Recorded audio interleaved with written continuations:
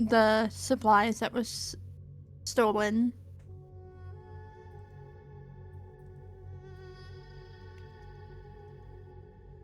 And we...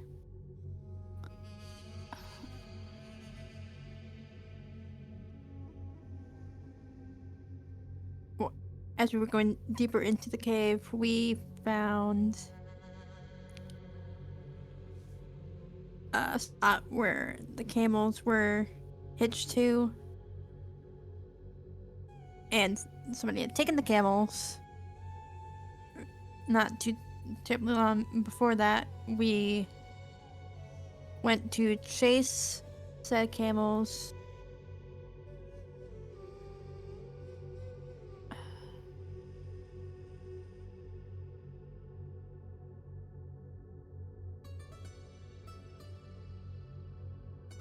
Alira was able to get close enough to use a sleep spell on them. Unfortunately, when they went from sprinting to sleep, the camels were injured.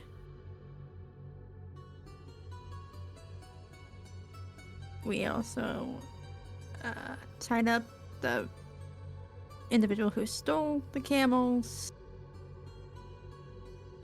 whose name I can't remember.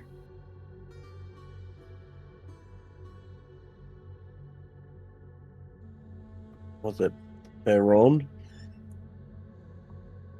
I think so. Yes, that sounds Something familiar. similar to that? As a reminder, that Yes. area wasn't a cave. It was a vertical, there was no ceiling. It was a series of plateaus that surrounded valleys, like Thank you. sandstone valleys. Okay.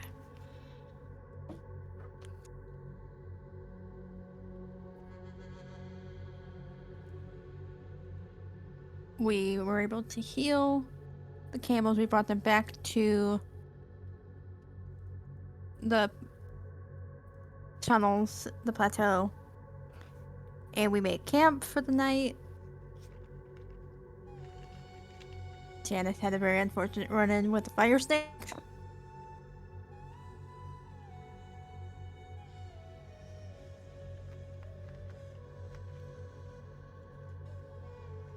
Ashkar got a tasty treat because of the fire snake. Yes.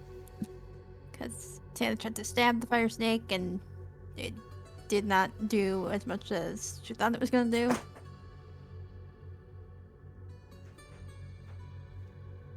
And then we set off back to the oasis.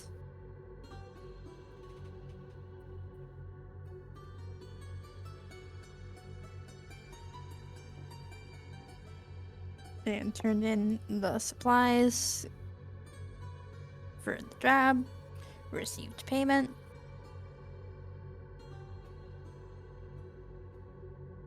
And then went through selling and buying appropriate supplies for our next job. And we also selected the next job unofficially, which is the Cult of Ember Sweep. I think we have to wait until Sakura is available to speak to again to officially take on that job.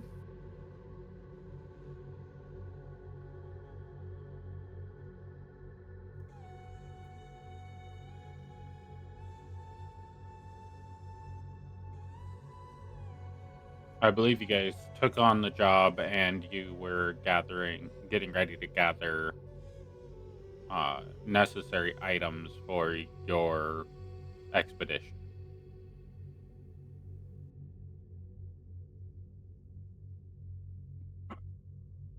Yes, after we had our shopping expedition. Yes.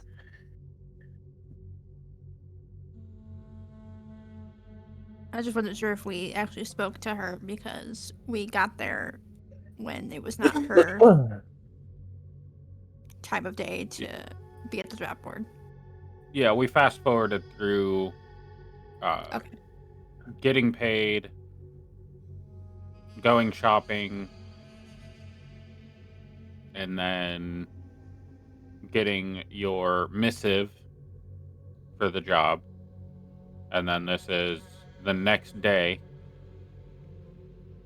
So you are all long rested again, but no need to consume anything because you're in the oasis.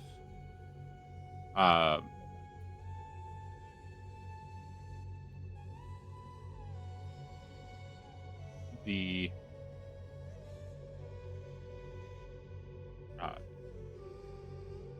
wow, my brain just shut off completely.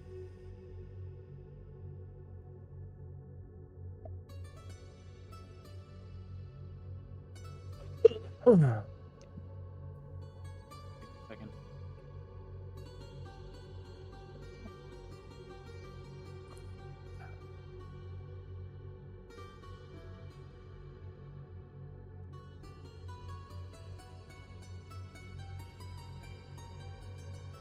Okay, so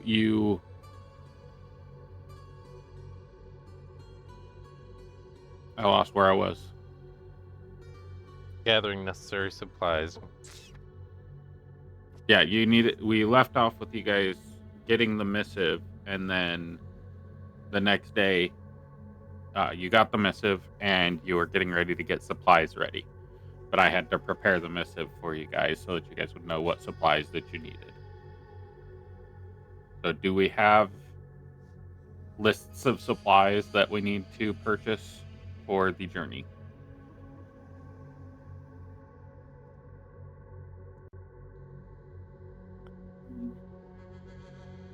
I don't think I need anything else. I do have a question about one of the objectives on the missive, which is to provide proof that we eliminated the presence of the cult. How are we supposed to prove that?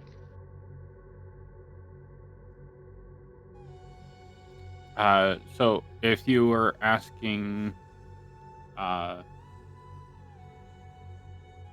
lost your name. Sakira, what that portion meant, she would respond. Basically, we just need the Citadel cleared out that they're in currently, and remove the flames, make sure everybody is either killed or captured, and erase their existence from that area. If you are able to bring their leader, that would be even more beneficial. Or if you can have proof that their leader is dead, that would also help. Okay. How would we be able But to I'm prove that it's look- their leader? I was going to say, the objective doesn't state anything about a leader, or matter of fact, there's a note here saying prisoners not required, so it sounds like you want everyone dead. That works for us. If everybody's dead and the Citadel's empty, then that would be proof enough to us. Okay. There's no bonus for the capturing or identifying a leader. It's just murder everyone. You could murder everybody. You could convince them to no longer be part of a fire worshipping cult that burns people, or you could trap them all in an extra dimension. For all I care, as long as they're no longer terrorizing people and no longer interrupting caravan trades, then we're all good with it. The main objective is to stop them from interrupting the lifestyle of the Oasis. This Stop is them from burning people alive. Got it. Mission understood. killing people.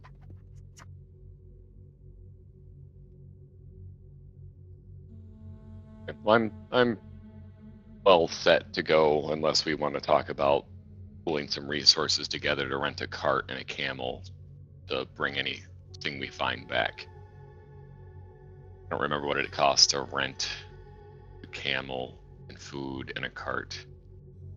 Well, the thing too is, if we 5 were days. if we were to do that, we got quite a bit of money from being able to bring what we did bring back. So it seems like a positive investment to be able to bring things back. Because it did also talk about records and stuff like that, and loosely Yeah. stuffing them into a backpack might not be the best way to do it. It's true.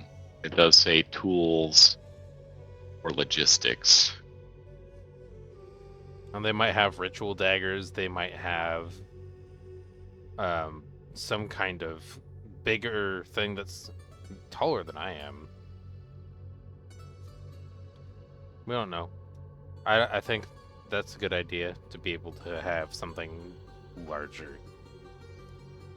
Pathani and Kenneth, are both of you interested in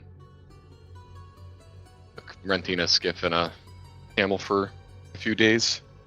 That would probably help with making sure that we are able to effectively complete the. I think it was 10 gold I mean, 10 gold?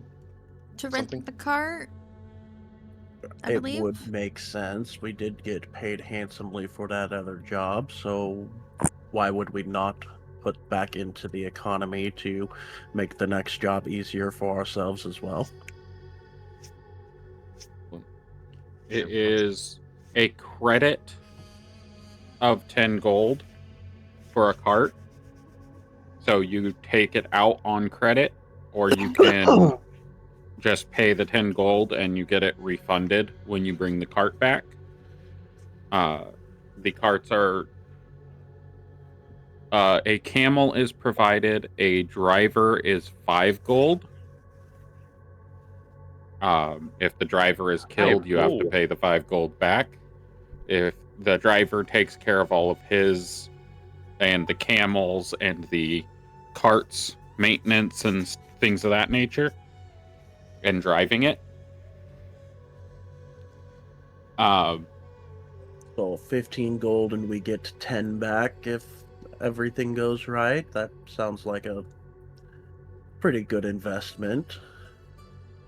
yes, If that's the case, I will gladly pay if you need a for- driver. I'll gladly pay for 2 drivers, 2 carts, and the camels. You're gonna fork over 30 gold for 2 carts Well, of transportation? I Yeah, will why help not? you with that. I'll help you with that, Illyra. And I was gonna say we can divvy up some responsibility. I will do that, and then you can provide me what you feel is fair, and I will just keep whatever you provide me. I'll pay it in full. I'll take the initial cost, and you can donate to me afterwards, or provide what you feel is fair to me afterwards. A fair share. It's 7.5 gold a person. Okay. New lore was revealed. Carts and transport. woohoo! Yay. So I'm gonna remove the full costs of that from my inventory now. Just the tab is there. Are you manually adding the extra information? So Yes, I'm currently adding the information Okay. right now. I think I accidentally closed out of the window. We all went in to look at it. New things. How do I? Wait. Hmm.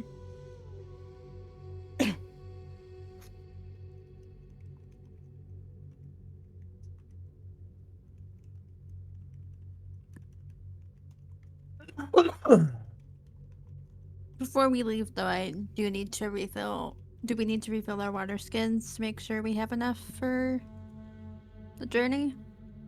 Mine are both empty.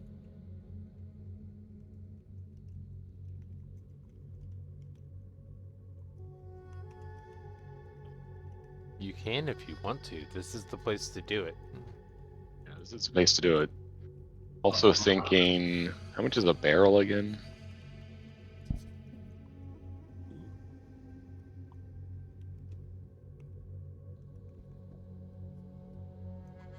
I do not know the information. I'm looking it up. Yeah, if At we least have The guideline, I know it's going to be different than.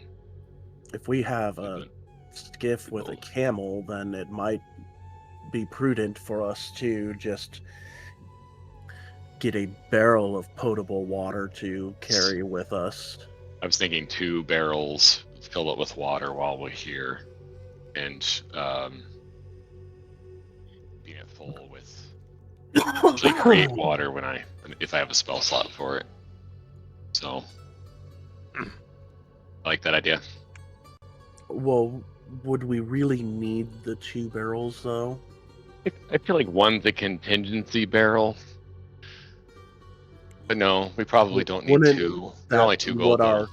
Wouldn't that be what our water skins are as the contingency? It's And only 2 gold. Then we're not taking from resources that others at the Oasis need. Oh well, I can probably fill up one of the barrels on my own without Oasis water. You're right. There is a rule about taking too much.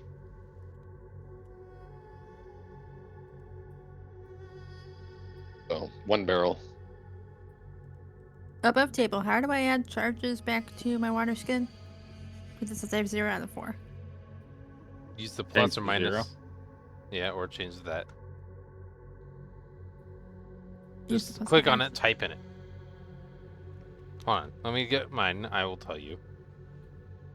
Water Edit. skin. You can click on the 0 charges and type that and change it to 4, or do the plus to have it manually go. Oh, the plus is quantity. So yeah, just change the 0. Sean Okay. was right. I was wrong. Okay, yep, I found it. Thank you. I was like, what do you mean I have no water?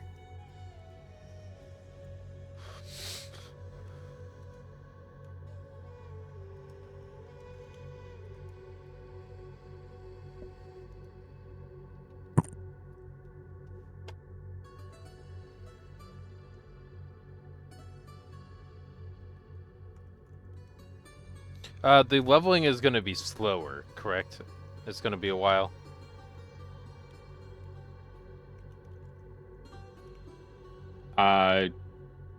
Depends on your actions. Great. Okay. It's milestones, so I'll determine based on what you guys are doing. The more you do to effectively grow your characters meaningfully, the quicker level ups come. So it's not just mission completion; it's also roleplay, story interaction, character development. Correct. Okay. Kind of the same way I did Sundays, but it'll be because you guys are doing resource intensive and because you guys are a smaller group, level ups will be harder to obtain just because of those 2 reasons. You're doing less, taking more time to do smaller things. Okay. You guys are also role playing out a lot more travel than you were as a group in the other campaigns.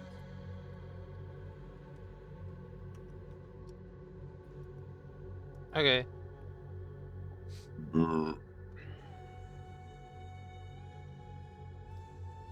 If you guys will put in the chat what you are looking to purchase for in addition to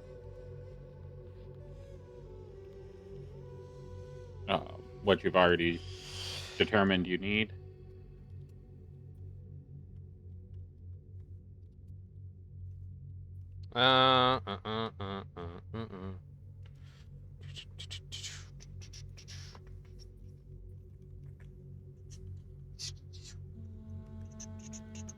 Oh, I have space. Okay.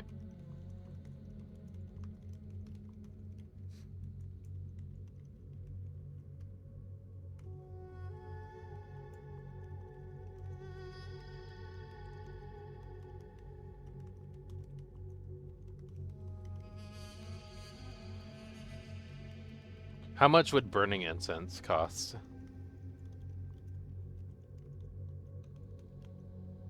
Easily standard price, whatever it says. I know there's a incense that's a specific cost, but there should be another incense. That's 10 gold. 10 gold for burning incense. No, that's another specific cost. 1 second.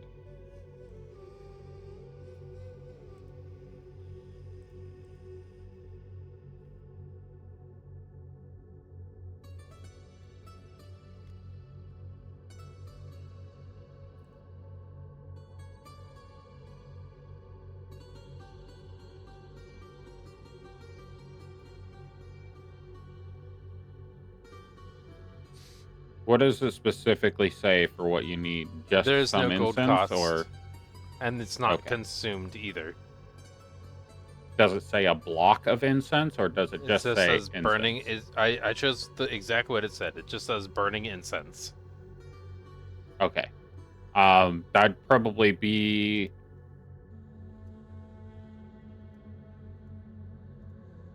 a copper for a stack of like 10 or 15. A copper for a stack of 10 or 15. What's the weight? Incense would like 10 or 15 would be not even enough to register. What about like 100? Because I want to just get. I want to basically get enough to the point where it's not enough to. How much would a gold give me? Let's go with that. 10 or 15 is a copper, so multiply that Well- by 100,000 or 100. No, We could do a silver. How's that? one What's silver. What's a silver? One silver is 100 sticks of incense. Okay, and that would be. We could just say a pound. Yeah. Now, there is another specific incense that is a spell component incense that is 10 gold for 10 sticks with a weight of 1 pound. That's for the Find Familiar spell, I believe it is. Oh yeah, because so for some spells it's the brazier is the cost, and some of it's the burning of the incense is the cost. But this one is for a different spell, a necromancy one, and it literally just says asterisk dash parentheses burning and the incense close parentheses. Yeah. And that purchasing that, you can have that be enough spell component because you don't need to burn the whole stick to complete your spell. You just Okay. need to light the stick and then do your spell and put it out. So I can spend a silver to have an untrackable something I don't need to track for burning incense. For that, yeah. Okay. The cost of that is extremely negligible. It's also something for basically I'm just getting something for when I hit level 5, which won't happen for a while. But if we're in the middle of somewhere random and I finally hit it, I have access to the spell that I'd need. Right. In character, my character is getting it specifically just because she wants to be able to meditate. And she will do it on occasion, but eventually it'll be useful for mechanics.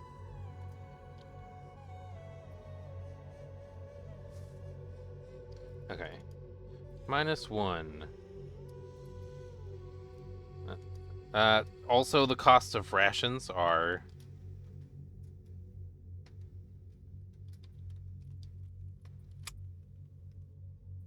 Because things are different here, so I can't just, like, look up Right. what it says. Oh, Right, so I'll go through all of the prices. If you put everything you want to go Okay. over in text, I will finish what I'm doing here, getting the pricing set up for you guys so you can just look at it. I will go through all of the costs of the things that you're asking for. okay.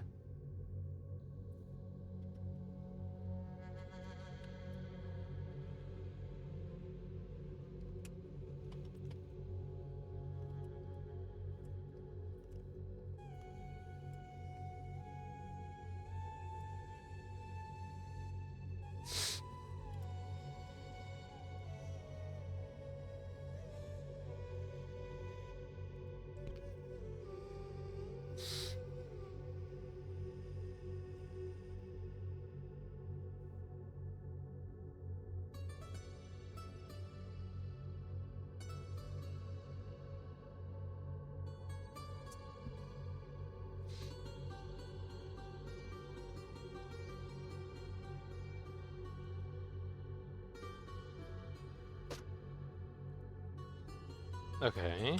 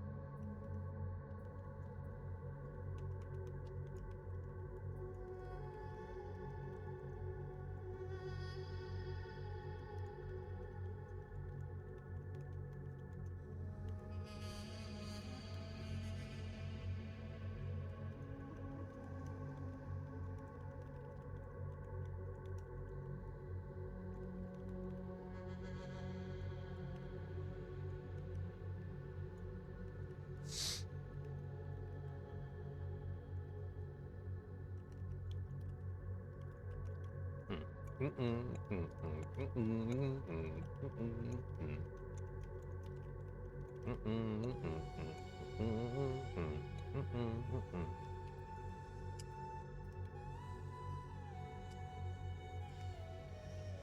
right.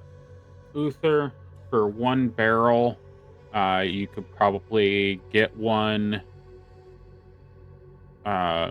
Is this something that you're purchasing for yourself or using specifically for this job and then returning?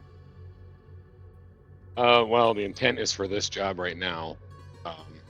They don't plan on returning it, so Okay. So to purchase it, it would probably be 5 silver. To rent it, they would let you just take it with you on the job and use it as long as you returned it in same condition you got it. okay, we'll do that then. Um, 2 pints of oil.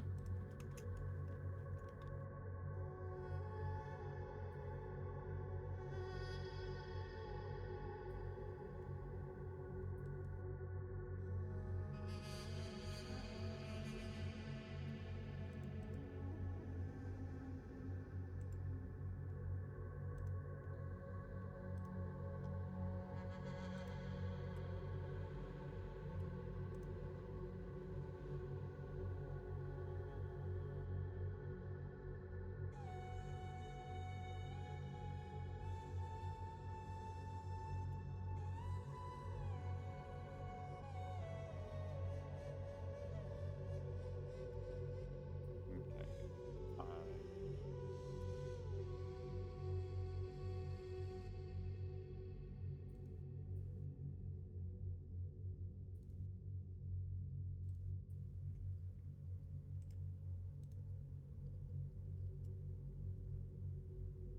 Okay, so you need 2 flasks of oil, Tess? Okay. A silver each. Okay.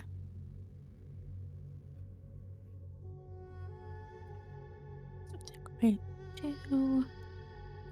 And do this. Oop.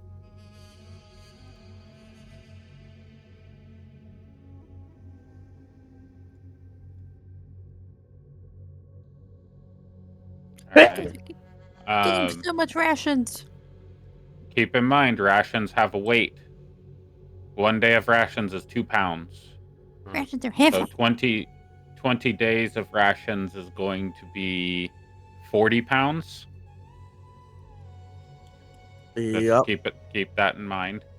It's 2 days. It's 10 days per character because it's 2 days there, 2 days back with an extra day for travel each direction, and then I don't know how many days it's going to take once we're out there. So I'm figuring 10 per. Shoot. Yeah. I'm gonna just store it on the 2 sand skiffs I have with the drivers. Oh, That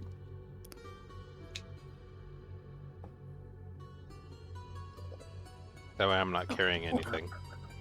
Wait, above table, didn't we figure out that 1 ration was 2 days? It's Or not. doing that? Correct. But it's not calculating that when we do our long rest. It takes a full ration each time. I thought I corrected that. Let me double check that system. Because I am pretty sure I made that correction last time.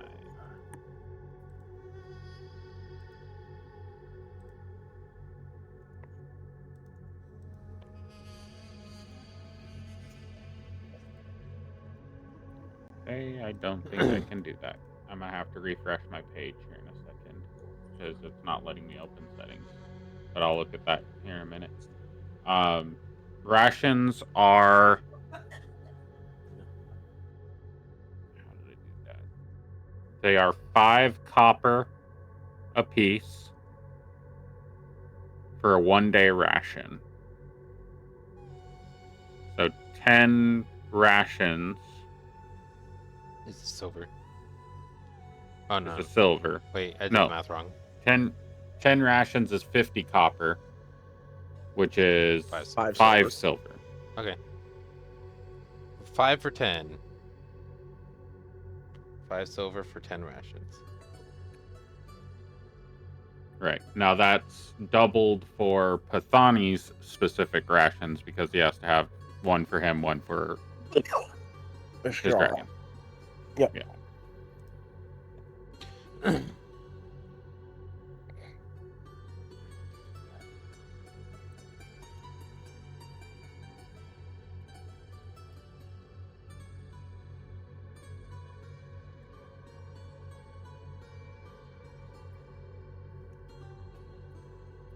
So 5 copper is 1 ration?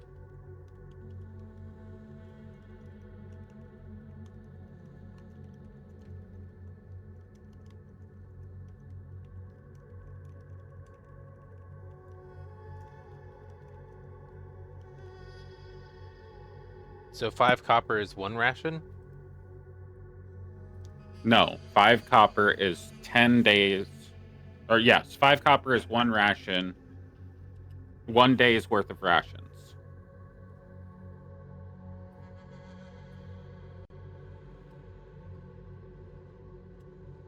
So if it should be 10 days worth of rations, it should be 5 rations, correct?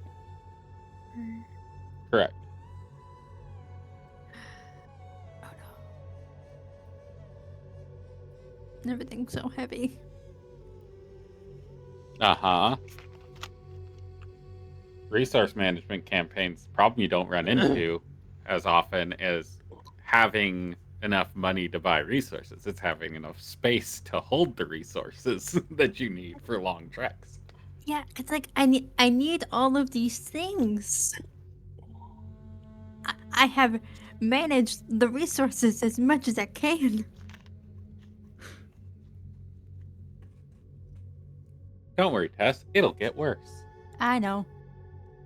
We're still in the learning stages. I get to add more struggle later. Okay.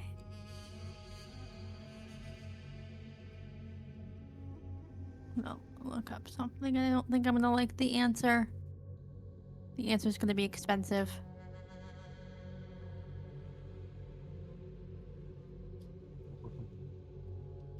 Oh, it's not gonna tell me the price? Rude.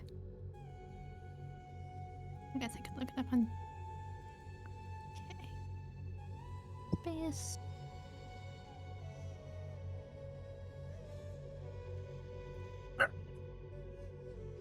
So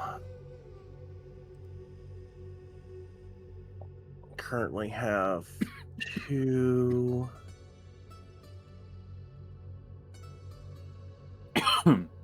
So I would need to go up. I would need to buy 3 more for Pathani and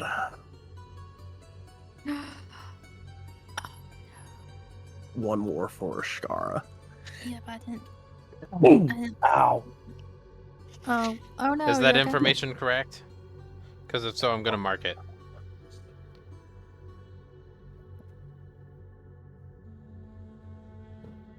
Sheldon.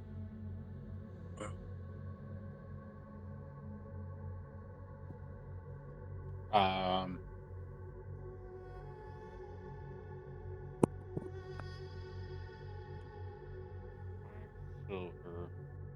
Because copper, silver, and gold are just increments of 100 or increments of 10. Right. I'm just verifying. Give me a second.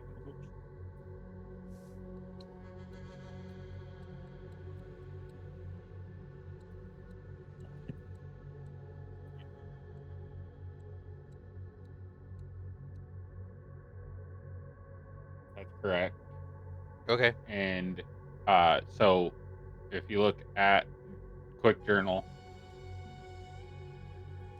are you guys getting sand skiffs, which are sailed personal drive vehicles, or are you getting skiff carts? The skiff carts. Yeah, that one. Okay. The one that's... I even put the gold value in there. 10 plus driver, 5 for driver is 30 in the parenthesis. So I just labeled it wrong with the words.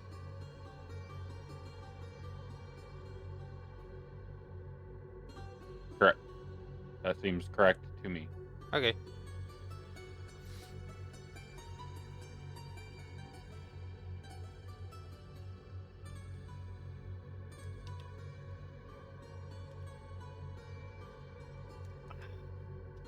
That's why, because the adjusted cost of a ration for 1 day is 5 silver.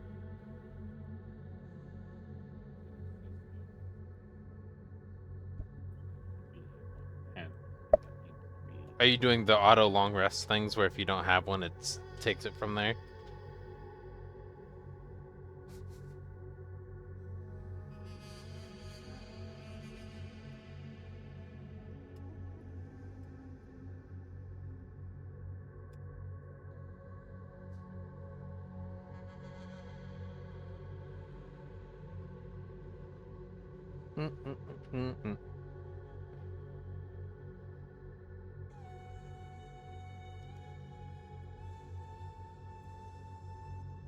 Did we lose someone?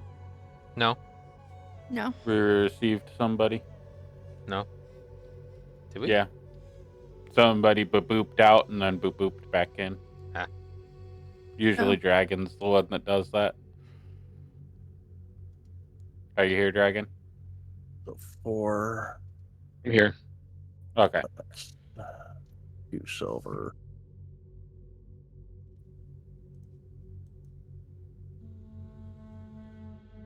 To purchase the rations I needed to get up to it.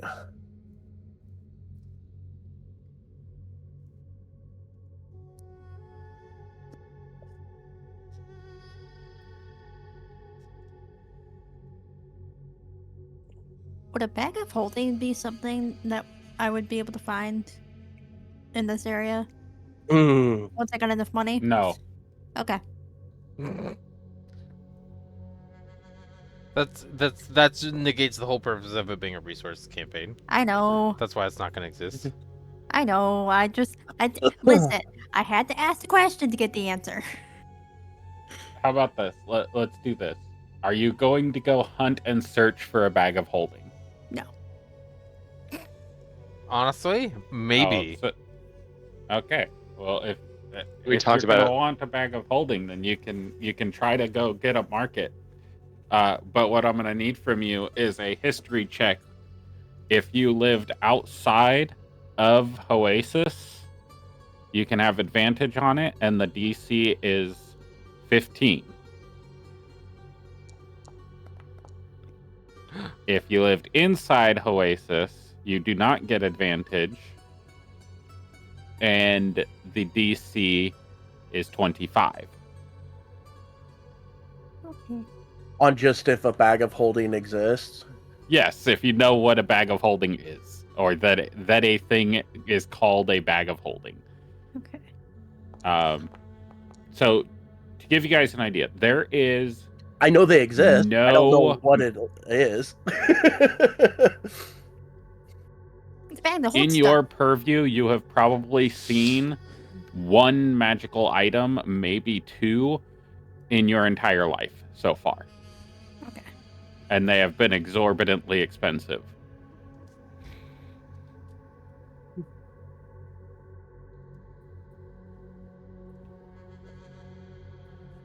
That's probably that really fancy bag that the elder had in my clan before I got exiled for not abandoning Ashkara.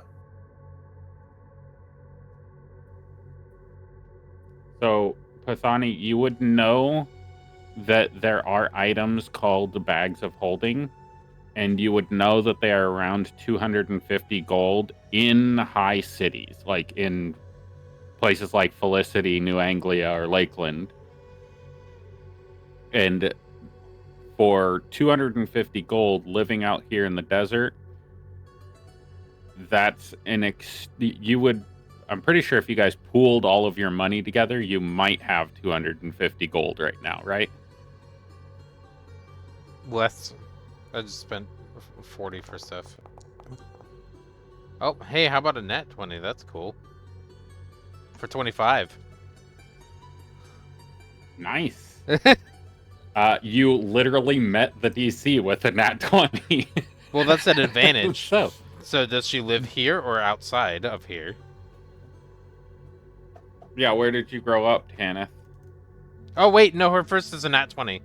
Regardless. Yeah, her first was a nat 20, but I'm asking her where she grew up because that's going to be differential. Traveling with archaeologist parents. She's been Okay. everywhere. Okay.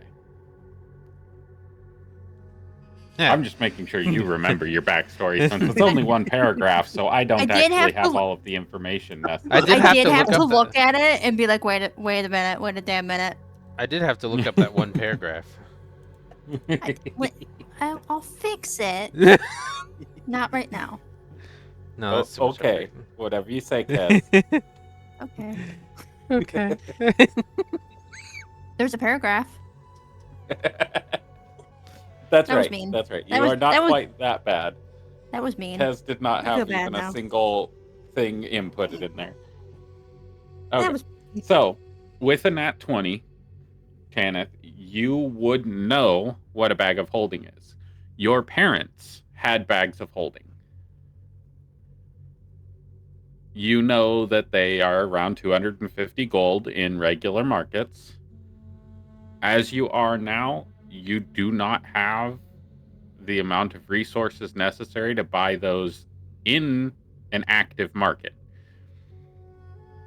If there was somebody to have a bag of holding here, it would most likely be one of the merchants of the Merchant Guild. And if they were to potentially sell it to you, they would be asking upwards of 1,000 gold. okay. Stuff to save for. That is something that we could save for. Mark it down. So If you don't guys keep doing jobs like this, you will be granted more and more jobs with more danger and more reward. But they will also lead you farther away from the oasis. So the farthest you've traveled away from the oasis right now is 2 days.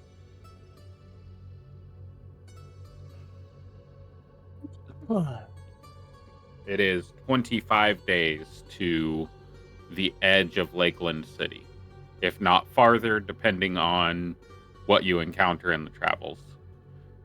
It's usually 30, 35 days with all of the changes in sand dunes, wading through sandstorms, stuff like that.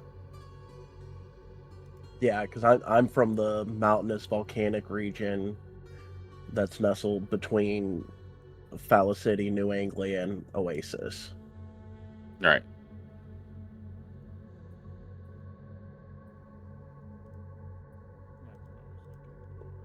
Players, PC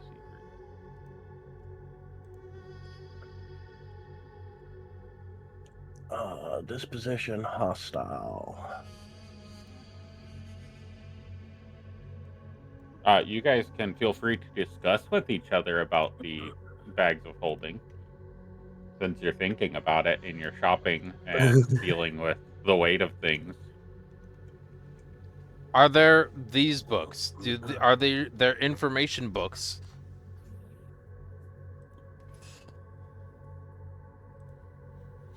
They're information books. I just put something in chat. It's a D&D Adventuring Guild and D&D Beyond item. So, that book, pick one of those four. That's what book it is. And when you consult that book while... So it is about a specific topic. Yes. It's So not it's- about all of the topics. It's about a No. specific So- topic of arcana, history, nature, or religion. So, yes, but it's Arcana, Nature, History, or Religion on that topic. Correct. So if it's a book about the spell components, descriptors of spell components, Yeah. then you would have Arcana or History +5 to checks about Like spell locations, components, where to find them, yeah. how to Okay. get. Yeah, that would be where to find them. Would be nature. If they're used in religious ceremonies, that would be religion. If they're where you found them or experienced them or encountered them before, would be history, etc. Okay. Um.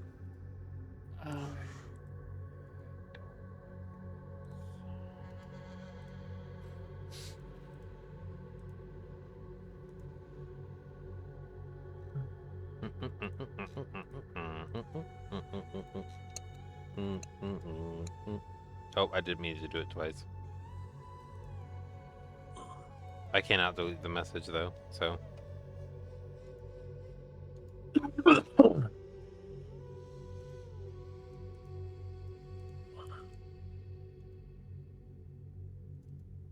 Let's say 25. Push me over the edge. Yes. Okay. Uther, the missive says that it's 12 to 20 strong for this cult. Do you think I should grab some more arrows, or do you think I'll be fine with 20?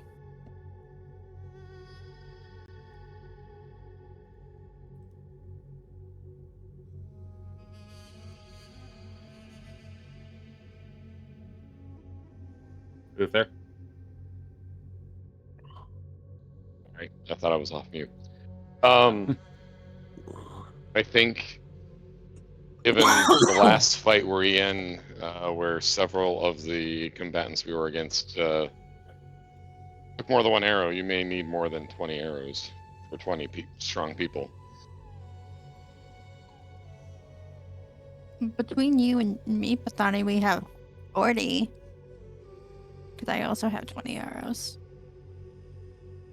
Do you have arrows, or do you have bolts? Arrows. Do you use arrows or do you use bolts? You use arrows because you have a short bow. Yeah. Uther, would you mind checking out your currency and fixing it for me? It does say you have 2 platinum.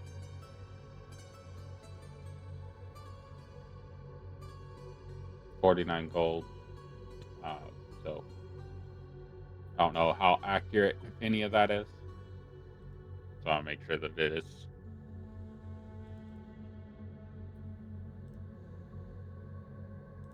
Okay. Are you saying I shouldn't have platinum? Should I have gold? Did you get platinum from somewhere? Well, I probably converted 10 gold to 2 platinum, so I wasn't carrying 69 gold coins. But if there's a money exchange or you want to go into that, then I'll just turn it back into gold. You probably would not have access to platinum coins in circulation in this area. So it'd probably be gold, silver, or copper. No electrum. You also have electrum listed there as well. That's also too. Yeah. Don't think I had that. Let me just get rid of the platinum and the electrum. Don't remember. I never tried to put that in there. I know we aren't using electrum, so I'm gonna guess. I was just looking at it and it looked weird. So I'm not. I don't think you did anything intentionally. What was that? Did we get the trade function? I have not figured out how to get that back put in place. So I have to do some more research and figure that out. Okay.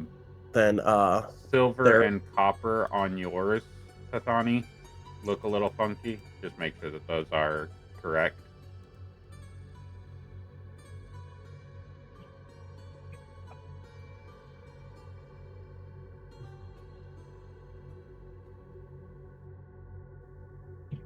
Yeah, because I had it broke down, silver and copper when we started, and then the payouts.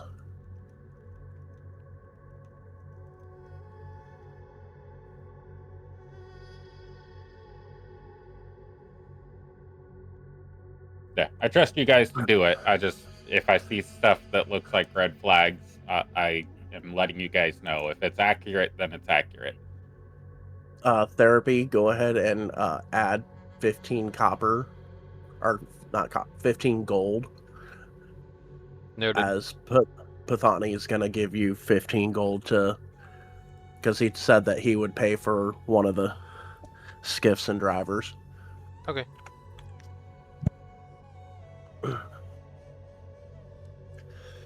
I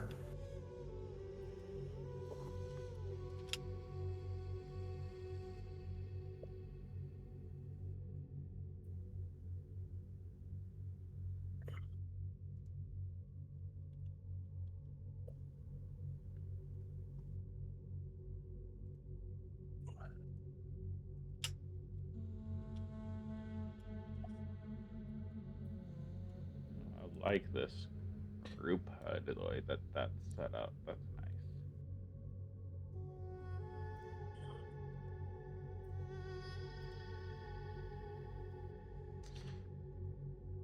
So what I've done on my sheet is added rations in parentheses on sand cart, changed the weight to 0 because that way I can track it, but it's not. I'm not carrying it, so it's not affecting my weight.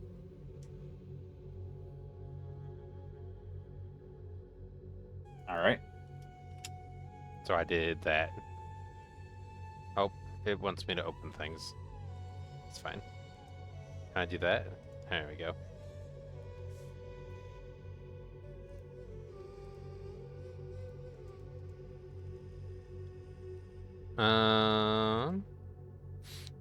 Books I'm attempting to look for.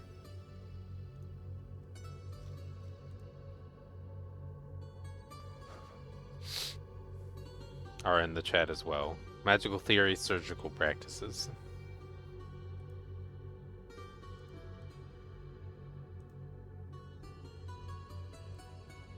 All right. Let's see. So, magical theory. General, so super basic, like. Yep. So, give me a DC 12 investigation or persuasion. I'll say investigation. See if you can find somebody with it. Nope. Surgical practices. Same. Say DC 8. Oh, that one I get a 20 on though. Okay. So there is a local kind of like shamanic doctor that does a lot of the healing in this area. He has some academic books, more like scrolls, but he has like bound them together into a hodgepodge of notes and books of that sort. So you could probably get that from him in the form of a book. Yeah. Just in record, so- it's a variety of different pieces of information, but I just mark it in my inventory as book, so I can tag it. Okay. So what we'll do is, and I'm guessing that's specifically humanoids. No, it would be like a gross general. Okay. Like humanoids, yes, but also like dogs, cats, veterinary, basic. Okay. Like every animal has a heart, and this is how you help with heart-based conditions. Okay. An open wound needs addressing the same way on a dog that it does on a human. It's just you have to account for fur. So you know that you can probably get this information from the shamanic doctor. Would you go about doing that today? If we have the time to do it, yes. There's a whole time frame between waking up and getting to midday before you got the missive, and then there's a whole time frame from the midday to whenever you want to leave, whether it's tomorrow or today, whatever time. That's up to you guys to determine. I would be taking care of what I need to before I go, so I won't be ready until I'm ready. So I would be doing it today.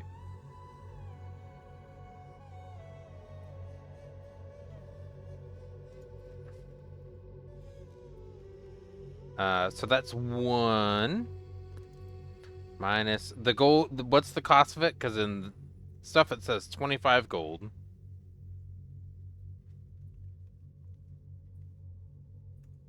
Is the actual item for it. You will have to first find out if he's willing to sell it to you. Okay. Second, we will do an NPC interaction to see if you are able to convince him to part with his reference material. Okay. So you would go and would you go and do that today, or Yes. are you, okay? You guys are. When are you guys planning on leaving? There was not an urgency that I saw on the In missive communication. sheet. Okay. On the missive sheet, it did not seem like it was Oh. urgent because it's a well-established cult that needs to be taken care of. So whether it happened today or tomorrow, it did not seem that there's a do it now. Just take care of it. Don't have any concerns with you running errands. So if you need a day to run errands before we head out Yeah. tomorrow, I think that makes Yes. sense. We And can we'll be ready to we can go. carouse a little bit for the day too and celebrate our victory.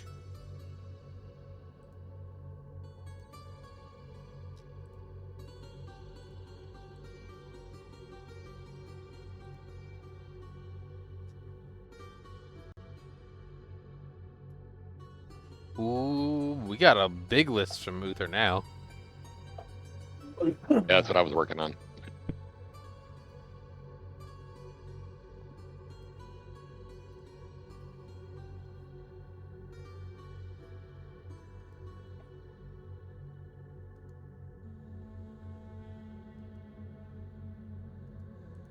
Of all of the vehicles that they have integrated here, they don't have any freaking wagons.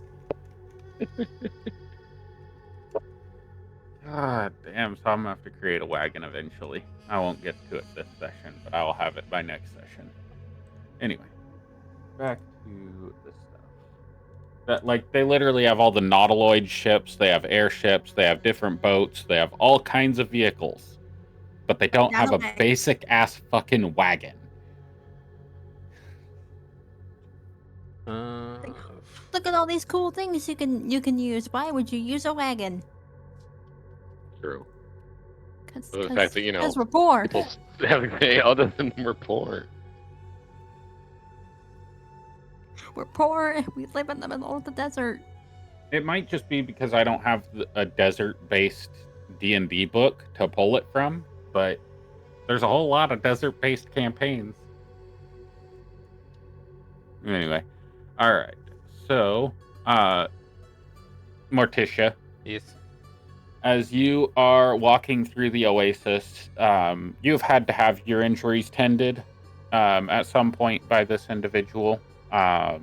Almost everybody has. Everybody has, foot sores or some kind of thing that they go to this guy for ointments for. Sunburn, heat rash, all kinds of stuff like that. Give me a history check to start off to see what your level of interaction with this guy is. 14. So you've probably had more interactions than you've wanted with him. And mostly, I would say probably because you've been getting injured. and especially on your return from your previous excursion, Mhm.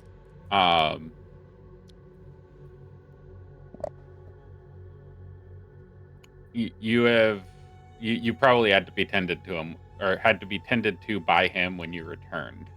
He is known as Zaru Al Mireth Bonewind. He is the physician of the Oasis.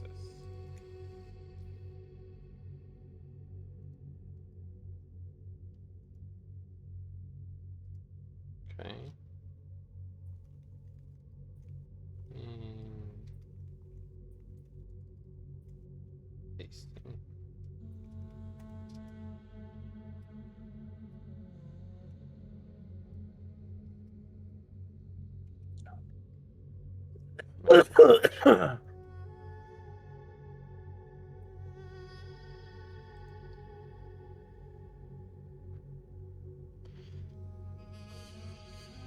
Uh, Dang. Okay.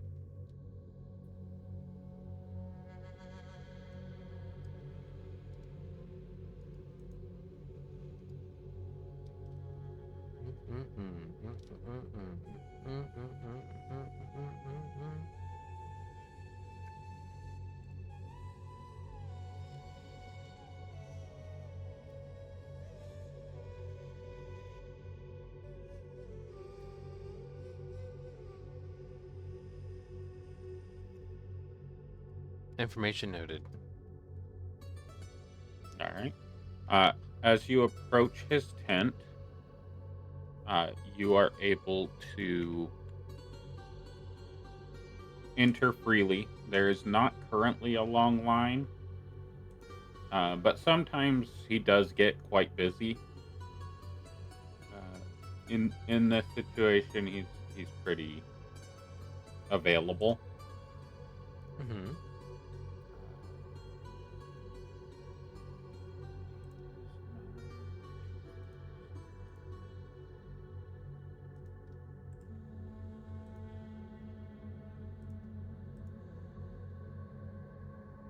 As you enter, there is a man being tended to in the tent. It looks like he has a injury, and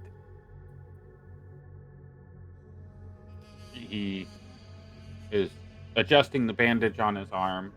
And Zaru says, "Now, Caleth, you must avoid climbing the palm trees without a securement. If you continue to fall out of these palm trees and getting injured like this, you may receive an injury that I cannot tend to. Now, get your butt out of here and be careful next time. Get yourself a little length of rope and tie it off to the tree so you don't fall all the way down it next time. And give me a medicine check as this guy is getting up to leave."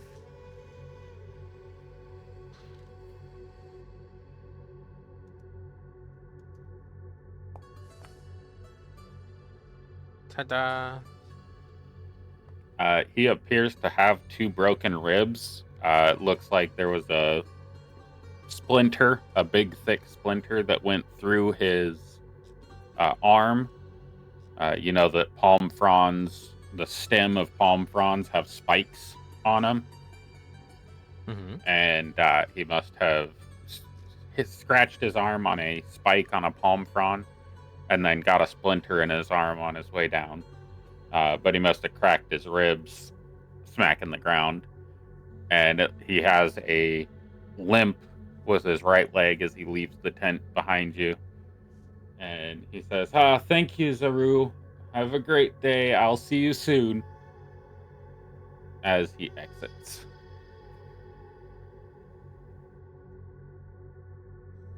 Oh, he didn't seem very well put together. Seems more falling apart than put together. You can only do what you can do when they can't afford to pay you for your services. A little bit of cloth is not much to lose, but I can't afford to wrap and compress his ribs and What would it give have him cost? pain medications. Oh, likely 3 or 4 silver.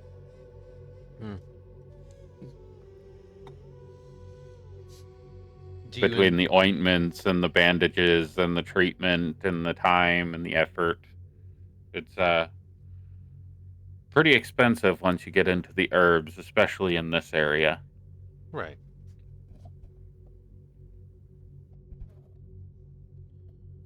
What can I do you for?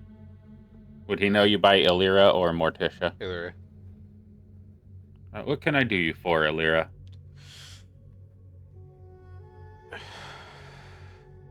I'm looking to try to be able to gather information on surgical practices. Primarily, being able to cut as opposed to mend. Dissection of dead bodies, or finding ways to use what's already lost.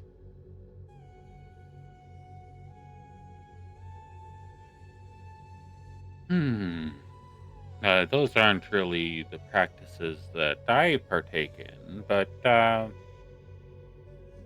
do have my reference material. It's over there on the table. You're welcome to come in and peruse whenever you'd like. I do need it for what I'm doing.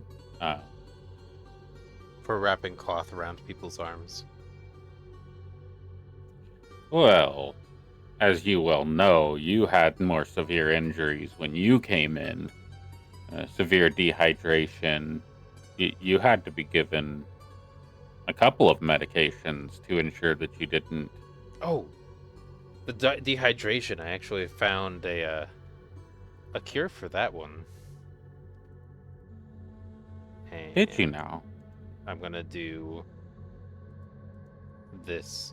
I produce beckon water and pull moisture from the air and environment nearby to produce a cup of water that goes directly into my mouth.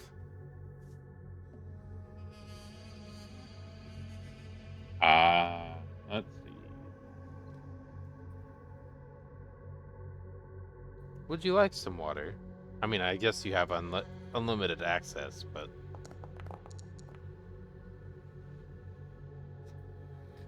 Oh, you do have to be careful with that spell, Morticia. If you are utilizing that spell in an area where there is no water available to harvest, then you could be potentially harvesting that water from yourself and just re-ingesting it, which could end up leading to further dehydration issues. what if it's pulled from somebody else instead? Then I suppose they need to safeguard themselves better from your magics. Excellent. They'll have to come here for treatment, and he gives you a wink. Yes. What would it cost to relieve you of all that messy paperwork on your desk? Oh, that's a lifetime of culmination of knowledge, Lyra.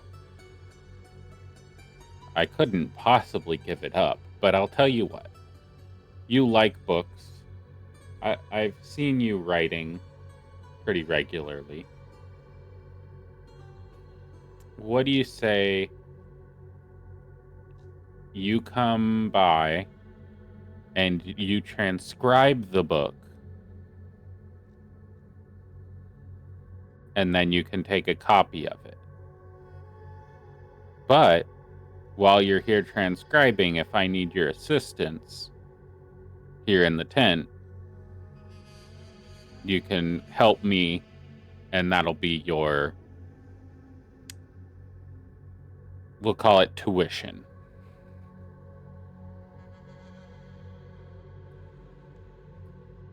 Working with dying bodies sounds nice.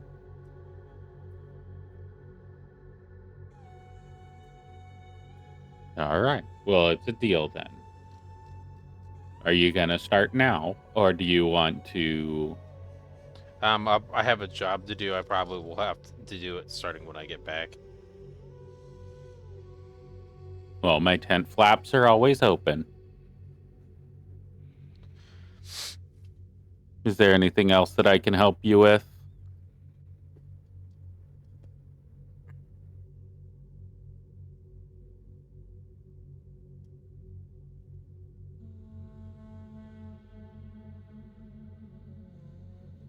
Are you aware of anything that involves bringing use to bodies in full once they're actually gone?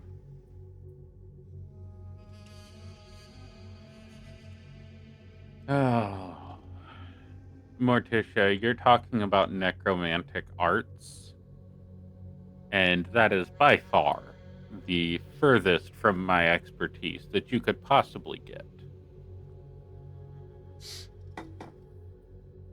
I'm literally attempting the exact opposite. I am going to provide him with 50 gold when asking this question. Do you know anybody who would have a lot more information on the opposite side of your profession?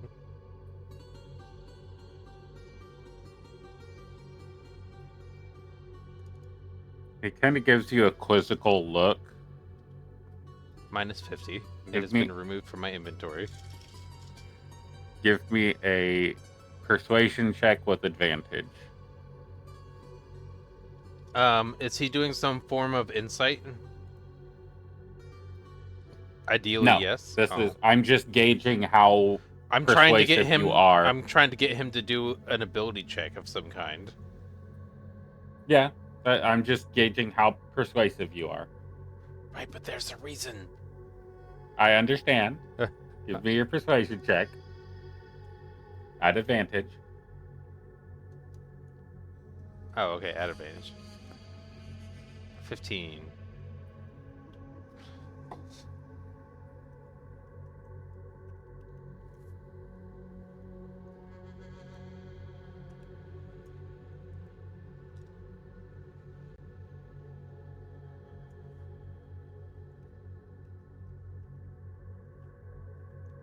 Surely that money can be useful in helping other people who are injured, and getting the supplies you need to keep them alive.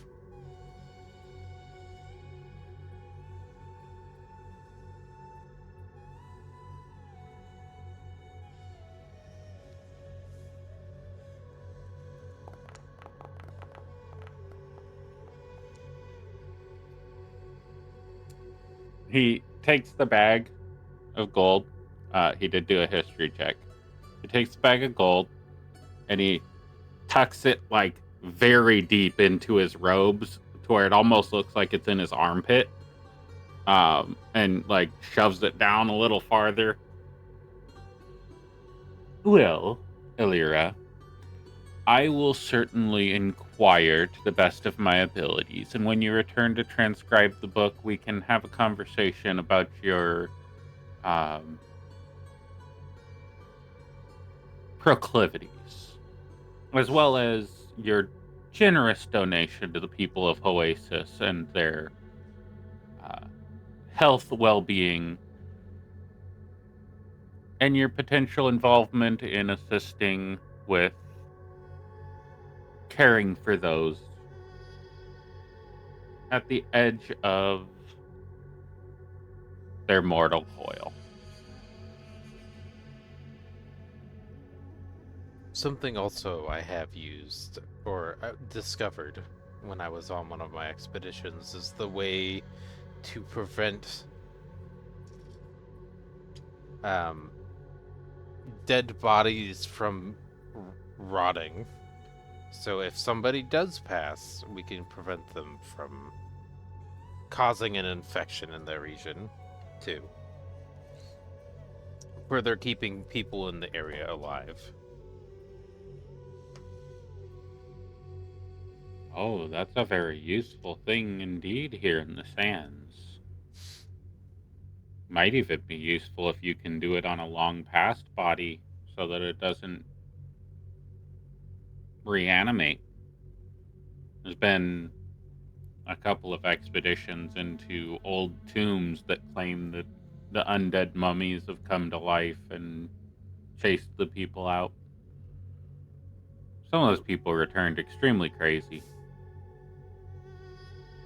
But that would be very useful to us here in practice. Uh, I don't know if your spell's efficacy is up to snuff. I haven't encountered anybody capable of checking to see if that was. She is quite enthralled by the concept of undead, and she does not do well hiding it on her face.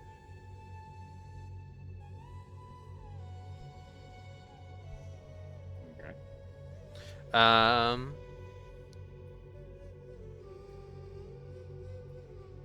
Well, as soon as you are capable of returning, and if we do have any deaths, I will be sure to let you know if your services are needed. Fair enough. And if you would like, you can return here anytime to begin transcribing that book, and I will teach you what I know about the bodies that we encounter here in the deserts. I'm sure you'd be really interested in camels. They have really interesting anatomy. Do you know that the humps on their back actually hold water? They also have multiple stomachs, I believe. Yeah, well, most bovine-style creatures have multiple stomachs, especially those that live off of plants. And he will go for hours until you literally leave. He will talk about camel anatomy for as long as you have the energy to sit and listen. I will wait until he's done, and then I'm gonna see if there's a way that I can now have gain a feature of advantage on being able to deal with anatomy of camels for future medicine stuff. Might as well take advantage of it. Give me a base intelligence check to see if you can contain and store the information that you're receiving, because he is rapid firing things. 20?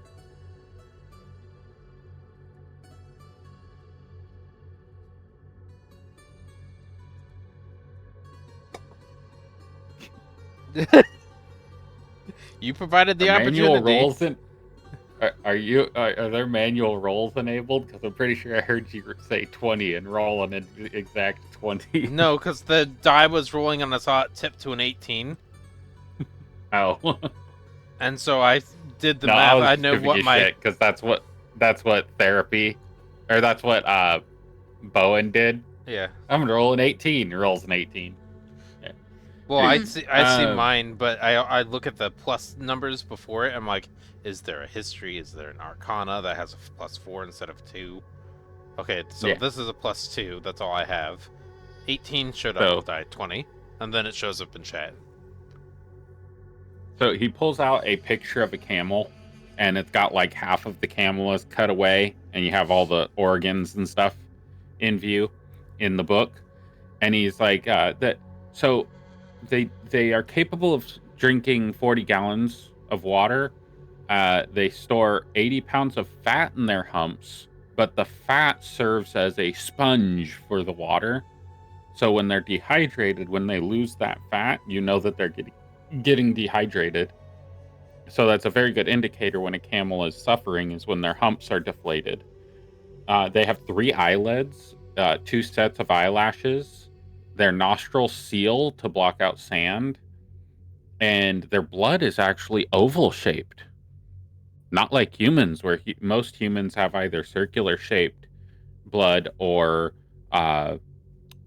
donut-shaped blood. Um, theirs is actually oval-shaped. Camel babies are born without humps, and they have thick, leathery lips for eating the thorny plants of the desert, like cactuses. So their lips are extremely thick-skinned, so that the thorns don't go through their lips as they're eating. Same thing with their tongues and the inside of their mouth. And most people think that camels spit when they're angry. That's actually not the case. Camels spit when they are defensive or threatened. So if they feel like you are threatening them, they will regurgitate their food and spit it at you. And camels can drink 30 gallons of water in about 15 minutes. And they are fast. They're really fast. They can run up to 40 miles an hour in the sand. And they can carry 900 pounds and still run through the desert. She's actually just writing everything down, and as he's talking without saying anything.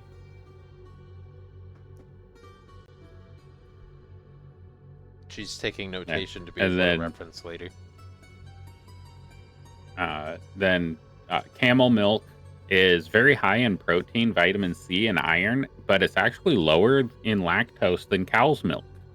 So for those who have an issue drinking cow's milk, if they switch to camel milk, it's actually much better for them.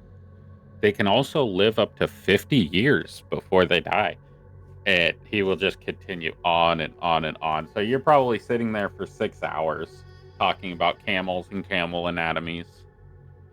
It's fine. I take all the notes until somebody interrupts him and he needs to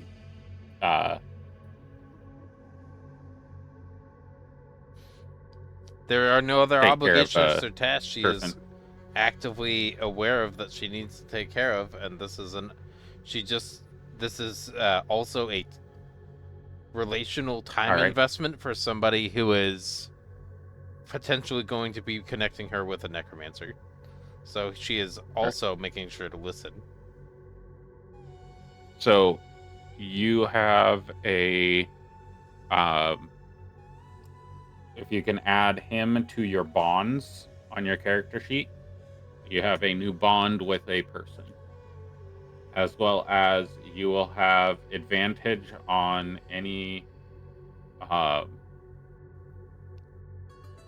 medicine or nature check or animal handling check to deal with camels. Okay.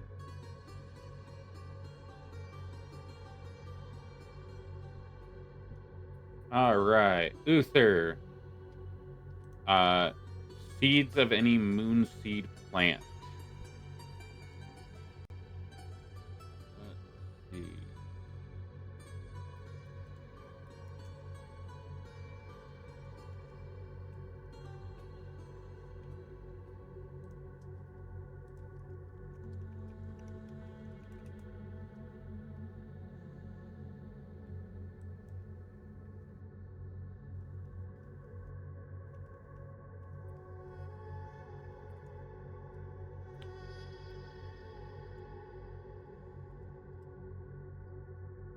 Like mistletoe, moonseed plants are going to be.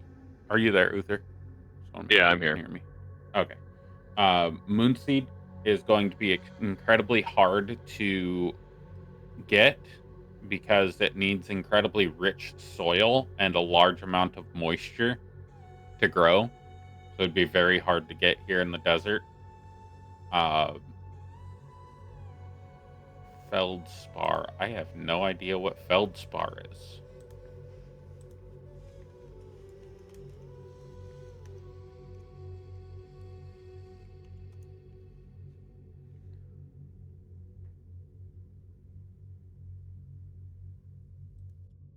Okay, feldspar is like opal. It's an opal type gem.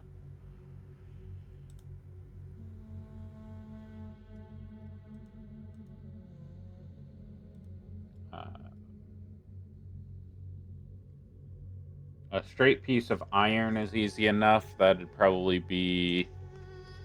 Let's see.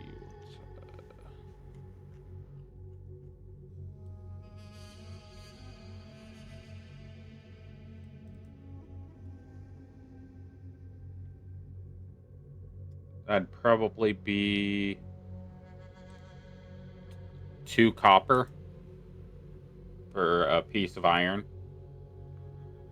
A bag of salt would be pretty regularly available.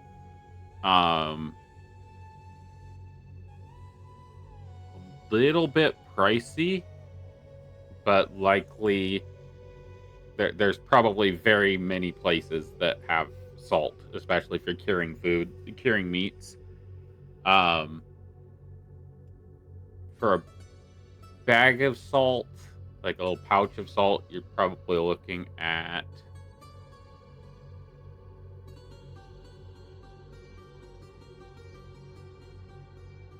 $4 or $5 copper.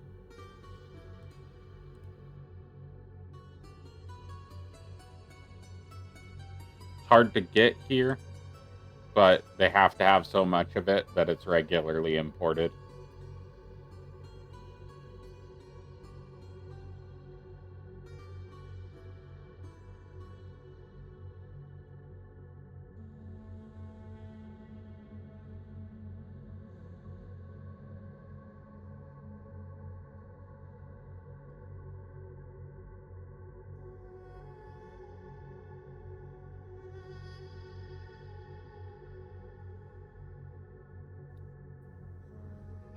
Give me 2 investigation checks.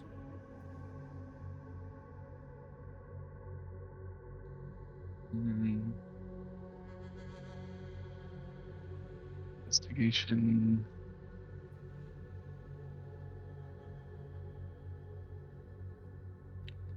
A feather you can easily get.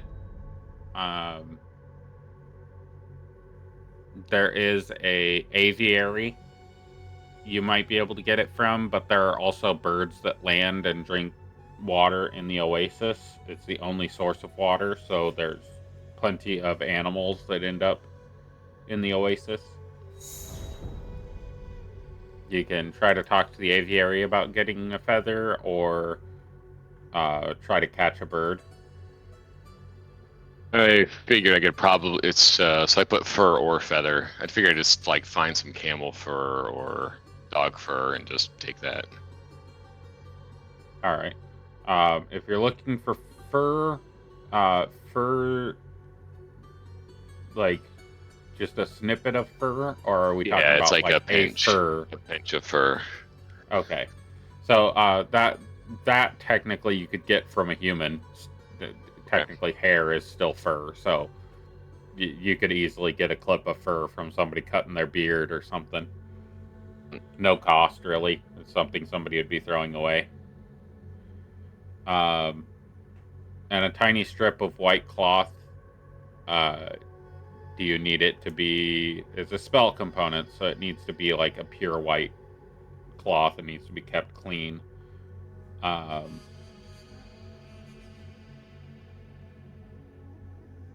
If you would regularly, every time you return to the oasis, clean it, you could probably have a strip of white cloth. So we'll say 1 copper. It'd be like a rag, but you would not be able to use it for tending wounds or anything without losing your spell slot. Or, not spell slot, sorry. Without losing your spell material.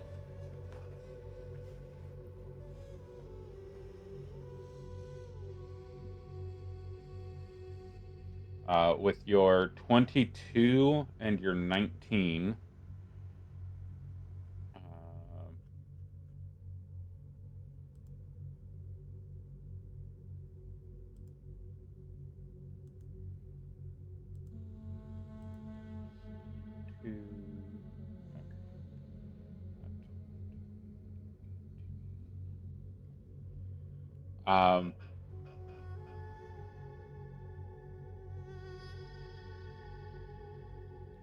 you are able to find both Moonseed plant and piece of feldspar. The moonseed plant, you are looking at about 2 silver for if you need the like live berries from it. If you just need leaves or a branch or something like that, it's probably 5 copper. But if you need the whole plant, then seeds of a moonseed plant. You could buy the fruit for 5 silver, the moonseed fruit, and then just get the seeds out of the moonseed fruit.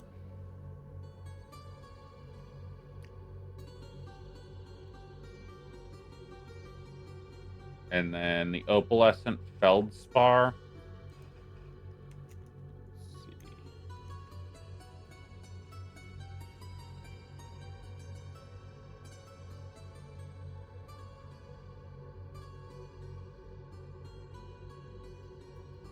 You're probably looking at a gold for that feldspar, unless you want to potentially haggle down.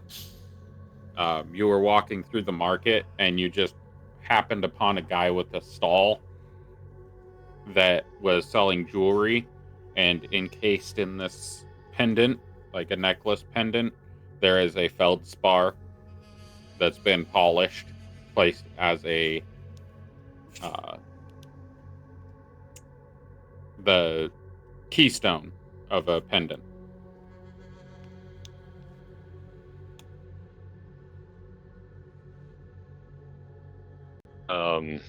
How would I haggle him down? You tell me. Clearly, that gem isn't worth 8 gold. I think No, he no, knows its a real value. gold. 1 gold. Oh, you said 1 gold. Yeah, a gold. And then I'm not gonna fight him over it. Okay. 8 gold, I was gonna be like, no. Yeah, no. Okay. 8 gold is a little bit much for that. Take the gem out and I keep the necklace. It's a pretty prevalent stone in other areas. It's just not very prevalent here. Because it comes from opals.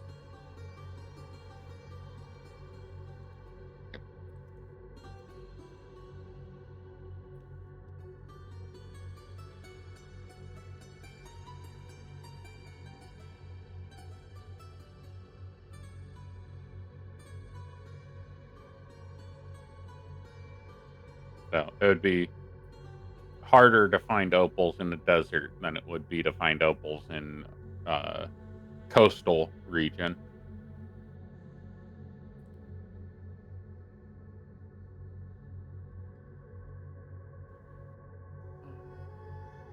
Right. I think that covers 3 empty vials or full vials. Empty. Glass is pretty easy to make out here. Because, sand. Make it hot, you get glass. You could probably get it for 3 copper total. A yew leaf, I need another investigation for, as well as a silver mirror. While mirrors are pretty often available, they are easily breakable. They're usually made of glass, but an actual silver mirror is a little bit different.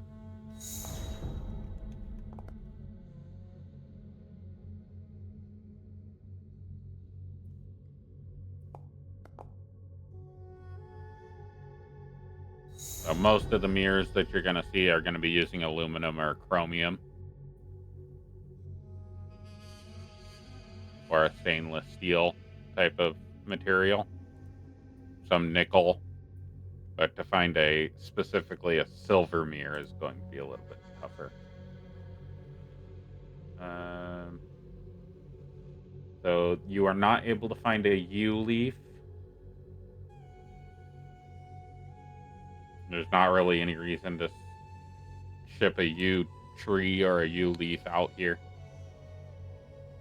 Give me another investigation to find the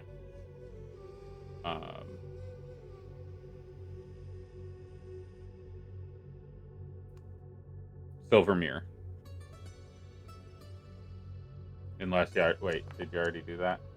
Yeah, I rolled a 14 on the first one and then a 6 on the second one. If you want another one, No, that was rolled fine. another one The on 6 is accident. Fine. Okay. That's all right. You got a 5 anyway. You really weren't finding that silver mirror even with advantage. All right.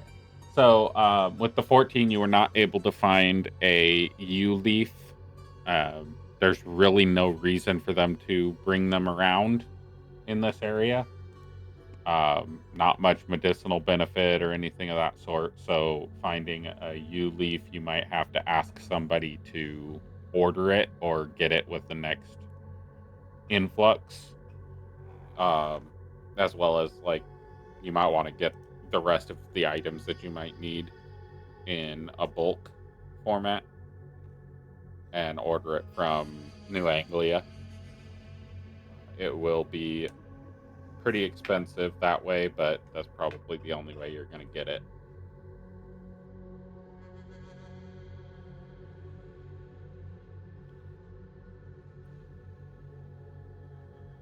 All right. Anybody else need anything else?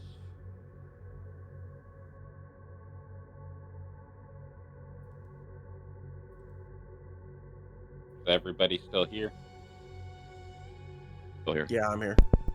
Nom, nom, nom, nom. Therapy has returned with food, apparently. Yep. And Tessa's character wants to die. Yep. I think she got water. Mm-hmm. I have more information in the chat for you. I'm just hoping that she has her headphones in, so she panics. Yeah, that's what I'm hoping to. Especially since she has to wheel herself all the way back into her room to defend herself, and just the thought of her potentially trying to wheel herself through the house is hilarious. With a cup of water. Yeah. One hand on each wheel. Cup of water in the teeth.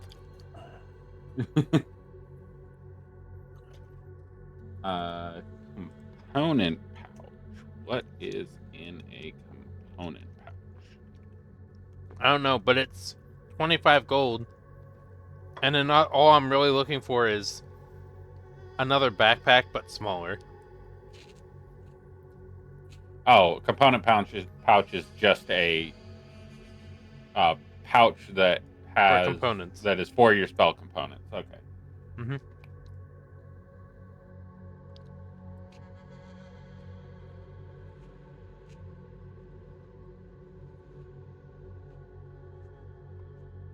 Tessa's still muted.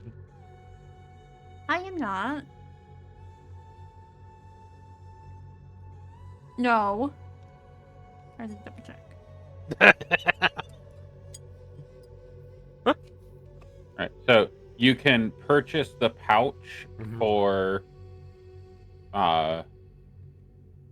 we'll say 10 gold, because it's a very custom leather pouch that has like organizational pouches and stuff like that for specific components, and like slots to protect your vials and stuff like that. Okay. You could get the pouch for 10 gold. Getting that. Copper wire. Piece of copper wire. Does the message cantrip consume that? Nope. It does not. It needs to be specifically copper wire. It's probably going to be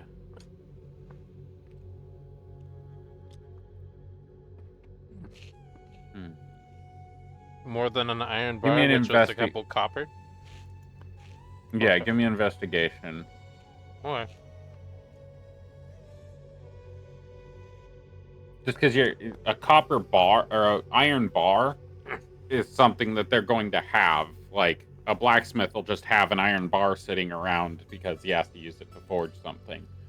A copper wire, you have copper coins, and you know that there are copper tools and implements and bowls and things like that being made. You might have to get somebody to make the copper wire for you. And the blacksmith that you usually go to for certain things, certain metallurgies, he did not know exactly how to make a wire. So you'll either need to order it or find somebody that knows how to make wire effectively enough for you to use it for the message spell. I just want a thin pipe, a thin pole. That's like 2 inches long.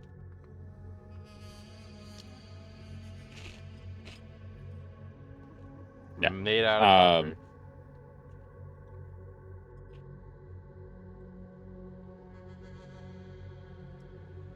I'll ask, the blacksmith says, I'll ask around and see if I can find somebody who's capable of making something with that fine detail. Okay.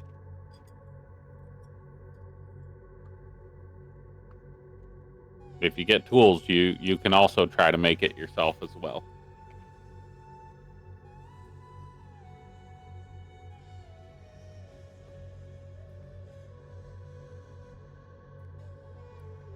That's all right.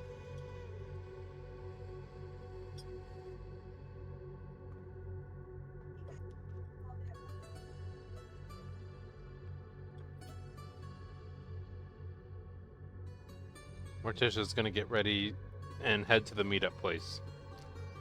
All right. Is there anything else? What are we planning on doing with Kenneth's body? Burying No. it until, well, actually, I'll use the thing I have until I'm able to resurrect it. Excuse you.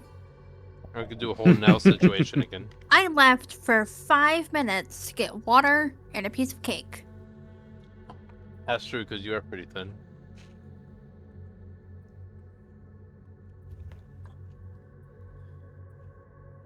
Left the rest of the ass in the kitchen. You just came back with a piece of cake. Oh.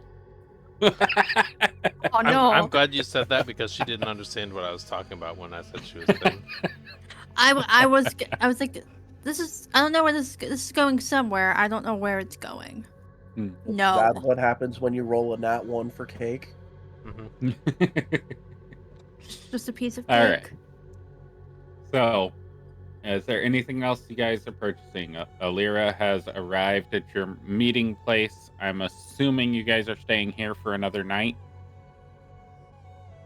Most likely.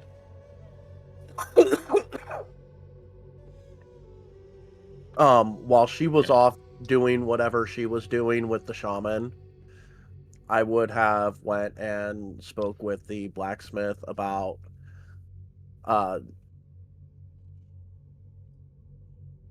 possibly doing some work under him to try to gain proficiency with the blacksmith's tools that I just recently acquired.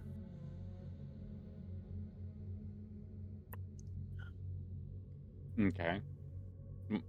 You approach the tent, and there is a burly-looking, heavily bearded, not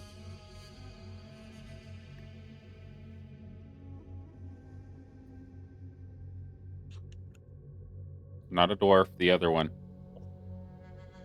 Gnome. Nope. Gnomish guy. Hammering away at a ball of iron. What do you say?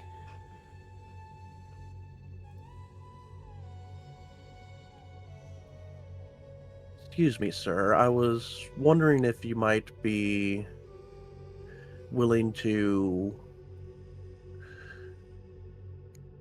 teach or instruct on how one gets into this craft.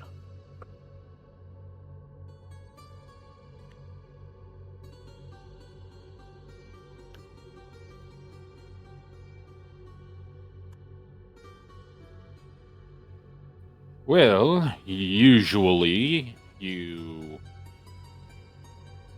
would travel somewhere to where a blacksmith would be, or your family would connect with a blacksmith. You would get in touch with that blacksmith and ask them about potential of internship or apprenticeship with them. If they have slots open, then you would usually pay a tuition to the blacksmith to grow their skills in their children and invest into their future.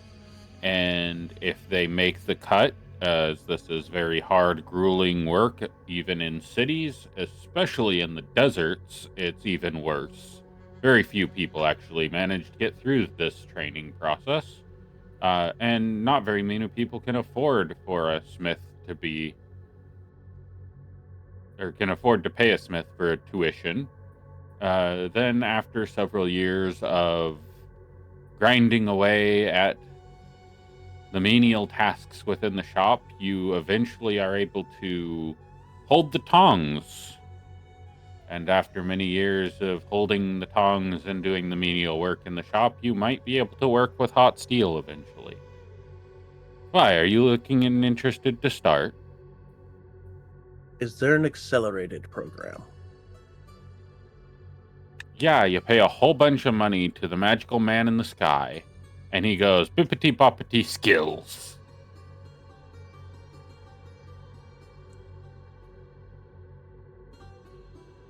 And he just stares at you.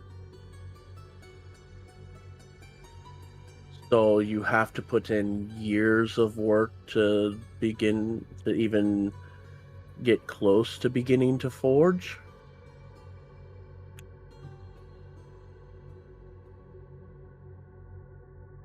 Well, you could begin to forge today. You're just not going to make anything worth any kind of shit without any form of training. It takes years to master a craft. If you're looking to become a smith, that's the path you have to take. But if you're looking to become a metal worker, anybody can heat up metal in a forge and start smacking it with a hammer and make any kind of thing that they want. You asked for the path to become a smith, or to begin working as a smith. This is a smith's shop. What kind of tuition are we talking? Oh, I run but a humble shop. If you are looking to get into the craft of smithing and becoming a smith, then you'd probably be looking at a silver a week for your tuition. But it would require you to be at the shop for the entire week, day in, day out, cleaning, sweeping, dusting, making sure all the tools are properly in working order. Is there any sort of apprenticeship program that I might be able to do when I am not on missions for the Merchant Academy, for the Merchant Guild? Well, if you're just looking to figure out how to use your tools halfway proficiently, then you'd probably have to come by here as many days as you possibly could and pay me to teach you. That is going to take out of my time that I can work, and it's a hard living out here. So you're probably looking at, like, every time you want a lesson, you're going to have to give me 2 silver. Because you're not asking for an apprenticeship, you're asking for my time.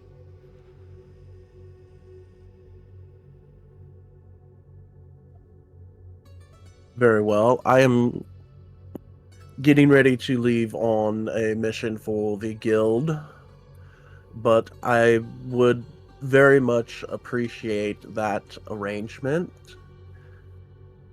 The price is Um, going to change depending on how busy I am. Keep that in mind. If I have a whole bunch of orders, I might not even be able to help you.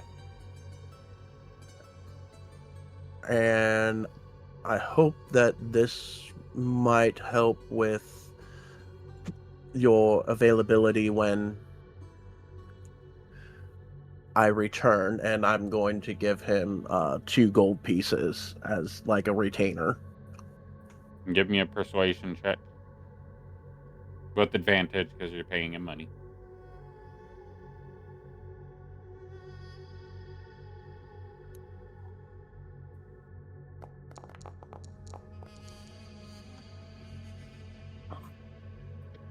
$18. Oh, boy, oh, you got more money than sense. I'll be here when you get back. I'll have plenty of shit work for you to do to get some calluses on them hands.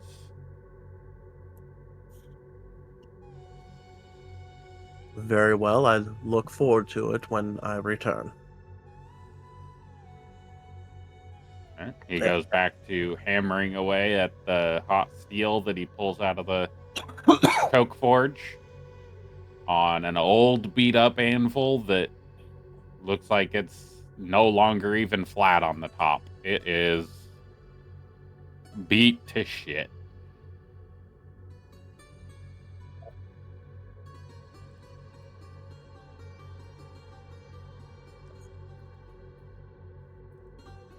I'm going to note the state of the anvil and head to the meetup point.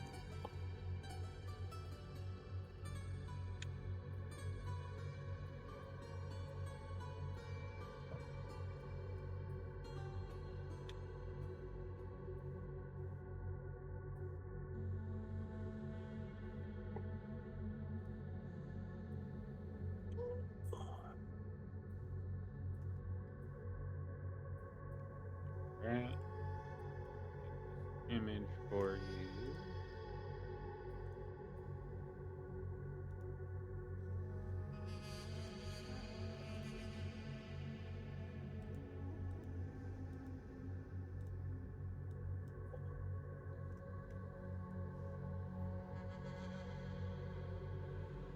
I have to refresh my Foundry because it went stupid.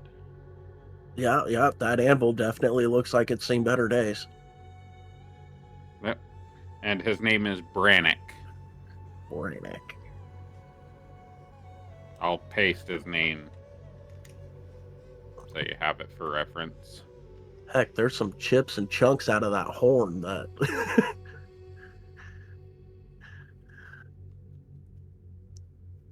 Had a couple of apprentices that didn't know how to swing a hammer. So it's actually natural for hammers or for anvils to develop chips and breaks and rounded corners and a bevel. Because when you're working them, they are getting hot with the steel that you're working them on. So an anvil will soak up the radiant heat from the material that you're working on, and then you pound on it. So it's going to deform. And you can't have it super hard because then it becomes brittle. So there's sections of the anvil that are sometimes more brittle than otherwise.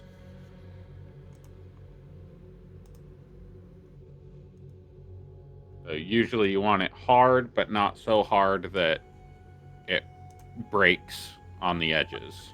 Yeah, I guess I'm just used to most of the anvils I've seen, the horns are completely rounded and don't have that flat top on them, so... So that's actually a Western European and a French style anvil in that image.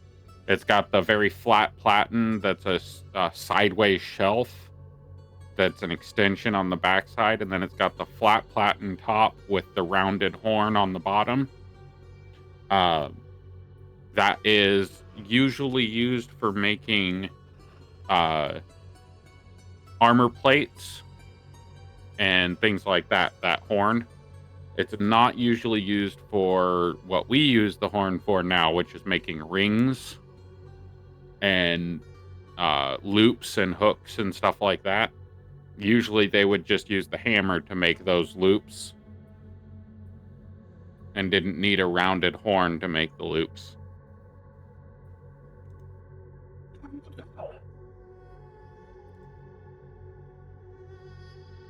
I don't know if I have autism or ADHD, but I'm pretty sure that I have one of the two or both.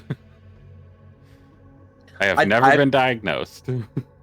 I've watched a lot of Forged in Fire, and almost every single horn that they show is completely rounded that they use for like making the curved blades and shit.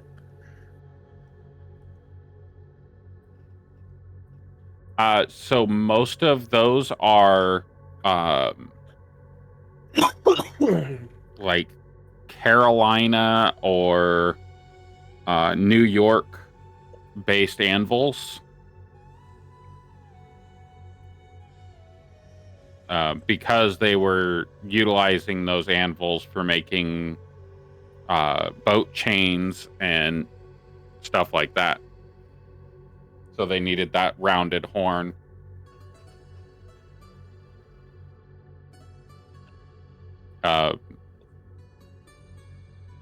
There's also so that would be called either a chain maker or a double horn anvil, is if it has a rounded horn on it.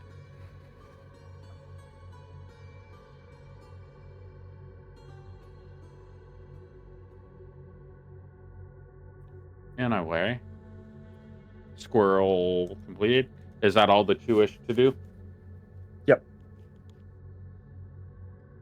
All right. Tesserae Bones of the Joneses. Yes. Did you get everything that you needed? Yes. Doing anything special? No. Dying in your tent at night? Okay. What about you, Uther? Well, since Tanth isn't doing anything with her time, I'm gonna have her come with me. We're gonna go ask around town to see if there are any established explorer guilds or people who are explorers. So the most of the exploration happens through the Thesson Reed Watcher. He handles most of the exploration for the merchants guilds. That's very much like treasure hunting and things like that. You can go talk to Thesson if you would like and see if he has any insights. I want to hang out with Thesson. Okay. There's also certain merchants will sometimes, if you have a relationship with them, they will sometimes send out expeditions on their own to find things that have hit the rumor mill.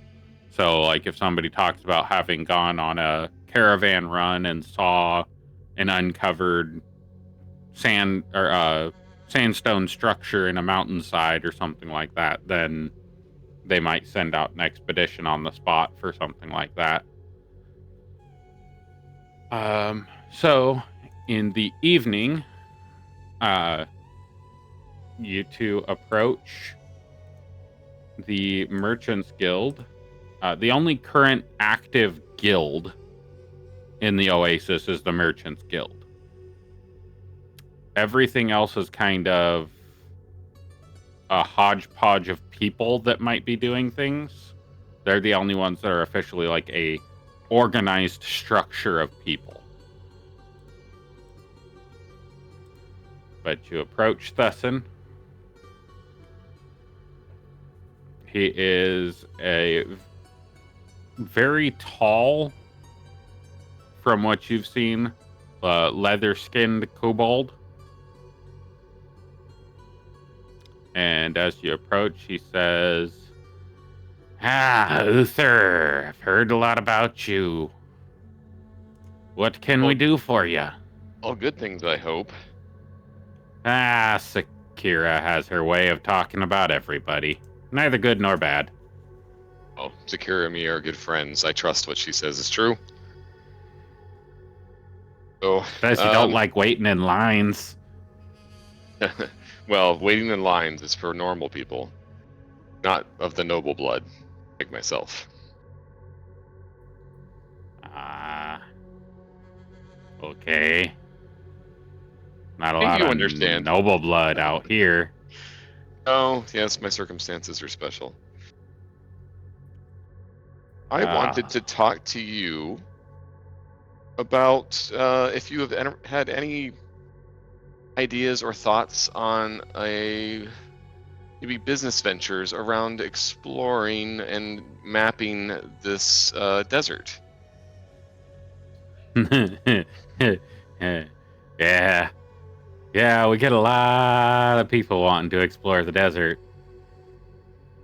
Like, none, not really. Not really any. Like, nobody really wants to go out into the middle of the desert and look around in sand and see if there's more sand that they can see. Yes. So, mapping the desert's Stuff kind in of the hard sand, because, just go look hard enough. well, so when you're talking about cartography and mapping, you have to have structures to go by. And the problem with the desert is that there's not a whole lot of structure. You got mountaintops and things like that. When you find a structure, you might try to go back to it next week and see that a sand dune has blown over the top of it and it's not even there anymore. I know people who have died in the desert that have just been trying to dig for that sandstone citadel that they saw in a heat haze mirage 3 weeks ago that wasn't there when they came back. So, I mean, yeah, we got expeditions. We got certain areas that when the winds blow, they expose themselves and we go in and take all the treasures out and sell them. There's a lot of people in the major cities that like them underground treasures from places that aren't explored. So we do send those out quite often. But you looking for anything specific? Anything off the books? What you looking for there, Uther? You seem to usually be on the Hulk smash side of things. Not usually on the side of exploration. Give me an insight check.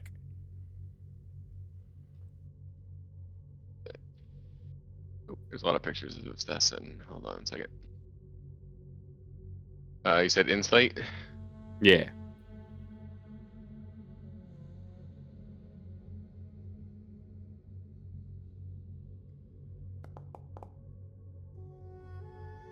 You can give it to me with advantage, Tanith. Nice.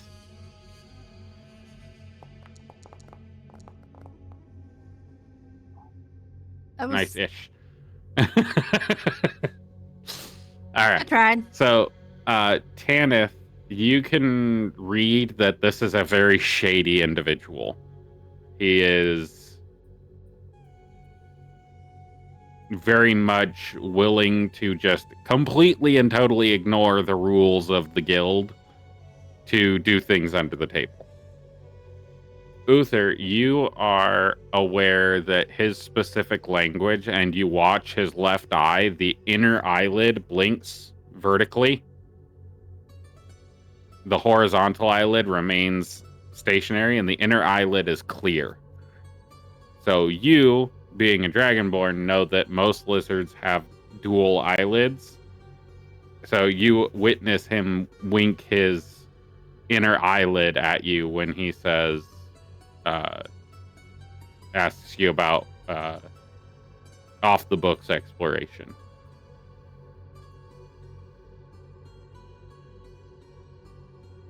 I forgot the question already. What did he ask me?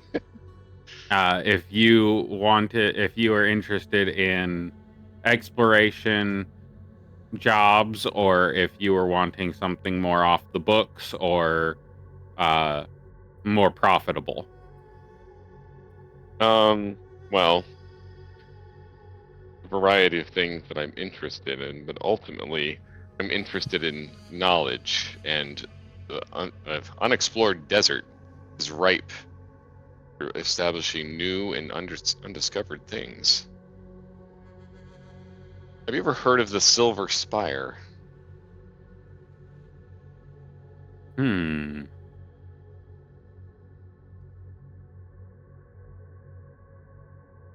See what he knows.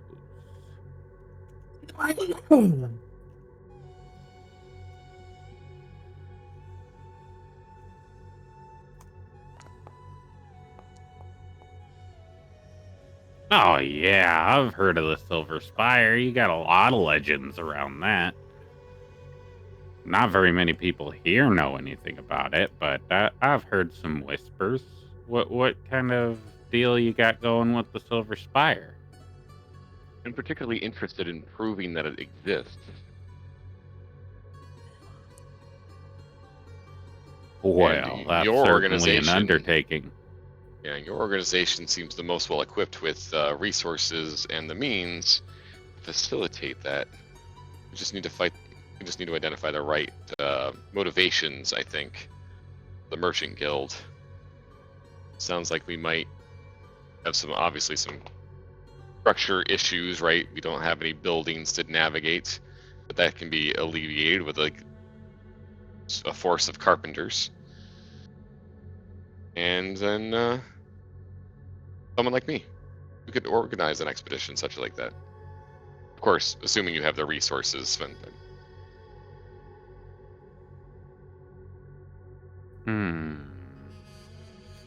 I think we can work something out. Let me look into some things, and I'll get back to you on that. If I hear anything, I'll be sure to set aside a missive for you. Just come back here and we'll do some... If we can find that Silver Spire, that'd be a massive paycheck for anybody involved. Absolutely.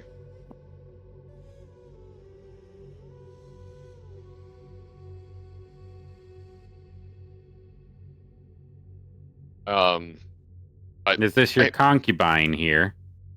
No. I'm sorry. A what? What? Oh, Well, you're But- just standing there being silent. I figured you're some sort I'm of submissive sorting to him. He's a information. nobleman. I got distracted. Talking about the Silver Spire. I was going through plans in my head. Ah, concubine with plans, eh? Nah, You, sir, not- you dog. No, Uther, help. I just said you're not a concubine. Tanith is a skilled desert adventurer.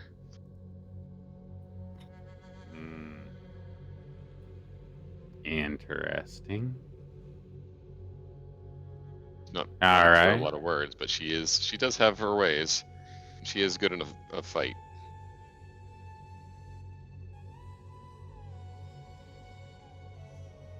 Is there anything that I can help her with? Are you looking for the same jobs that Uther is? You got anything else? We have a job currently that we're going to be doing, but I am interested in taking on more exploration jobs in the future. And helping find the Silver Spire. If we can find the information to track it down.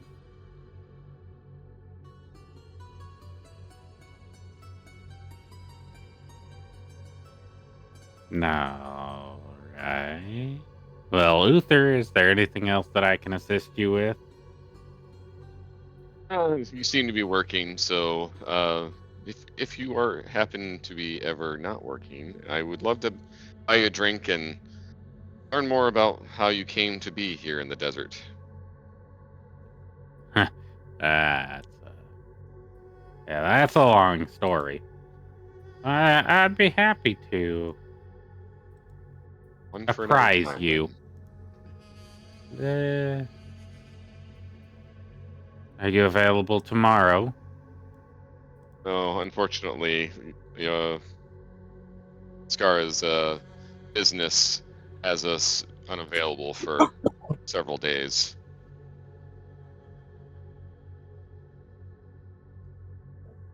All right. Well, you just let me know when you get back, and we'll schedule the meeting. Sounds good.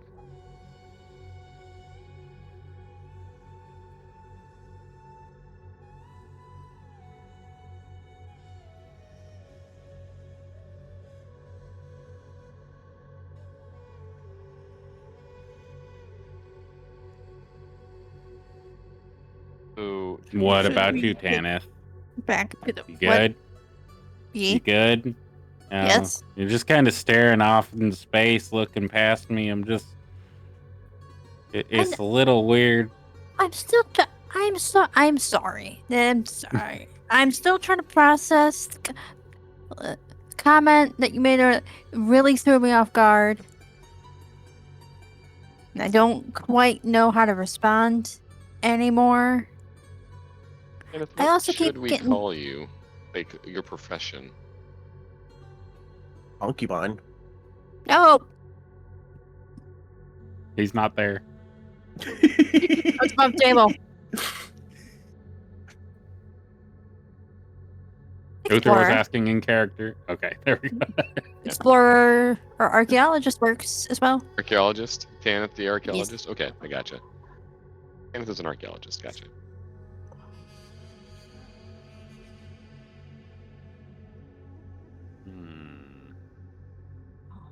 We're gonna insight check that.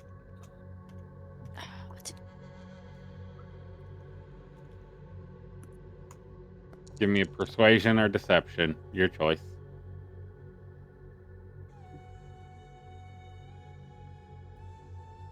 Oof.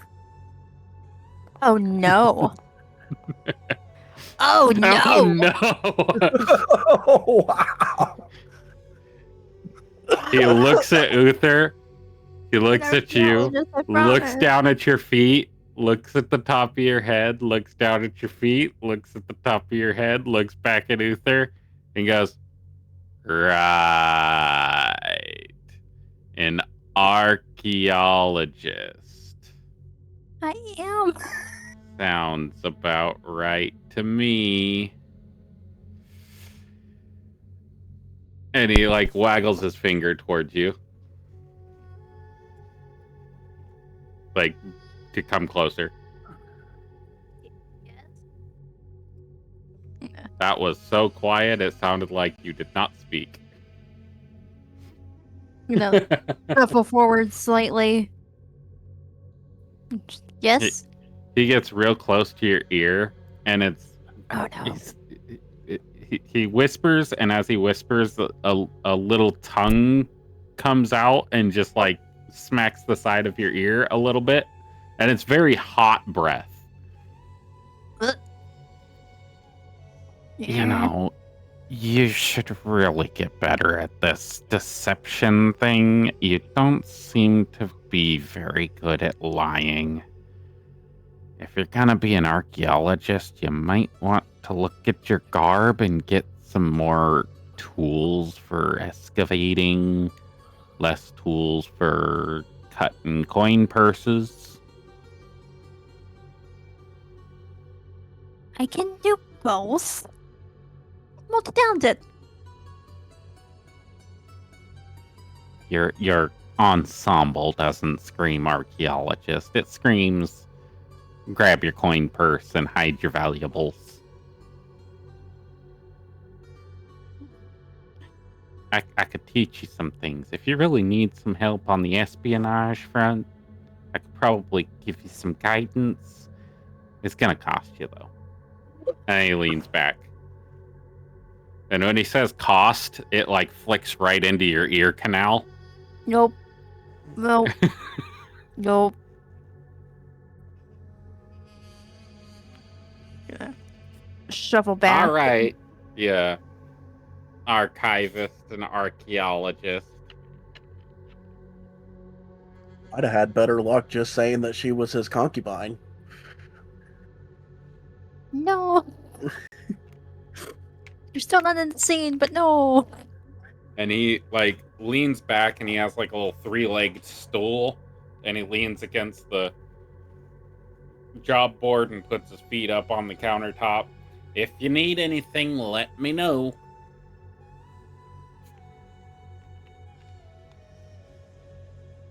And then, like, give him, like, Right. a little salute and just be like, will do. And then lean in towards it and be like, should we go find the others now? Get ready to go on our job. Yeah, sure. If you're done speaking with Thesson. Yeah, I'm done speaking with Dustin.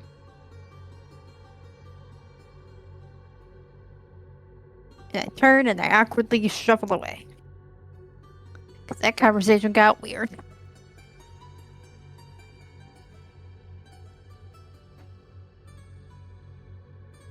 As you begin to shuffle away, he calls out, his head leaning back and his eyes closed. Enjoy your concubine, Uther.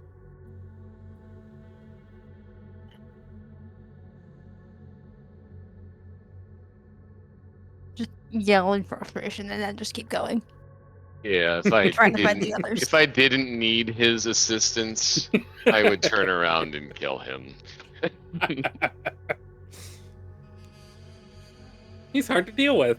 He's a kobold. He has no Yeah. filter. Oh, yay. He's Alright, also This a time will thief, come. So. All right. I'm assuming that's towards the end of everybody's stuff. Everybody going to rest? Or are you going out to drink or anything special?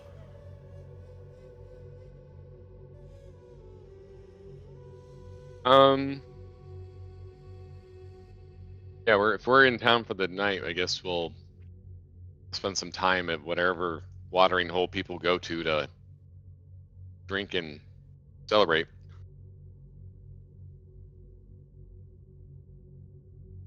Yes. Oh boy. Some top tier stuff coming.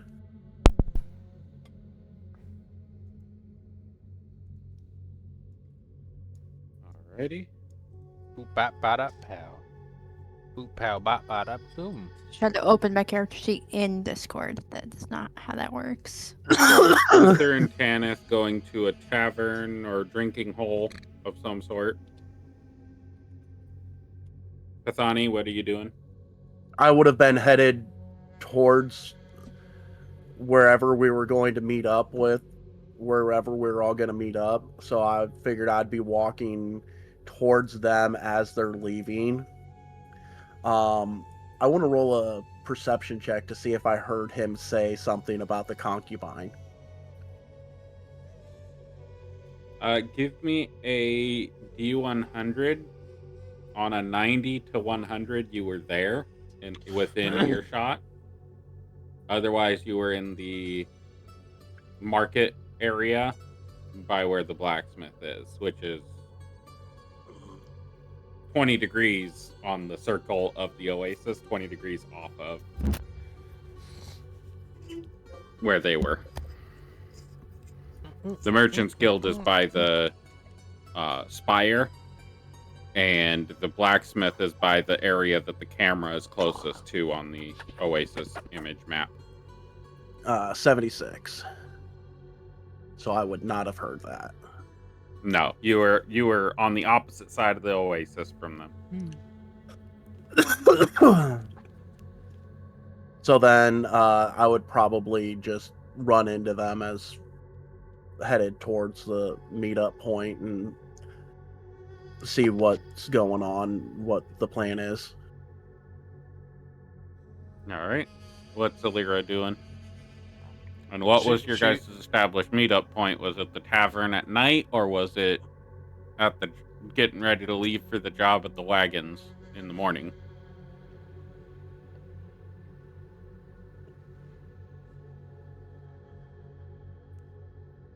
Let's make it the tavern because I don't think we're actually leaving in the morning. We want to leave like when it's still dark out to avoid be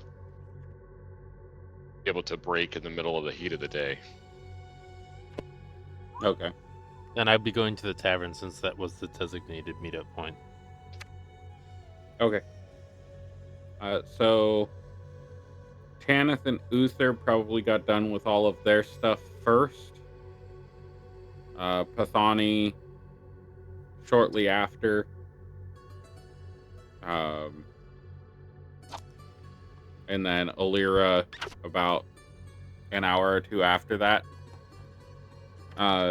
The local kind of hangout spot where they serve food and drinks.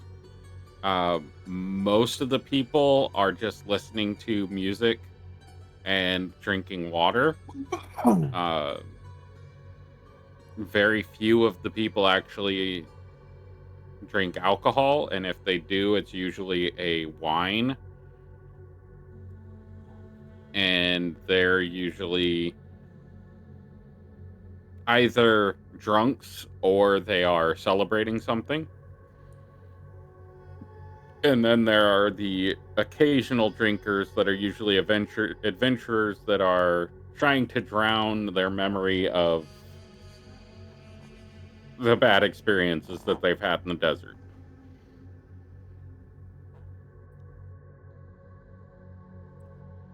As you approach, there is a tavern keep running the tavern. It's a large pavilion tent, and it's just like a couple of hodgepodge tables that are set up. Most people are standing and talking. There's a couple people sitting down. And then there's the bar area is like 15 tables with different sized chairs all set up along the straight line. And the tavern keep is behind there, dishing out water with like little prickly pear fruits and stuff like that floating in them.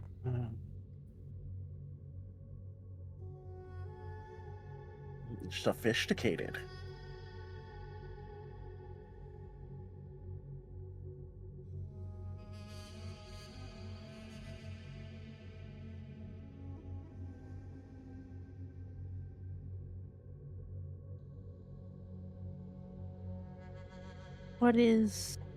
What are we thinking of getting? Are we thinking of getting that, or seeing if they have something else?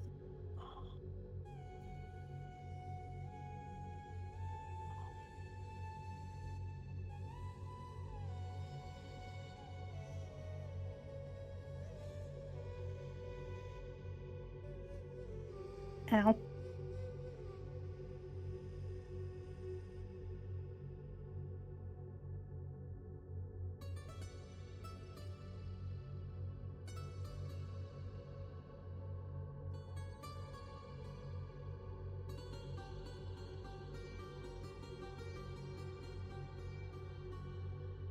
So all three of us are walking in at the same time?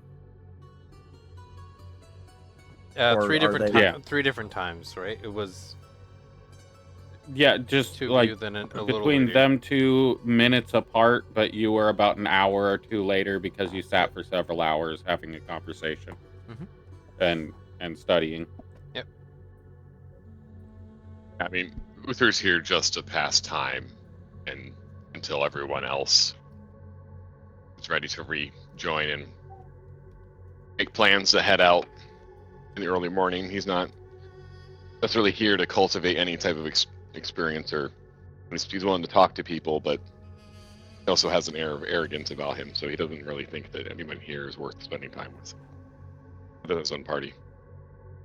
When I walk in, I'm going to see them two sitting at a table with the, I'm assuming just the water with the prickly pear floating in it. And I'm going to walk up to the tavern keep and ask for 4 fire waters.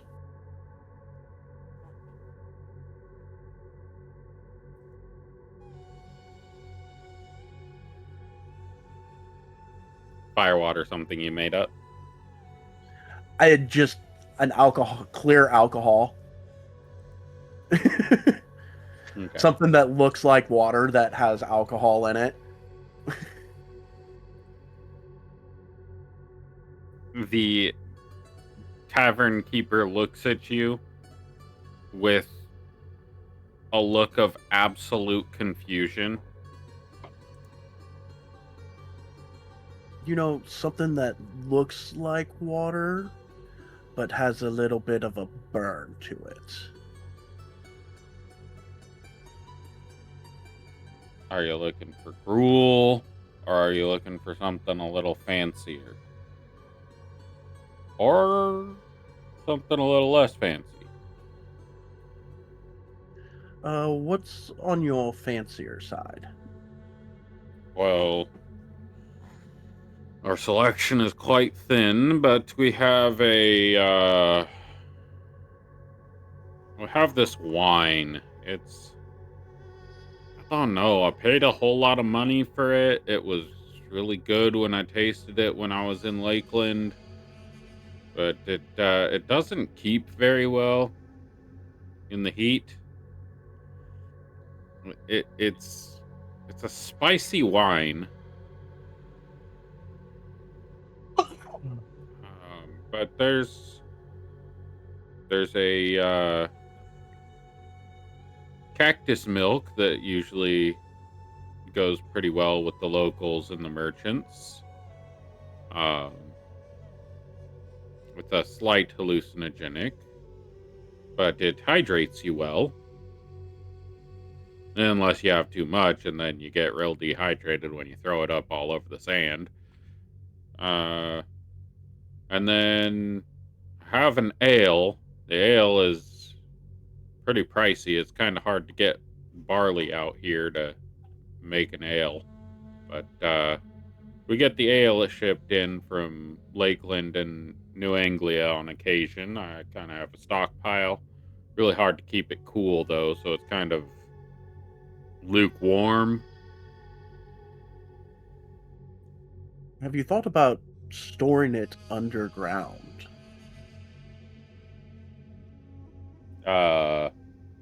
Currently, that's not quite really feasible, considering, sand and wind. It's kind of hard to build. There's not really a whole lot of effective lumber, and we can't be chopping down the palm trees. That's where we get the dates for our date juice. But I could ferment some dates. I wonder if fermenting dates would make a good ale. Or a mead? I'll have to try that. I wonder if I could get that to work. I'd need a cool, dry place to store it. And he just kind of like starts staring off into space, going into ideal land of... Give me 4 of your ales.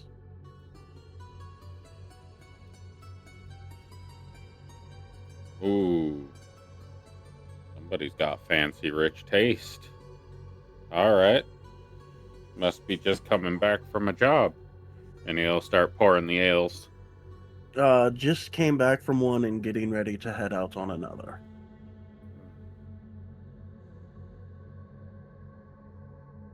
And that'll be 8 gold.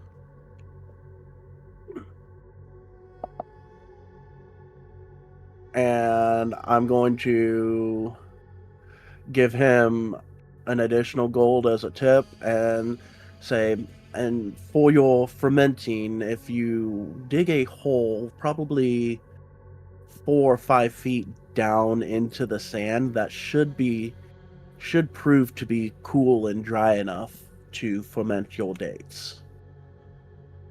Yeah, see, but the problem is, when you dig a hole in the sand, you have to brace it somehow. Otherwise, it's just a cone. We don't have any solid ground underneath the sand here. You could dig for ages and you'd never reach anything worth standing something on. Plus, the sands get very hot, even in the shade.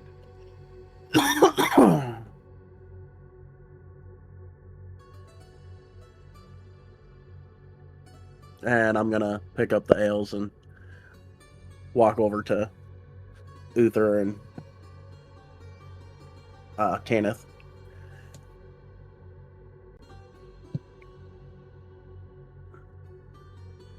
And I'm gonna give each of them an ale. Thank you. I'm most gracious. Thank you.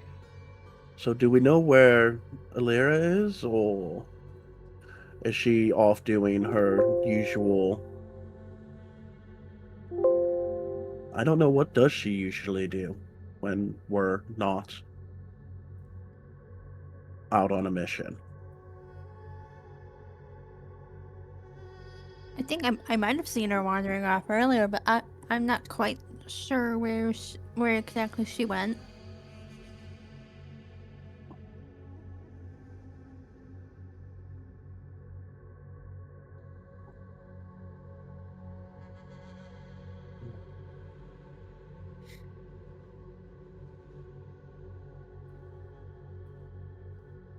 And I'm gonna pop open my mess kit and take it apart. That way, the bottom portion of it is acting like a bowl, and pour part of one of the ales into the bottom of my mess kit for Ashkara.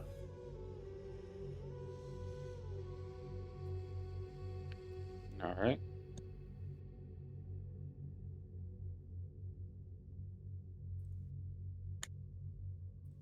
Can I get a Constitution saving throw from Ashkara?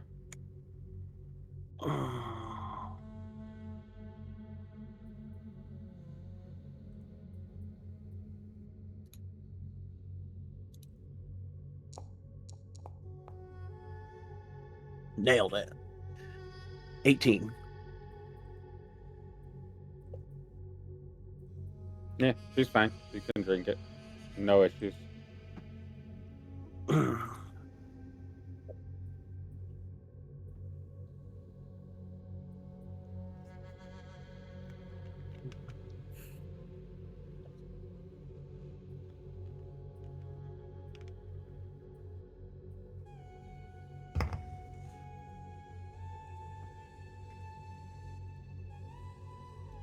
So does everybody have everything that they need for tomorrow? I'm prepared for the journey. Or I'm not certain I have everything we'll need. I'm curious to see what these continual flames turn out to be. How hard they're going to be to put out.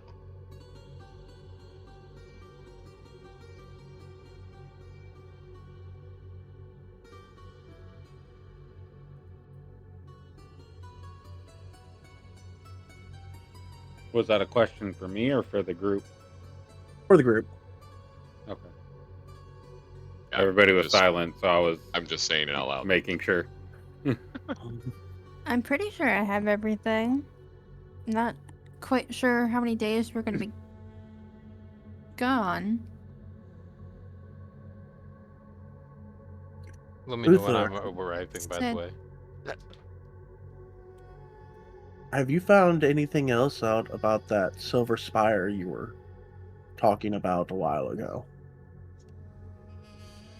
No, I haven't. Had to interact with the Cobalt Thesson. Start getting word out and see if there's any opportunities or explorations in an area.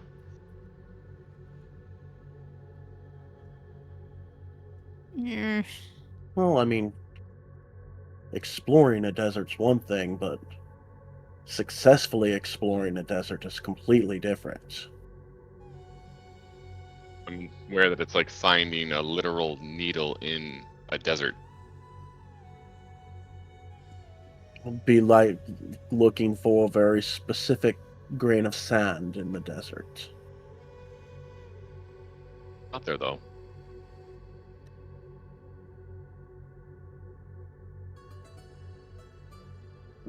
if we keep going on our jobs, we might be able to find little clues, depending on where we go. I'm hopeful we come across something. along that line, or at least get enough resources and influence to get some sort of operation that will help us comb the desert.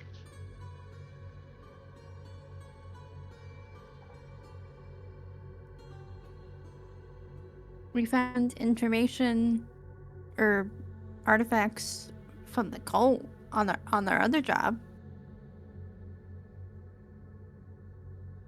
So I wouldn't be surprised if we were able to find some little something. Now, is it legitimately like a silver spire that points up towards the sky, or is it something figurative, possibly a hallucination? Like, what exactly are we looking for?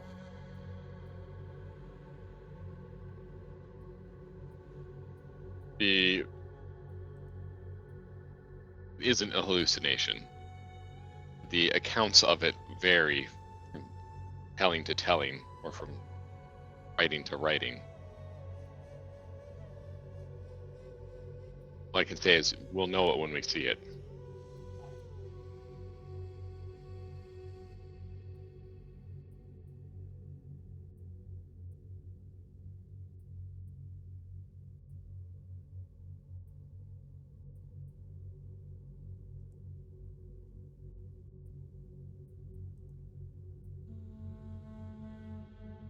I did share the image of the tavern to everybody, right? Yes. Yes. Yes. Okay.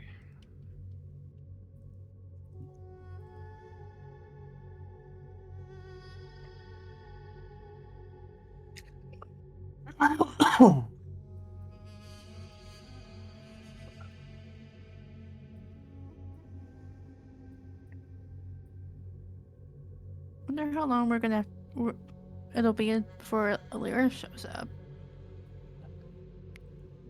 Do you have somewhere else you need to be?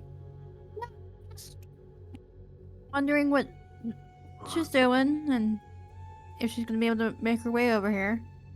She probably will. Yep, she'll be fine. It's fine. I go back to sipping on the ale. Can I get a perception check from the 3 people at the table?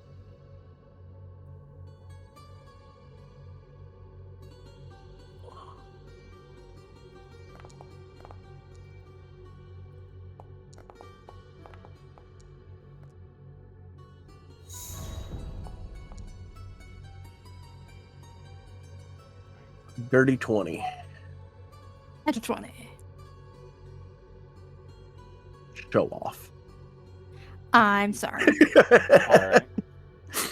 Uther, this place seems to be quite a bit crowded.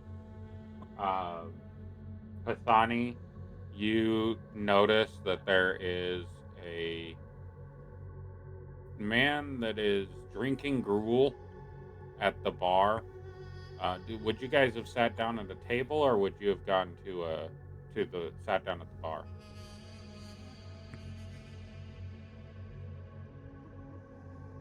That's a question for them. Whatever was open when we got here. They're just Yeah, sat at the it's first not place. super crowded.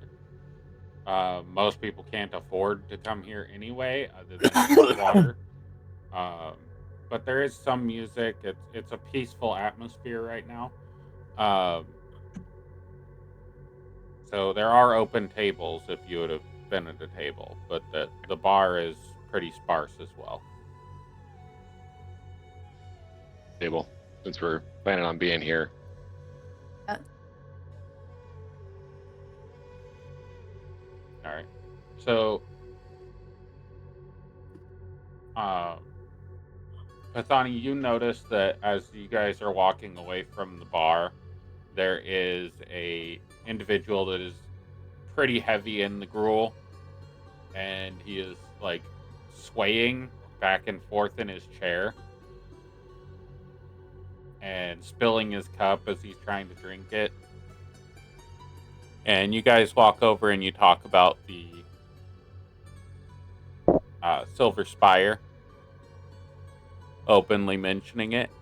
And in the time it took you to have your conversation, drink your drinks, and all that, he manages to waddle his way over to the table. Tanith, with a natural 20, you realize that this individual is not drunk at all. Oh, Is there something? He is 100% acting. And he stumbles over and kind of like stumbles and lands in the chair that would be Illyra's chair, and kind of spills his gruel across the table a little bit. And he sits down and puts his hand over the top of his cup, and he sets his chin on his hands and kind of like looks, and his eyeballs wobble. And he looks over at you, Pathani. He goes, I've seen the Silver Spire. It was like a beacon in the desert night, shone like a star, reflected off of the bright one to the north.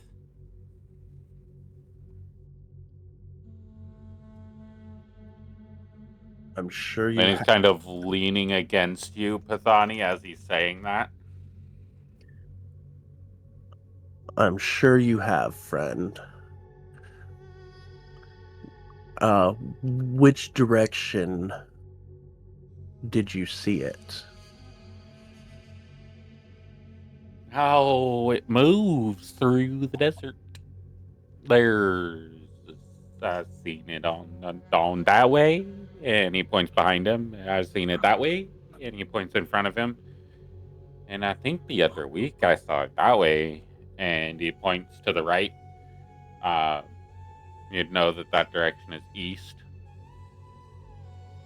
If you're looking real closely, you won't see it.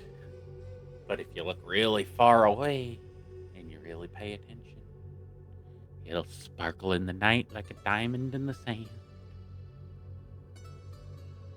after watching him for a couple seconds, I'm gonna lean forward and quietly, so that only the people at the table can hear, and be like, "Is there a reason why you felt the need to act completely and totally wasted? You could have just came over and talked to us if you wanted to have a conversation. This is not necessary." The singular eye on the right side of his face, the left one still appears drunk, but the right one, he kind of hides behind his hand, and it snaps up to you, and you watch as his eyeballs are going completely different directions, but the right eye is looking directly at you. I don't know what you're talking about, miss. I've been here all day, and this gruel is delicious. And yet you're 100% sober. I don't know if he's sober if he thinks the gruel is delicious. And he slams the gruel back, the whole cup. I know when I'm not wanted. You don't have to make Stands a up and he scene to starts to sit back waddle. He down. bumps into a guy, Oh my gosh. Okay. falls down, and like kind of crawls himself back to standing, and continues to waddle off. Would I be able to make a dexterity check to see if I can catch him from actually falling? You could try to stop him from leaving the table. He's Not trying to stop him from leaving the table, just stop him from falling after he bumped into the guy. He would have got up and like stumbled off a few steps and then bumped into the guy.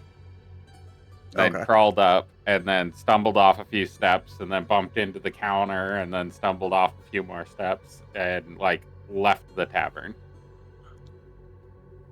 Why are you making people feel like they're not? That wasn't my intention. I was asking a simple question. We were having a conversation, and he, for some reason, felt the need to act completely. He was not drunk, not even a little bit. Are you sure he Actually, wasn't drunk? Because he thought the gruel tasted amazing, and I don't think anybody likes the taste of the gruel. You're assuming he was telling the truth about the gruel. true. If you are questioning whether he was telling the truth, you can give me an insight check. Some people. Alira, will you give me a perception check as you walk on your path to the tavern?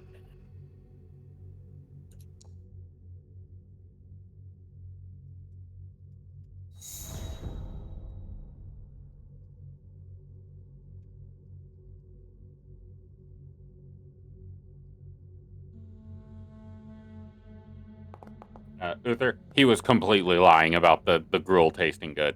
Yeah, There is no way anybody could enjoy the taste of the gruel, and the fact that he kept a straight face while drinking the gruel tells you everything that you needed to know. Nobody could ever keep a straight face drinking gruel. Like, you could be able to drink acid and have immunity to acid damage, and you'd still be like, ugh. Oh, he's a liar. Gotcha. Absolutely. Specifically, he was lying about the gruel. Yeah, well, it still makes him a liar. With the insight check for the entire encounter, he was acting drunk. Pathani, you still believe that he was sober. Tanith, you know that he was, or you believe that he was telling the truth about the gruel tasting good. With the 24 insight, Uther, after interacting with him, you realized when he snapped his eye to Tess and she gave up the gambit, that he immediately got up from the table and left the table. And that he was sober when he was doing so.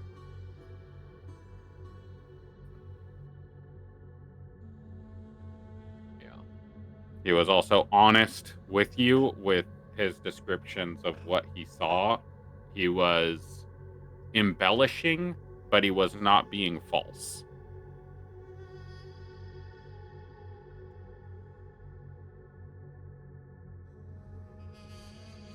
He also beat his deception by 1. Nothing to lie about.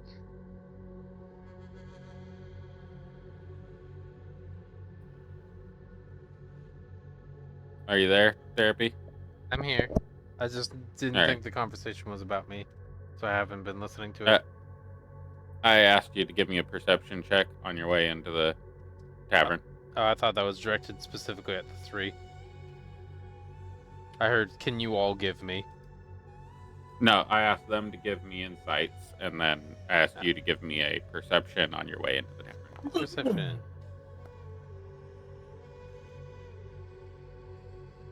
All right. As you are walking up to the tavern, you hear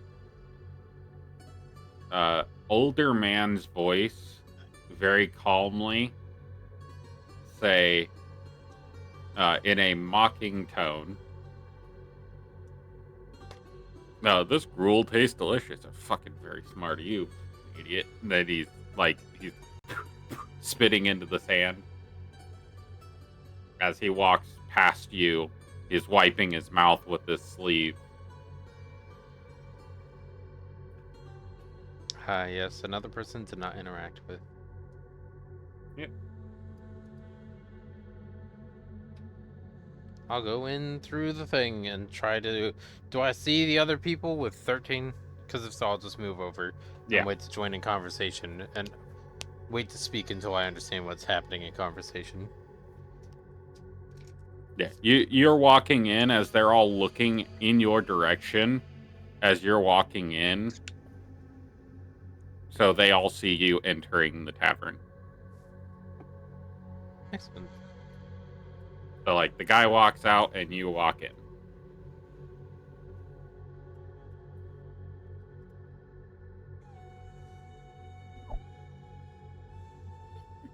And I wave.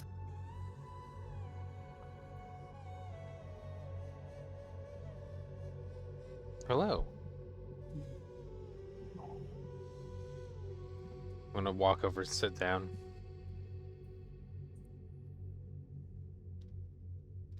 I'm gonna slide the other half ale of what I had poured into the bottom of my mess kit for Shkara over to Alira.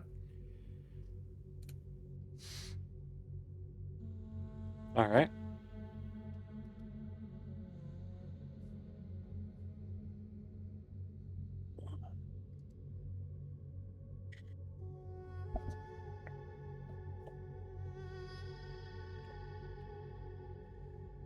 What have you been doing this whole time? Listening to information about camel anatomy. That sounds Oh, intriguing. did you learn a lot? Yeah, I mean, it's a lot of useful information. I was hoping to get some information about, veterinary and humanoid anatomy, but digestive systems of camels will have to suffice.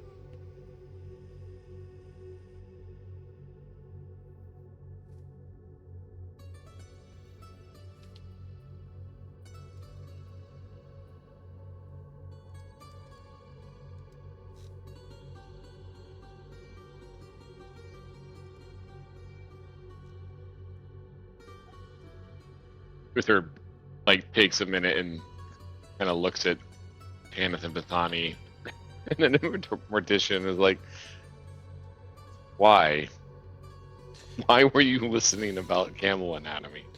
It was a potential for an internship to gain medical knowledge and medical scripts. It seems like the chances of it going well increased by listening to people, or listening to Zara ramble about what he was interested in, and taking notes. So I figured I might as well both learn something and increase my reputation with him. I didn't care about the camel facts, but now I have information about camels that I can use. Especially since they're up in the front anyway, leading our carts of storage, might as well use that information. There's True. something. Are you looking to quit your line of venturing with us and become a medical physician? It's more just being able to properly remove a heart or eyes or parts of a body from creatures we've already killed. Could be useful for both selling and proof. Don't necessarily need to carry the scalp of a head. Might as well take what we can do and have it be more profitable.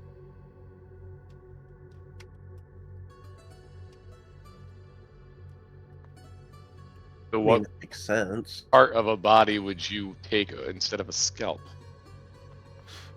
Eyeball, heart.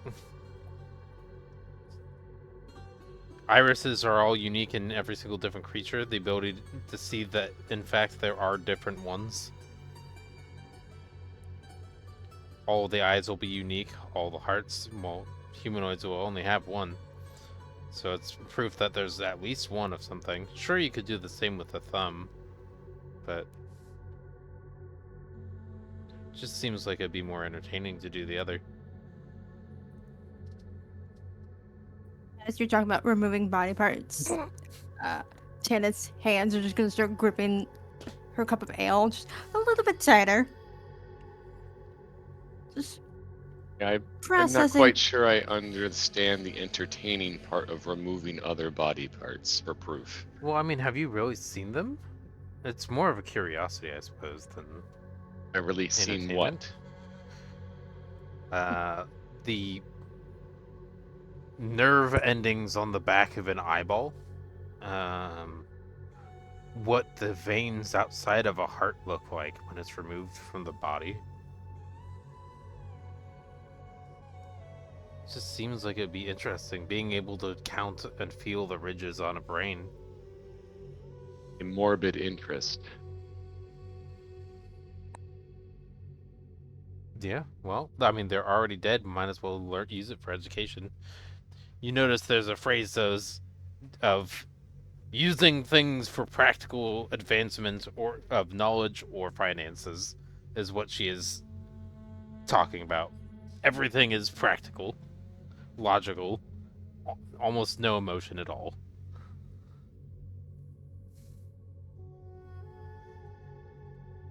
I'm still just holding my ale cup, trying not to have any sort of reaction to the information I'm receiving.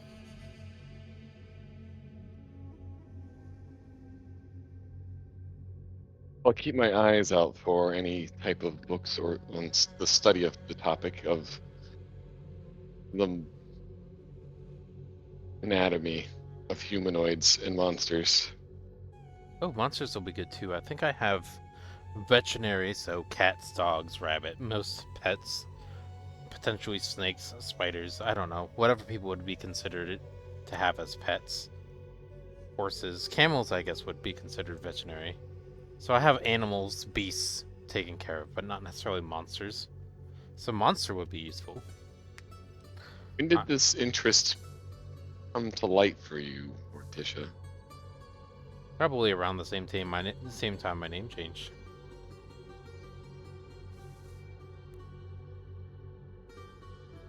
Uther just continues to watch you. If you don't say anything after a moment, please elaborate, Morticia. I mean, she was just staring at you, staring at her. She did not, like, read any form or attempt to read any form of body language. What do you mean by elaborate? Why did you change your name? When did you change your name? From my perspective, Alira's died already.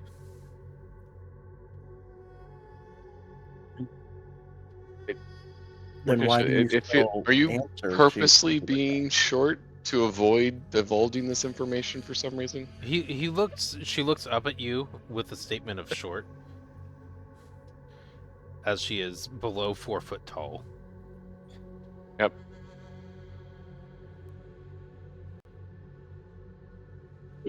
Who doesn't say anything? What kind of? I don't understand the logic behind your question. I'm guessing. What do you mean? What information am I hiding? Don't look for the logic. You just answer the question. Why did you change your name? Because Alira died. I mean, the joy, the happiness, the emotion that doesn't exist anymore. What happened to cause Yeah, this? thank you. Yes, thank you, Pathani.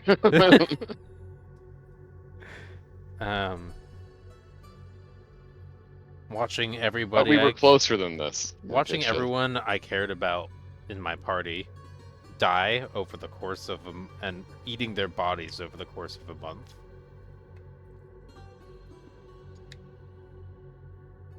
You watched your friends in your party die, and then you ate them. Yeah, I was stuck inside of a ruin, unable to get out. Who died? I have information on this. Hold on, let me pull up the backstory information. What are their names?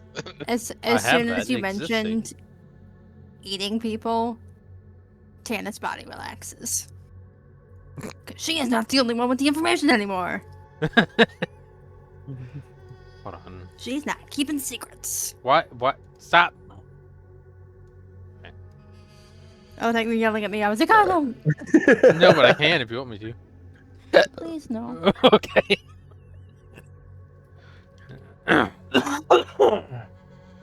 Oops, that's not what I wanted to do.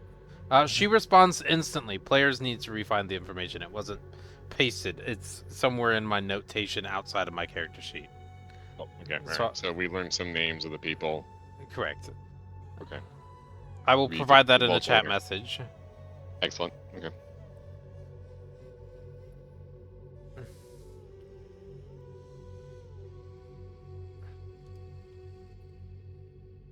Oh, that sounds awful.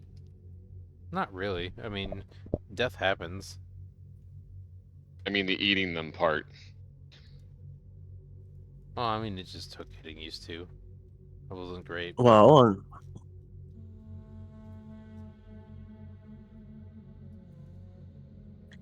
in an essence, are we not of the animal kingdom ourselves? To where, if what's the difference between eating a humanoid and eating a beast?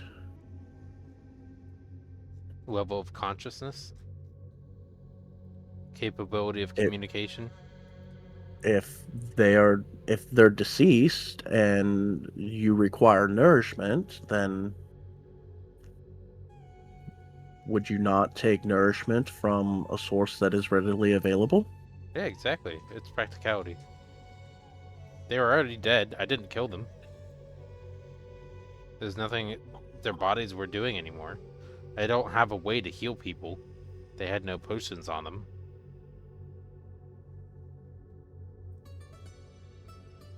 I don't know any healing magic.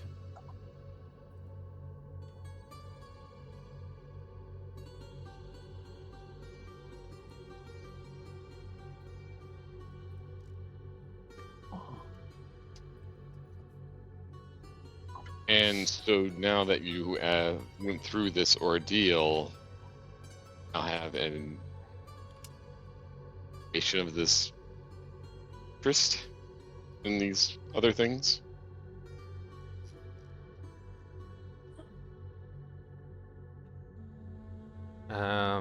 Yeah, I mean, why not? Do you know why? Practicality, Never increase mind. I guess that answers the question. You don't have to- practicality, increase of financial gain, using what's going to be dead anyway. I mean, a lot of people see the value of things lost when death transpires. So I figure I might as well. I'll take the opportunity to use what most people won't.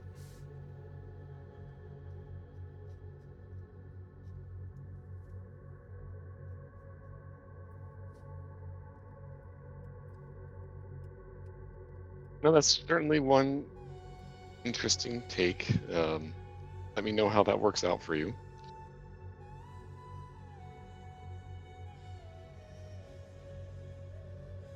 I mean, essentially, it is survival 101, especially in a climate such as we are in. Take what you have that's readily available. No question that their survival made sense. Just don't know very many people, and this is not a statement of any judgment or passing on Morticia, but I don't know many people who profit or find any use in harvesting the dead that aren't demonized in the public eye. Yeah, but I don't care about people's emotions. Doesn't their opinions of me don't matter. What matters is my survivability.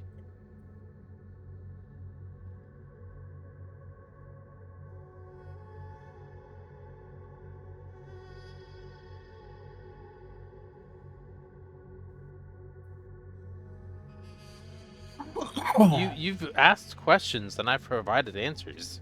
I didn't care about your responses emotionally. They don't have weight.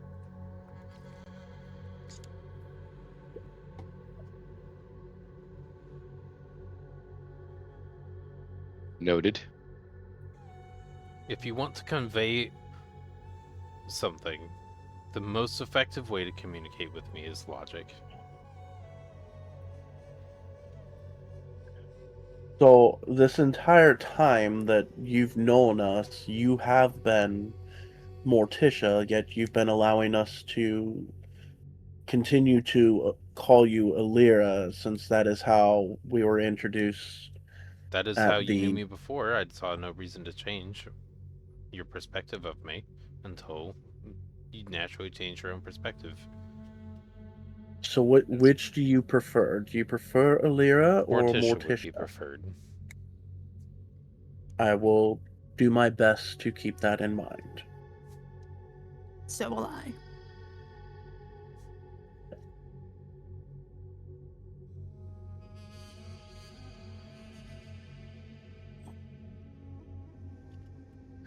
And I'm going to raise my ale glass and say, well, here's to new friends and old bodies.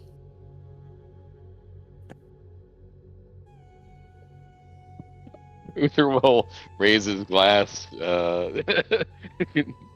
although he's clearly raising an eyebrow at that.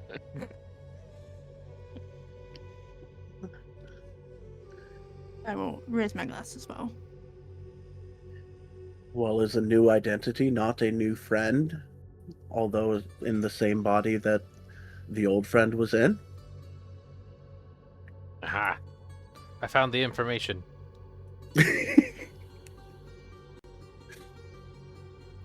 I lost it because I zoomed out. Oh no! I'm alive. I'm dead. I'm alive again. I found it again. Excellent. To answer your earlier question, the people involved were Ira, Shale, Thrusk, and Kesh.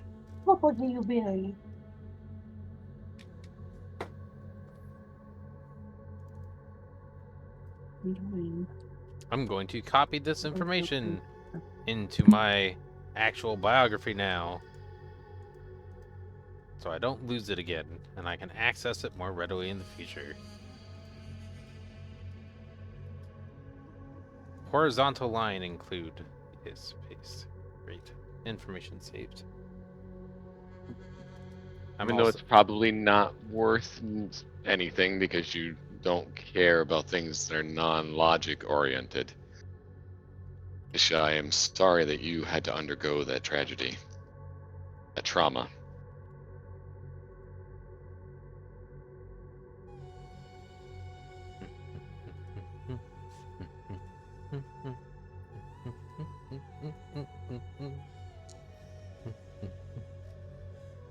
That's right.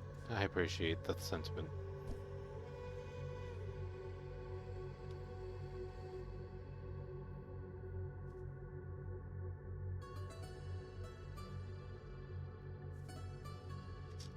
That's rare for people to state their thoughts of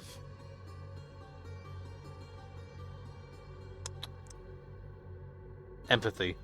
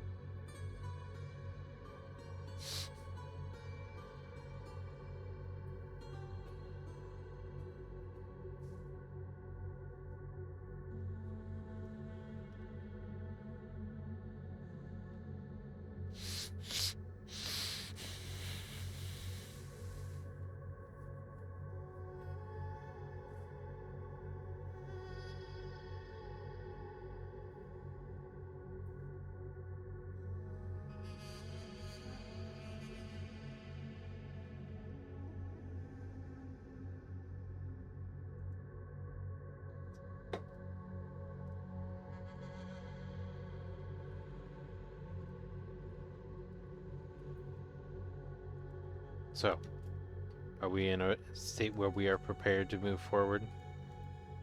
I'm seeing in character That's all that I'm waiting for. that was a period of actual in-character silence.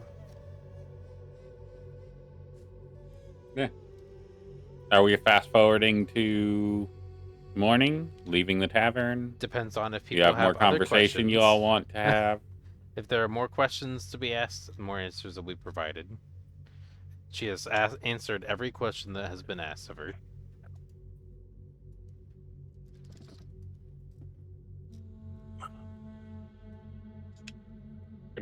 I'm ready to honestly move as on. well.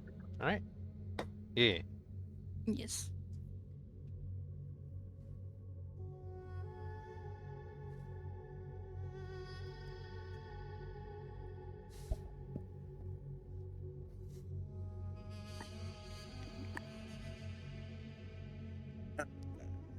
So are we ready to move on All then? three of us said yes already.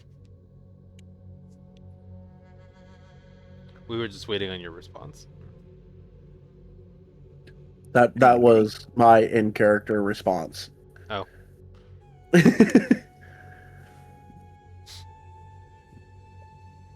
right. You guys drinking more than one drink or just one?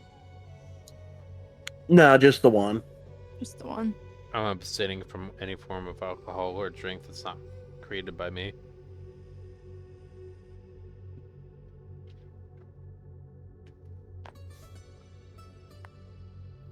Yes, thank you, Marcia, for destroying my chair. Yes, it's very kind of you.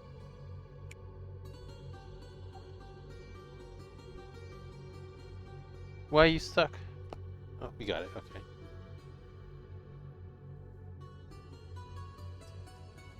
That scratch was audible. Was it really? Yep. Yeah. I heard her claw getting unstuck in the chair. Her claws are so sharp sometimes that I need to actually help her get unstuck from my chair. And I assume the chair is leather. No, the chair is actually cloth. Oh. It sounded like leather. Cloth and memory foam.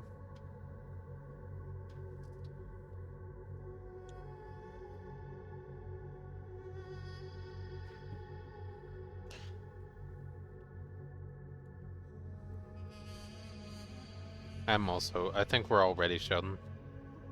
Yes. Are you doing background things? No, I'm just ensuring that everything is done. All right. So you guys all meet at the wagons. Do you have intentions of building bonds with the drivers? Or would you rather them be background NPCs?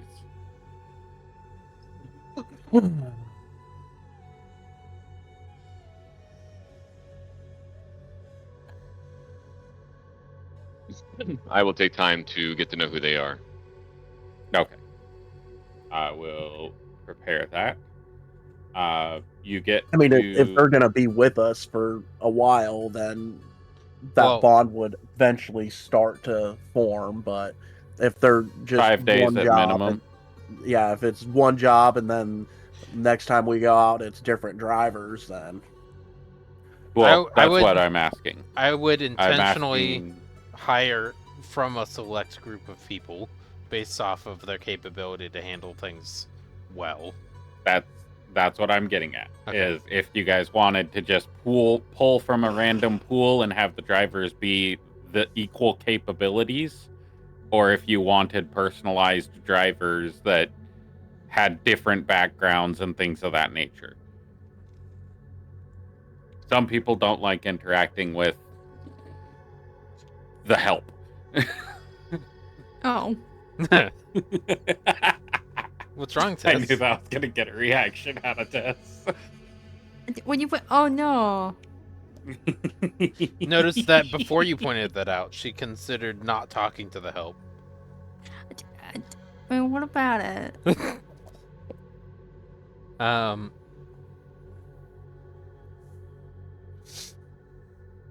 If you have options to pick from,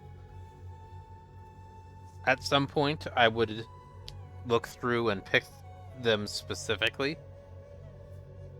Well, you guys haven't had any. This is the first job that you've had where you've had enough money to hire a driver. So my thought process is through the drivers, I would pick them not for this job. I would pick them with the intention of them being consistent hires. Right.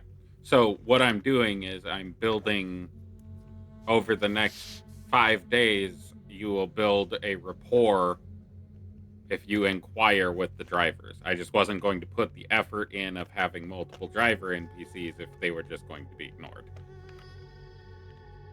What I'm saying is, before they go on the trip with us, I want to know the basics about job performance before picking who they are, not just driving. The Merchants Guild is not providing you with a roster of available drivers. Oh, okay.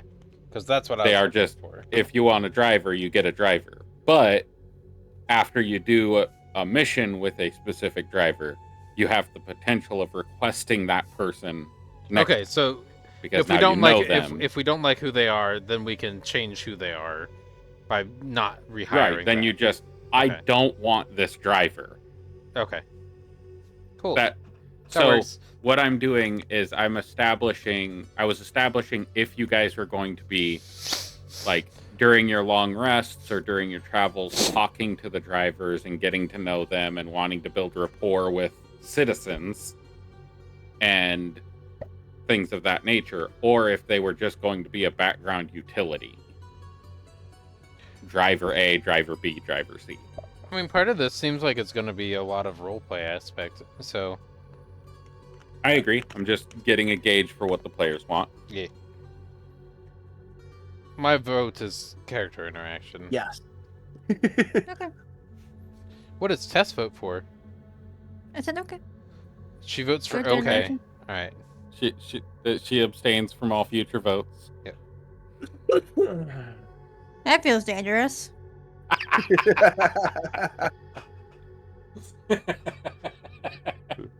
Why? Oh, that was great.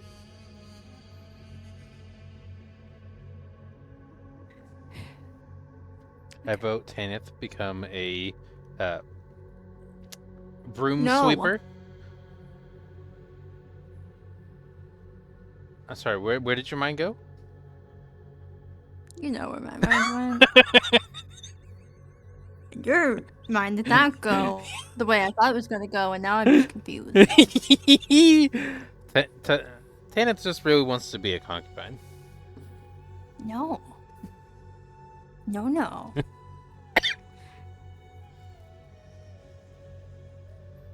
I was talking about broom sweeper, but you know.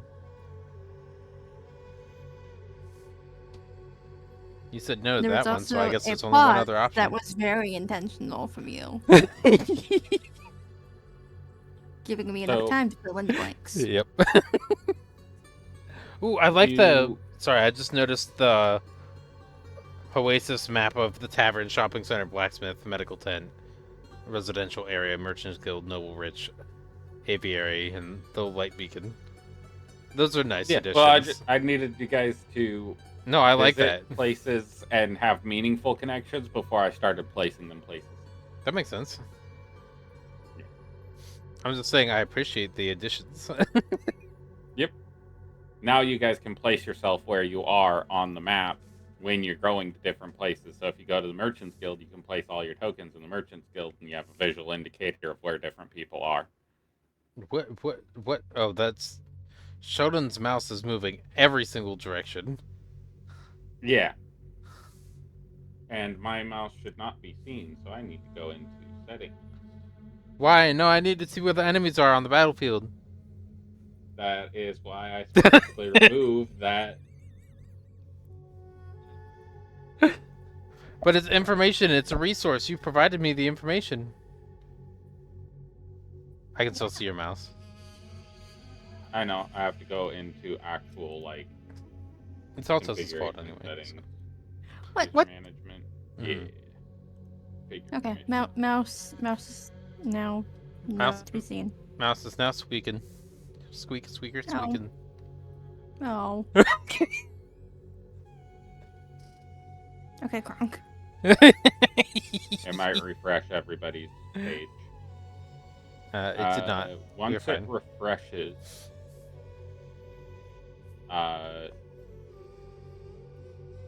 we had Asheville, or not Asheville, Alira or Morticia, since that's been established now. Morticia and Pathani. That's probably why you didn't respond earlier, because I did say Asheville instead of Alira Oh, okay. when I asked for your perception check, so that makes sense. Alira or Morticia and Pathani, can you give me Hold on, let me change this D- around for you. 15. That will be helpful because that's where I look to. I look at Discord to see your names because they're next to the picture and your Discord name. Oh, no, I meant just on my sheet. So, words. Oh, no, it didn't change it. Oh. My sheet changed. No, the thing it didn't. won't change it because it pulls it from D&D Beyond. Oh, so change it there, and then next time it's imported. Yeah. Okay. Yeah, and you also have Lyra in your. I'll do that too. I didn't even notice that you said Ashvale earlier. Yeah, I just remembered that I did say Ashvale. There you go. Discord's changed. Anyway, yeah, a D15 from each of you and a D6 from each of you. On.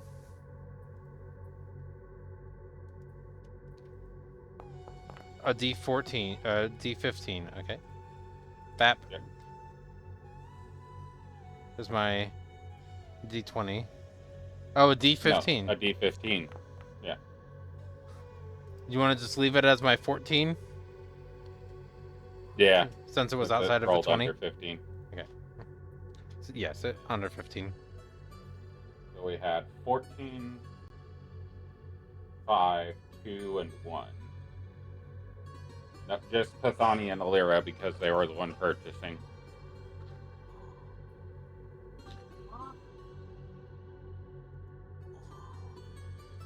So as you approach,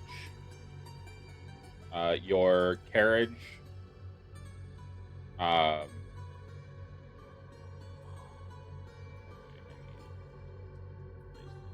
If you wanted to re-import my character, the name has been changed on there. I will wait until next session. Okay. Just so I don't have more stuff right now. Okay. All 3 sources are altered. Foundry, D&D Beyond, Discord.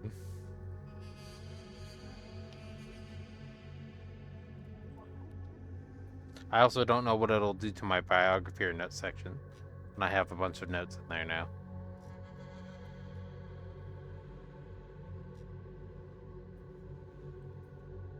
Let me just do, okay. I'm used to talking out loud because I've had other partners constantly wondering what I'm doing in the past. So my entire habit has just turned to speaking my active tasks out loud.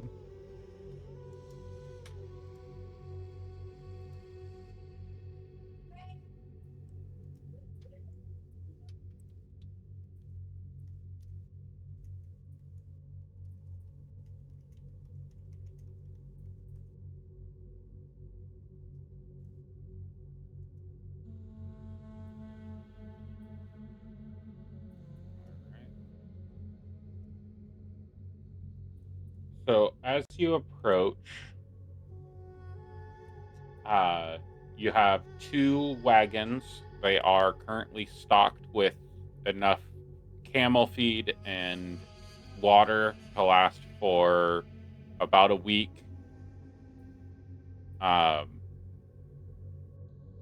There is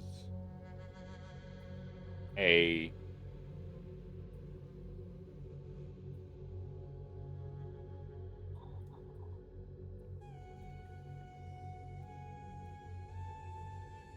human, female, kind of like burnt chopped hair. Looks like she burnt her hair into a bob.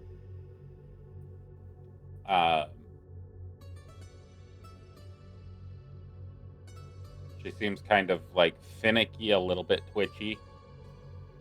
Looking around, kind of impatient looking. And the next one, 2 and a 1.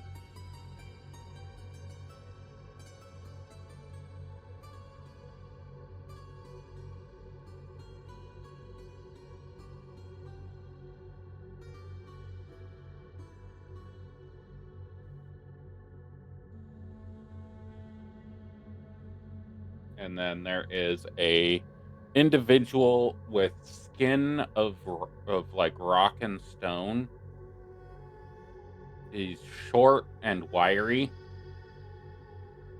and he seems to be just constantly adjusting things on the on the sled, and on the camel. He is like clamping all of the stuff down. It's tight, it's neat, it's organized, it's structured, like OCD, everything in its place, everything where it's supposed to be, tight down, tight, and accessible. And he is currently doing a once over on the cart, and as he walks around to the camel, he takes out a brush and brushes the camel's hair in a specific number of times of brushing. He brushes it 12 times specifically on the neck and the humps and the rump, and then taps each hump on the double humped camel, walks over and flicks the bottom lip of the camel, and then pats its chest and walks around, jumps into the carriage and puts the reins in his lap and waits for you all to arrive.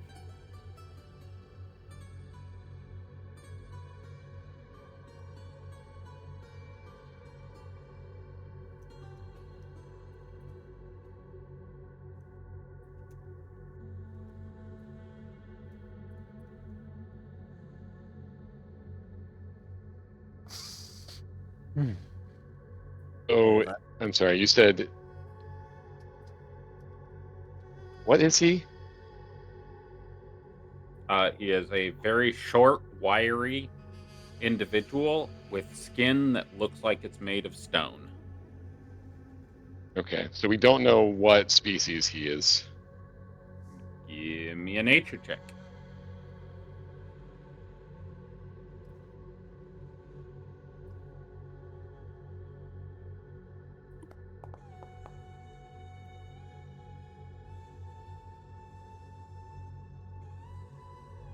He is a rock gnome. And if you want a really good picture of the temperament or behavior pattern of this rock gnome, think of Mole from Atlantis. Oh, Except much cleaner, like OCD level, prim, proper, straight, organized.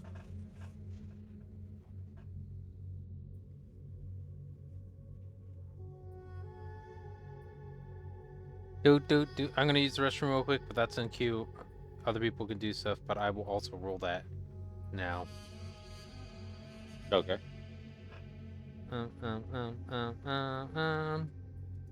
These are two separate rolls. They are not advantage. So 7 and 15. 7 first, 15 second. Alrighty. I'll be back. Go ahead, use the restroom.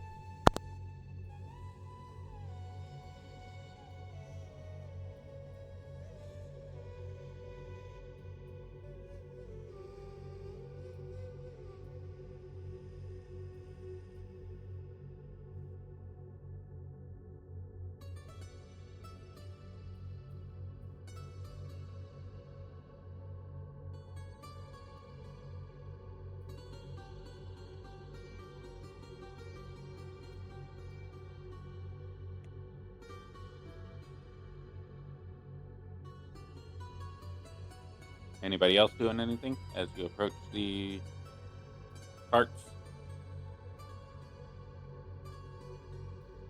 Well, if they just stare at us, I say, where are your drive? They're facing away from you, Oh, out at the desert, waiting for you to come up to them. Like, you haven't arrived there yet.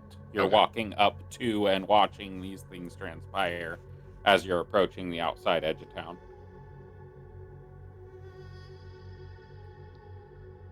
I will walk up and greetings.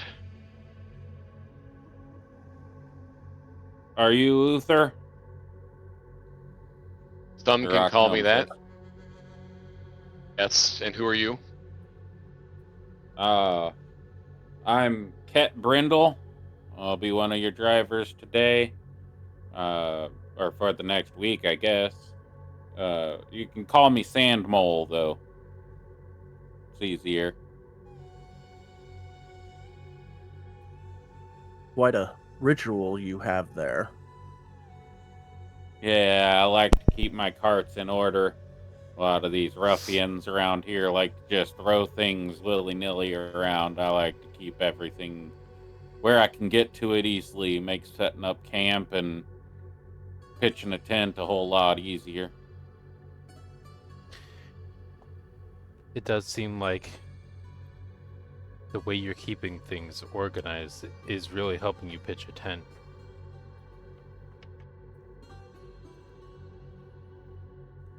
Hot diggity. With your insight check, you cannot really get a read on the human female.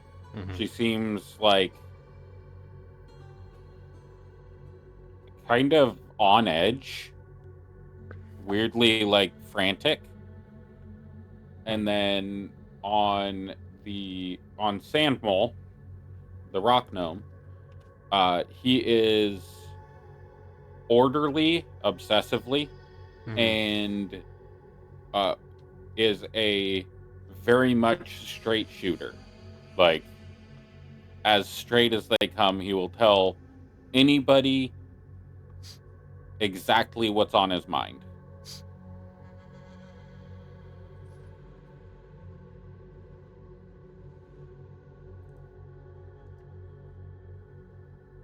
Did we get the woman's name?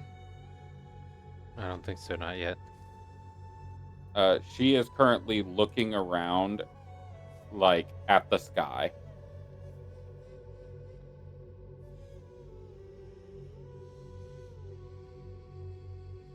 Since Sandmole is still talking to me, I will look to Sandmole and say, and the other one, her name? Oh, that's male. We started calling her Cinder. You remember that storm that passed by a few days ago? She was one of the Yes. ones driving the wagons that went after it to go collect the rainfall from it. She got struck by lightning, and that's why her hair is all singed. So now she's a little frantic and scared of the sky.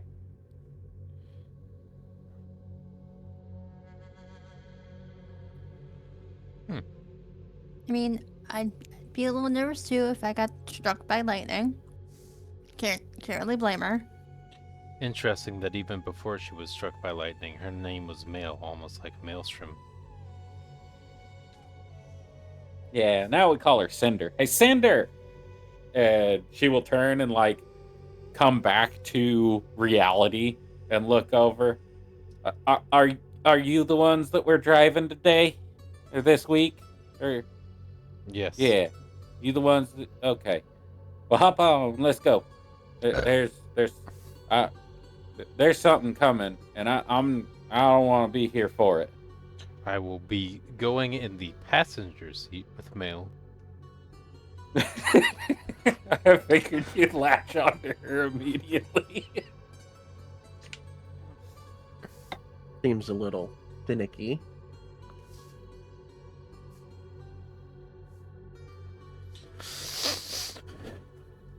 Well, I guess I'll ride with Sandmole. Sandmole, you know your way fairly well. Oh, I can spot a quicksand trap from a mile away. I Very know well. exactly where we need to go. What about Cinder? We've all been driving this desert for our whole lives. We've either been Yeah. sitting in a passenger seat or sitting in a driver's seat. We'll get you where you need to go. You just let us know what you need to get to, and we'll get you there. Great.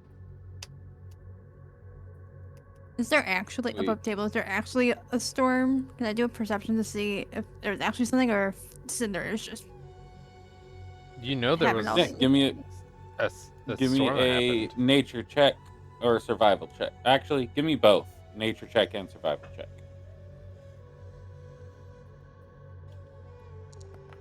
check? Oh, okay. You look up and you look around, and there are no clouds in the sky anywhere. It is beaming sunlight. Well, I guess you guys are leaving at night, right? Yes. Okay, so the stars are vivid in the sky. There's no clouds anywhere. It is a perfect view night sky. As a reminder have- to you, Tanith, what Sandmole said is that there was a storm about a week ago, not that there is one now. Cinder was saying that something was happening. That something was coming, but not that it was a storm. I was just trying to see what I could see, or if Miss May was just having all the anxieties. You have every indication that there is going to be hot sun and lack of moisture in the foreseeable forecast of the same old shit, different day, and at most you might see a sandstorm. Okay. There is no indication of any storms on the horizon or anything of the sort. And again, Tanith, she did not say anything about a storm. I was just. You can be protective or proactive. I'm just informing. Alright. So Uther's with the rock gnome.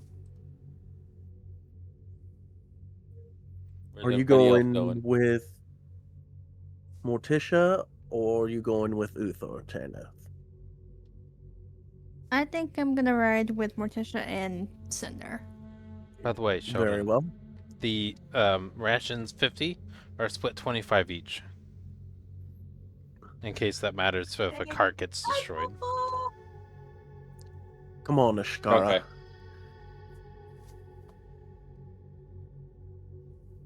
And So Ashkara and I will get on with Sandmole. you will notice that in your cart there is everything is just kind of thrown in there. So like some stuff as she's pushing the cart around, it's sliding around in the basket of the sled, where there's enough for 2 people to sit in the basket. There's a passenger seat for 1 person to sit, and then there's a space for 2 people and 1 person in the other cart. Same orientation. In Males, Cinders, there is stuff shifting around, everything's loose, nothing's tied down. But in Sandmoles, everything is tied tight, stuck in its place, and it's where he wants it to be. And y'all get ready to head off. Indeed. So who's going into which cart? We have Uther and Uther and Pathani Sandmole. are. Yep. Okay, Uther and Pathani with Sandmole. Ashkara with Sandmole as well. Yeah, Ashkara's Question mark. with Okay. Sandmole. Alira with Cinder. Morticia and is Tess with left Cindy, behind. yes. And Morticia Tanith is with with Cinder. Cinder. It's with Cinder as well. Okay. So Tanith is in the back with all the stuff that's shifting around. Okay. I hope she gets buried. No.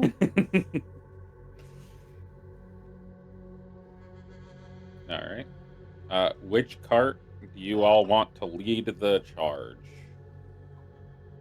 Sandmole. Have Sandmole lead. Okay. Yeah. I was so expecting Illyria to be like, nobody else is choosing. Let's go. Let's go, Cinder. Nope, Oh. have Sandmole lead, and then with me being there also. No difficult terrain and quick travel. Yep, and unable to get lost except by magical means. Yep. All right. For the first leg of the journey, can I get everybody? Well, let's do it this way. We got Uther and Pathani.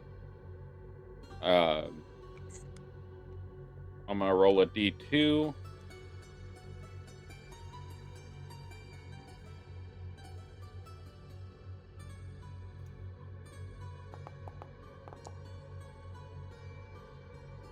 Uther, give me a d100.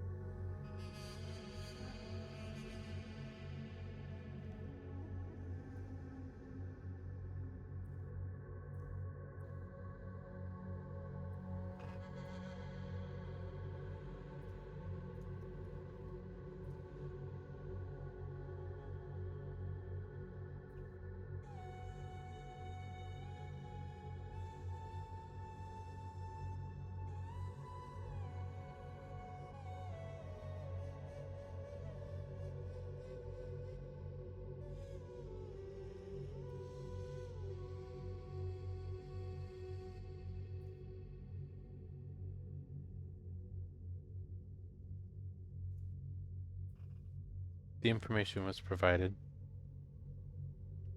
Yeah, looking for that particular option. That's fine. I I need to just make it heard into a roll no table.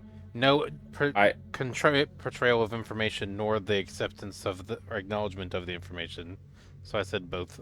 It's one of those things I was trying to say it and it wasn't coming out of my mouth, so I appreciate you indicating that I did not actually speak, even though my brain was telling my mouth to move. Tess says it all the time. It's fine. Yeah.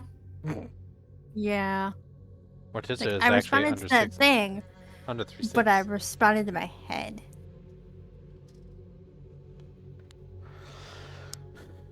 Morticia is very tall, 3'4".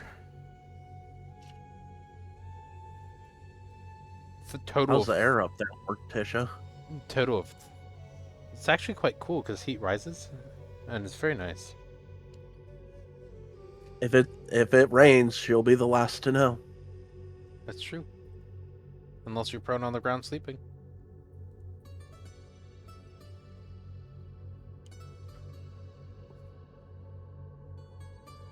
I also could just be inside my tent.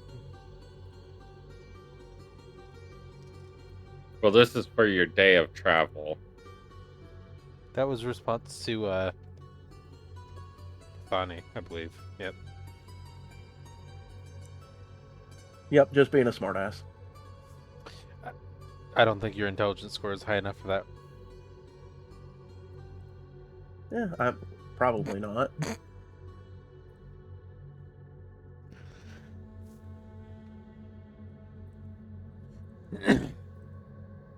Interesting you talk about Sandmole being straight to the point and brutally honest and organized, as before that I had just finished organizing my 2 combs, knife, pen, and phone into a rectangle. Mm-hmm.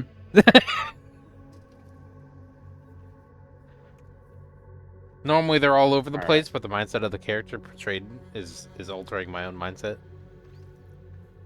Uther, Pathani. Actually, I'll just do everybody. Easier to do it that way. Can you give me a D6, Uther?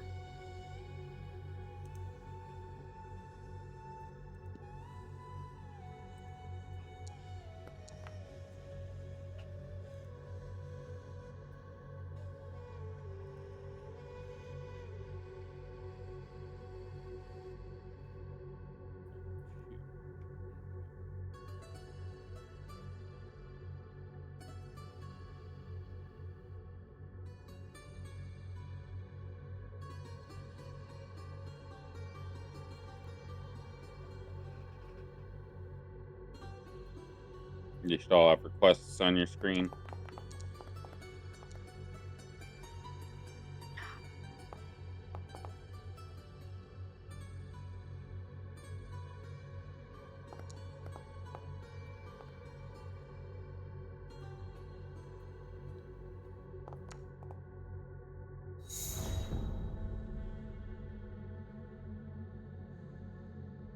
Is that on nat 20?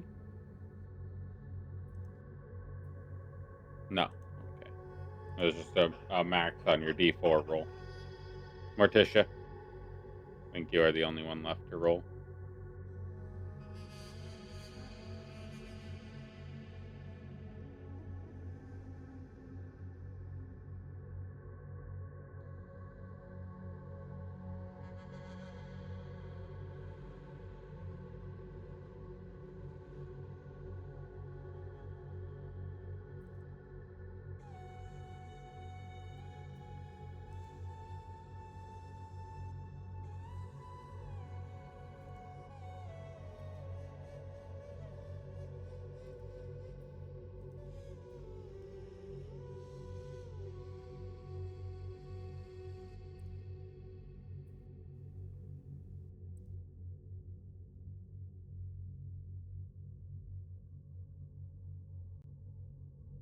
Therapy, are you there?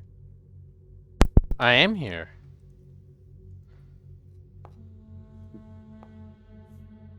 You're the only one left to roll. There we go.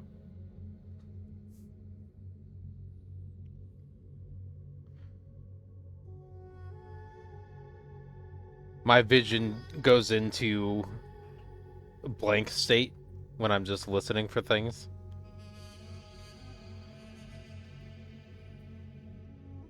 Complete, like, just staring. That's great.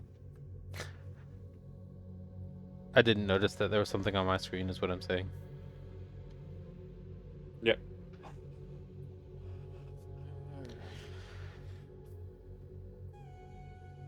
Even though it's Tessa's fault. She's hacking my screen. No. She does it all the time. She puts pictures of koala bears on my skin. What? Yeah. They're all chewing gummy bears for some reason. So, Uther, as you are scanning the horizon, your vision scans the whole horizon, and then a small tickle in the back of your brain says, you missed something.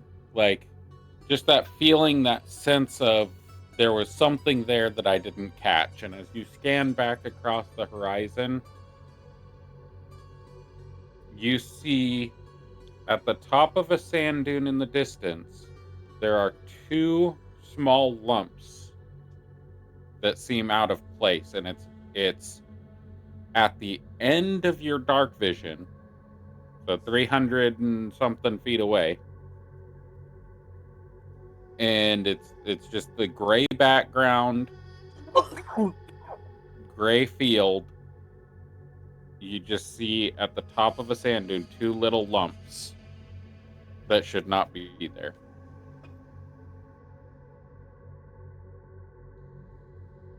I will point in that direction and ask Sandmole and whoever else is in the cart that can hear me, like, am I the only one that can see those two dots on the top of that horizon? He kind of squints out and says, I don't really see anything, but if you see it, your vision's probably a whole lot better than mine. Most likely, it's going to be somebody checking out the caravan as we leave the oasis. And he'll reach back, like, right between the two of you, right behind the seat that he's in. He grabs something, pulls it up, and hands it to you. And it is a telescoping spyglass. And he hands that over to you. Oh, neat. And you I take will the try and use it. spyglass. It's pretty self-explanatory how a spyglass is used. If you look in the wrong end, you already know you're looking in the wrong end, and to flip it around, because everything gets smaller, not bigger. So you open it up and look out at that spot, and as you pull the spyglass up, you see those two lumps. You can clearly see two heads and two shoulders, and they have a spyglass looking in your direction as well. And both of the heads and shoulders drop beneath the dunes, and they are out of sight. But you could clearly see that there was two people scoping out the caravan.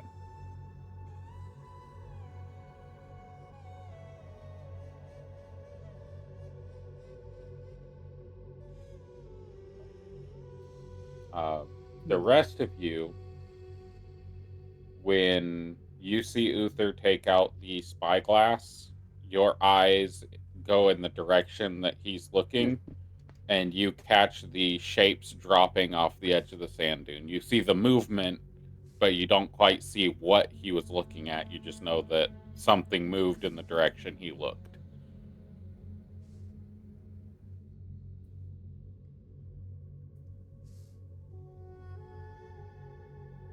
We have not done a long rest yet, correct? Or have we done it so before this? You guys did enough long rests that you're all full, or should be all full on Okay. everything. If you need to fill anything up or use something, No, I'm just making ahead sure. and do so. I took a slot to do false life for 12 hit points a long time ago, and those are still there. So I'm down. yeah, a- but a you said slot. you do those every morning. Yes, every time Right. I would wake up at the beginning of the day. Yes. Yeah.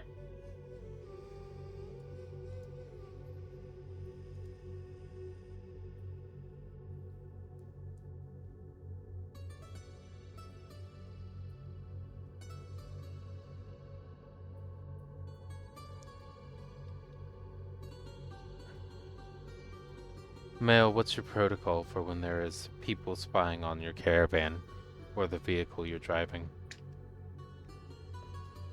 Huh? There are people? There are people? Where are the people? Where are they? There were What are they two doing? individuals over the dune.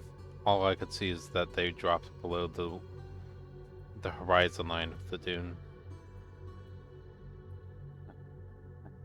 I knew something bad was gonna happen.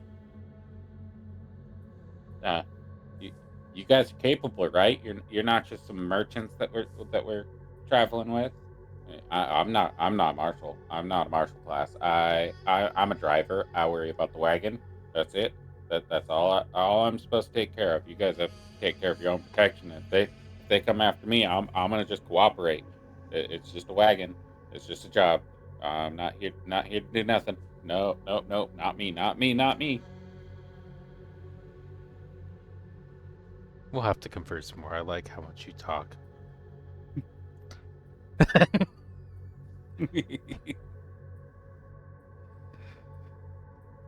She is visibly panicked right now. Like she sees 1,000 eyes in the sand everywhere. Oh no.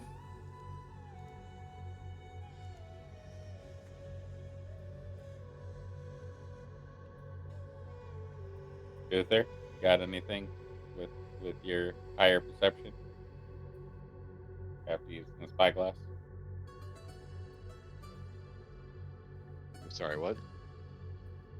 You used the spyglass and you saw what you saw. Do you tell anybody about it, or you just gonna stay there, look at the spyglass? Well, I don't necessarily see a point in stopping the cart. Okay. I will tell Sandmole, like, I saw, it looks like two people with spyglasses eyeing us up. All right. Well, I'm sure you all are capable. You all seem like pretty capable folk. Most of these people, if they see capable folk, they just walk away. But if they're raiders, that they might send a troop to harry us. But I think seeing you looking at them and your awareness, that it might have scared them off. They're probably not gonna engage with us. Too aware of a target, if you know what I mean. Any standing bounties on raiders? Out a merchant contract or missive? I'm not aware of the contract system or how, whether or not they have contracts out or not. I'm just here to drive the cart. But usually, yeah, they'll pay by head for taking them back. I don't usually like carrying the heads back in my cart, so I like to keep it clean and neat and orderly and taken care of. So Well, we do have I another keep getting cart the that good could jobs. go in.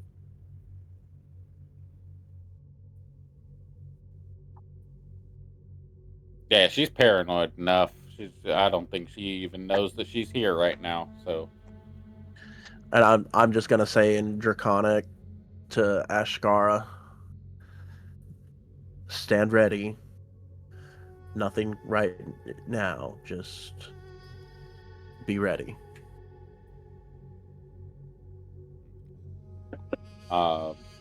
you travel for the rest of the day or night, and as the sun starts coming up, you do notice that you are arriving at a very, very small,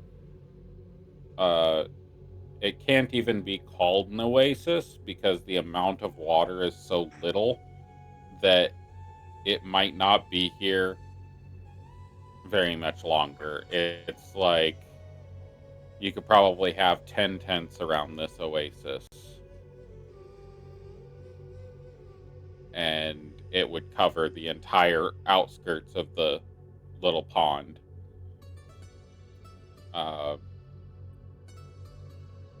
As you roll up to the side of this oasis, there is nobody else present. There's nobody on the horizon. And you get started on making camp.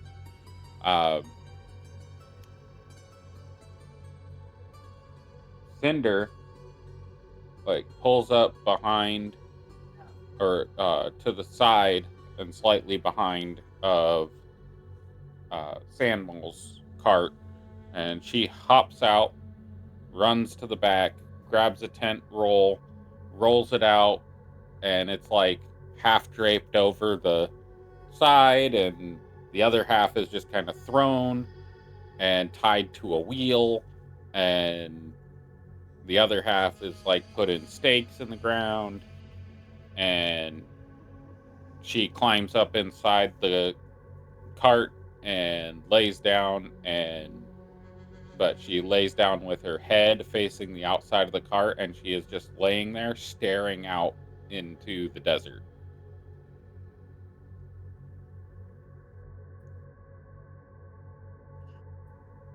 And I'm assuming the other two, as she's doing that process, are getting out and making their camp, Yes. setting up their tents and such. I'm also going to have a conversation with Mail when the opportunity arises. All right. But Are you not- going to be setting up your tent first, or are you going to conversate with her while she's setting up her tent? Once she's done, so I'll do my tent first. Okay. And then you guys did do the two-person tent, so Morticia and Tanith are in a tent together, I'm assuming, and then Pathani and Uther together. Yep. Right? I believe so. I know I have a 2-person tent. I got rid of my I tent. mean, I do not have one. if Uther wants to go with his concubine, then Oh, That's why I was asking. oh, that's gonna be the new joke. Oh, we're Yeah, gonna, no. well, you'll you know. be restrained at one point. Yeah, No. we have to get there eventually. Anyway, It'll happen naturally on its own as eventually. It will. Stand That's the small. sad part. pulls up and stops, and as the chaos is ensuing behind him, he is sitting in his chair. He sets the reins and wraps them around and pins them in place on two, like, the leather straps have slits in them, and he pins them to two little bumps on the rail that goes across the front of the wagon. So they're strapped in place. And then he looks over at you, Uther, and just stares at you for a little bit.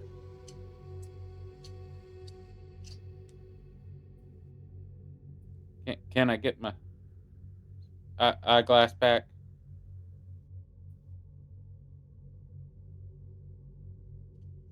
Never. He's holding his hand out to you. If you're I still talking have it, I muted. give it back to him. Okay. He'll take it and he closes it up and he flips it around and sets it back into that same spot in the middle of his seat. All right, time to disembark. I gotta set up my tent. Time to set up camp here.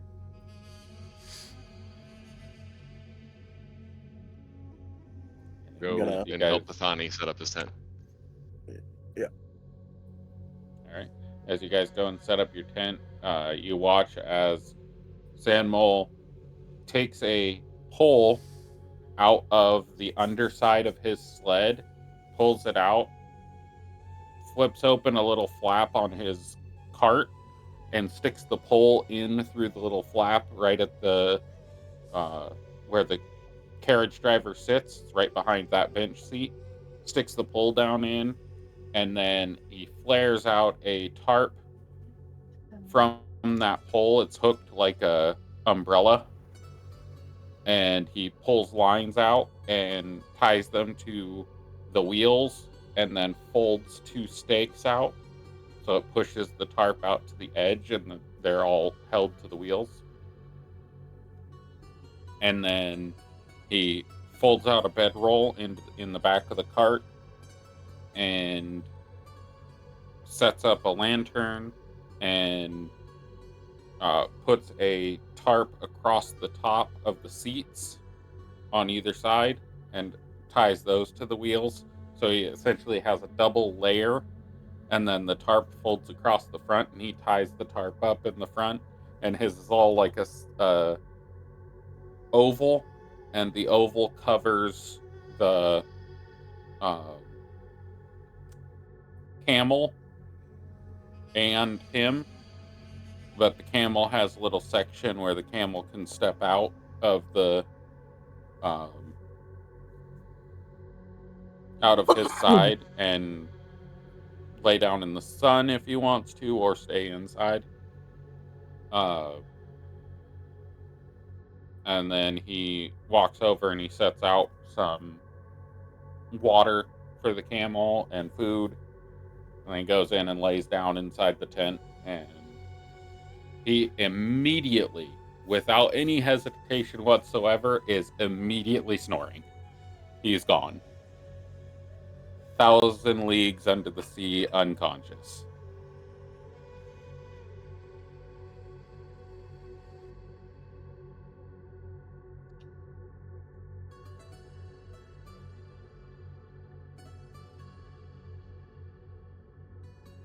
Anybody doing anything throughout the night once you have your tent set up? I'm we'll set actually. up Go ahead. yeah, we set up a watch order, right? And then find that barrel that we have, and I'll cast create water.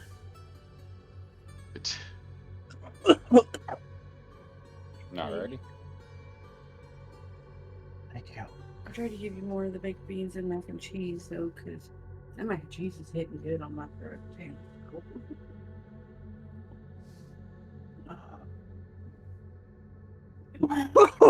Ready? And then Morticia wanted to. I'm gonna help Kenneth set up her tent, but I'm not going to be using her tent. Oh, Okay. You have more space available to you.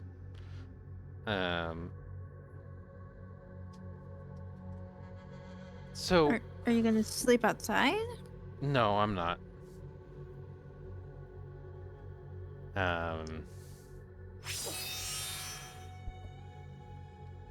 Oh yeah, let's do the watch. What was the order for watch? Did we have one?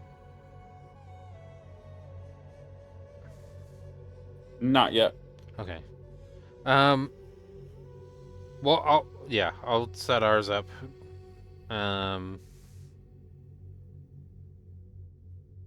By default, Morticia can take first watch always, unless people specify otherwise. But she will presume that that's what her job is. She will stay up for the first watch, even if somebody else is already awake, and then not do any other shifts the rest of the night. I can Alright. take second watch. What is going to be the hottest part of? Probably the last Yeah. one, closest to day. You might have part of it during the day. Third watch is always the hottest. That's the midday. Fourth watch is just as the sun is about to go down. So there's usually shade cast across everything. It's when the fourth watch is when the sand is the hottest, but the environment, the air, is cooling down. Third watch is when the sand is hot and the sun is hot. And then second watch is the twilight dusk time frame, right where it's transitioning between morning and like early morning sun is rising and getting into the heat of the day. First watch is the sunrise watch. Pathani would take the third one.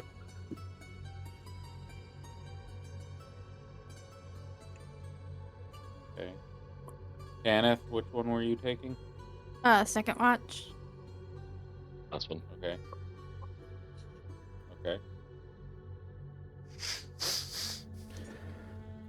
So, Morticia, do you have dark vision? Yes. Let me verify that, but yes. Goblin?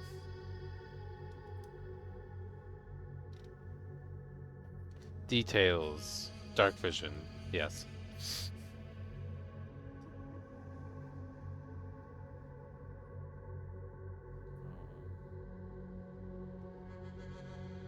Kenneth did recap, right? Yes. Don't forget to give yourself inspiration when you do recap. By the number on the top right of your character sheet. Yes. Thank you. I most definitely forgot.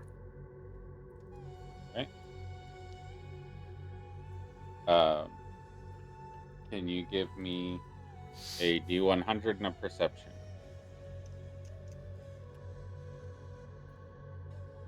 There is also stuff that I wanted to do before that All right, watch.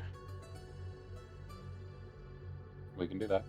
Um, What was it that you wanted to do? interacting with the paranoid. Yep.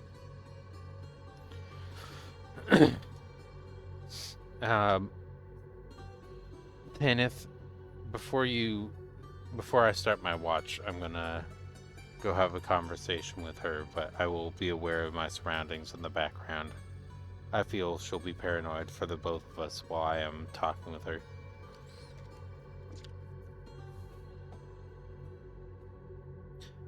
And with Tanith not responding to that, I'm gonna go off on my own. Is that okay? Oh, your microphone did not say okay. You did, but your mic didn't. Okay. Okay. Great. I'm gonna walk over to, with her head sticking out, effectively the back of the cart. It's probably gonna be at eye level.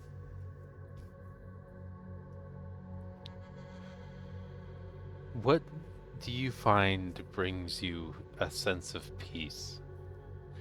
Having you as paranoid as you are, worried as you are, is not beneficial.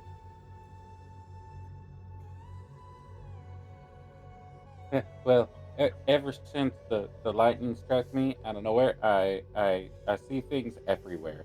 It's there's things in my vision that pop up everywhere, and I don't know what's real and what's not. And it just it I don't know. I feel like I'm gonna get struck by lightning again at any moment, or something else is bad's gonna happen, and I'm very nervous, and she starts chewing on her fingers, um, uh, breathing heavy, and looks down at the floor, and then looks back up to you. I think I have bad luck, and I think I was supposed to die when the lightning struck me, and when the guy brought me back, uh, the, he I don't know what he did to me, but now I'm really worried about everything. I think I should have died there. And I From think that stuff is coming after me to try to kill me because I was supposed to die. from my perspective, if somebody lives when they should have died, isn't that good luck instead of bad? Not if I died and I was supposed to die, but now I'm back and I'm not supposed to be back. I'm going And to now the scales aren't balanced.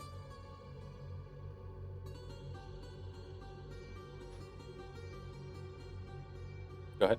grab her wrist very, very gently, as soft as possible, and remove, like, use her shoulder with my other hand to, like, pry loosely while speaking in a calm tone, her fingers from her mouth so she's not biting herself. Okay. I will give you the choice. You can do a persuasion or an animal handling check. Let's do persuasion. It's worse. She is in fight or flight, so she is very animalistic in reaction. So both work. 13. S- she allows you to pull her hands away from her face, but her eyes lock onto yours. You haven't answered my question. What do you believe brings you peace? Relaxation.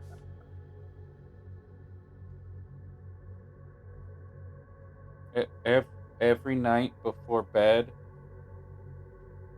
we used to pray to the sands and the winds of the desert, and that was a ritual that my mom used to do with me.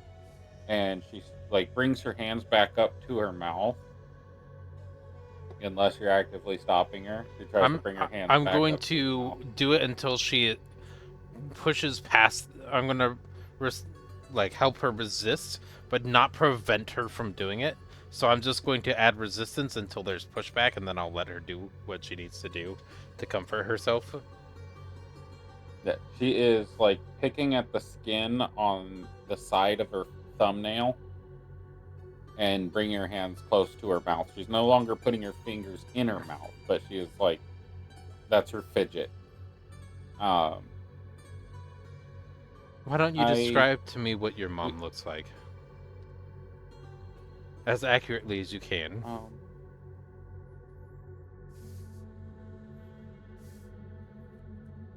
She goes completely silent for 5-10 minutes. I sit there with her. Well, actually, stand there with her, leaning against the cart in silence, making eye contact, waiting.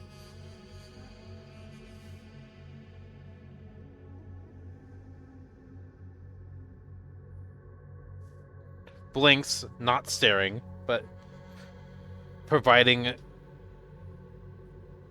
a reassurance. Her eyes start to droop, and her head hits the or falls towards the deck of the carriage.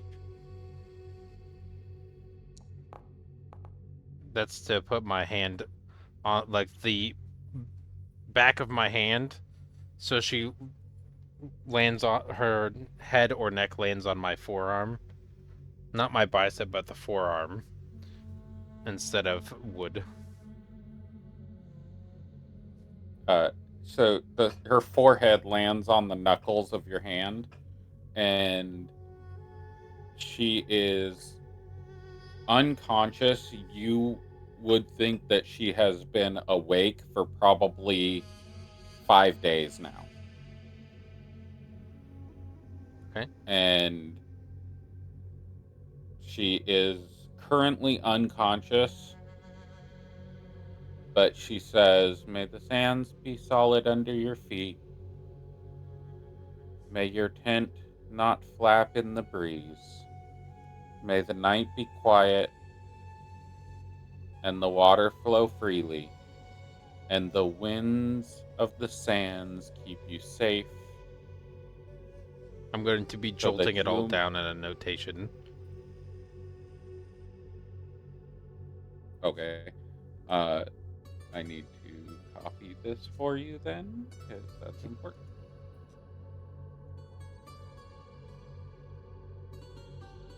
Her 4th level will be Keen Mind for the feat, so she'll remember everything she's seen or heard in the last month. So this is effectively working into her training her memory more. She says, "And may the winds, if the desert sands take you, may the winds deliver you to Zakharan safely."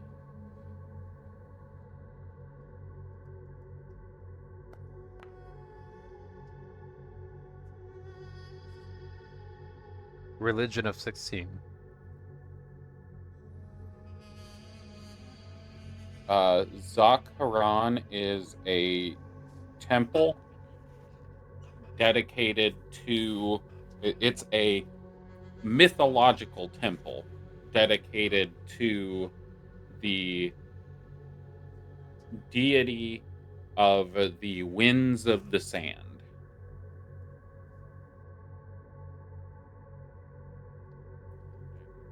Copy this so that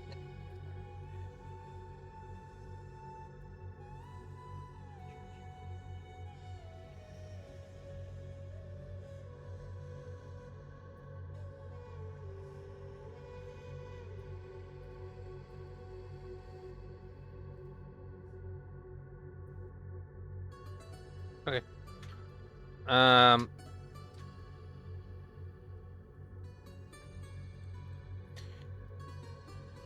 I'm going to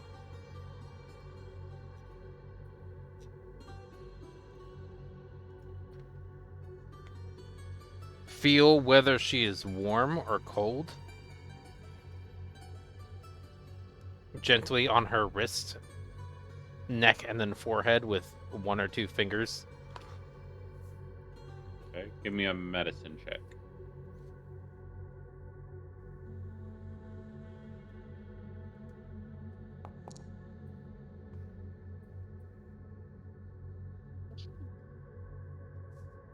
She does not seem to be feverish. She is a normal body temperature. Running a little bit hot because desert folk. But she seems to be in a deep, restful REM sleep kind of dream state. Okay. I'm going to use this on her for the minor sensation, chill, warm up, or flavor. So I'm going to either chill or warm up based off of what would be more beneficial for her body to aid in the sleep process. Effectively like putting a blanket on somebody when it's cold out and they're asleep already. Yeah. But sometimes this might be better to be chill if she's running too hot. So just lowering Yeah, temperatures, so- getting the temperature right. Yeah. For an hour. And I'll do it again right She before I does go to sleep. nestle into her bedroll, like into the fetal position in her bedroll, and goes silent. Okay. I will be doing my watch from where I can watch over her well-being as well as the rest of the group. So potentially the other side of the oasis where I can see into the back of Mail's wagon. Okay. So now the D100 Can and perception. you give me a D3?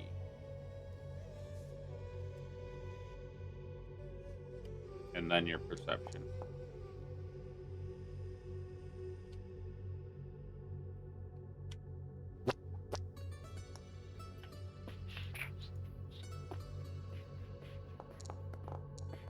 Heh. A natural 1. Perception. That fits. At least it's appropriate. You are paying more attention to her than you are the environment. Well, yes, her and everybody else in the group. I did intentionally word it that way, so my back will be specifically But to somebody or creature or something. so what I'll say is with that natural 1, your vision, your perception hyper fixates on her, and in that moment you are, or for that hour, you are laser focused on her. Okay. Because that's a nat 1. I'm fine with that. That works. Or at least your attention is captivated by her.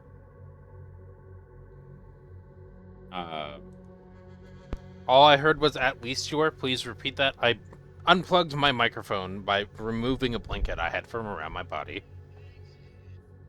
Oh no. I said at minimum you are, your attention is captured by her. Yes. Mm-hmm. That's accurate.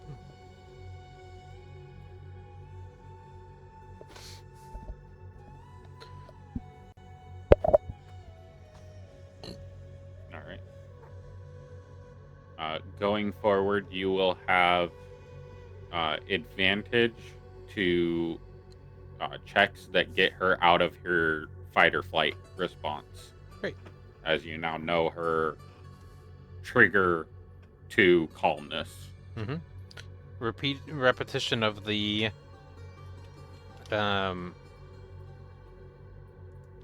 prayer. Yeah.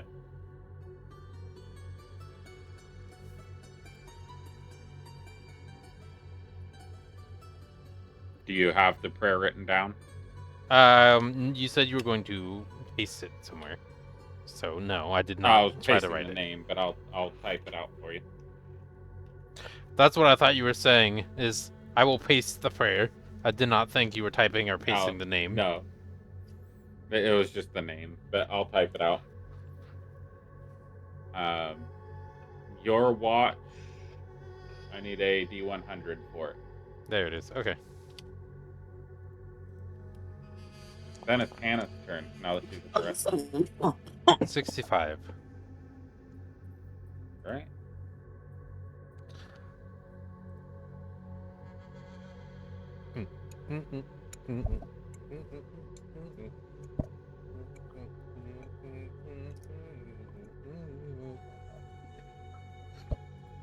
Who is the next watch? Kenneth, the one who's in the Hannah? bathroom. Okay.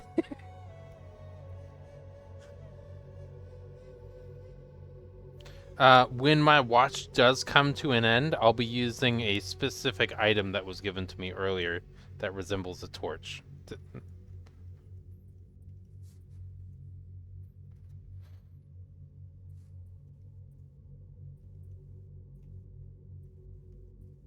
Actually, no, I won't. I'll probably end up going into the wagon with mail and sitting on my butt with my back against the wall and my legs spread out in front of me, facing her eye line.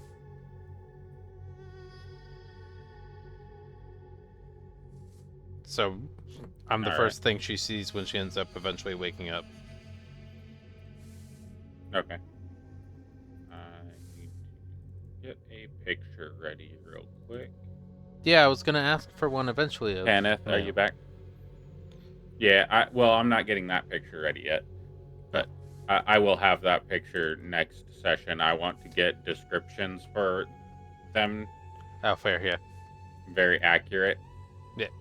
Since we're actually doing the thing. Yeah.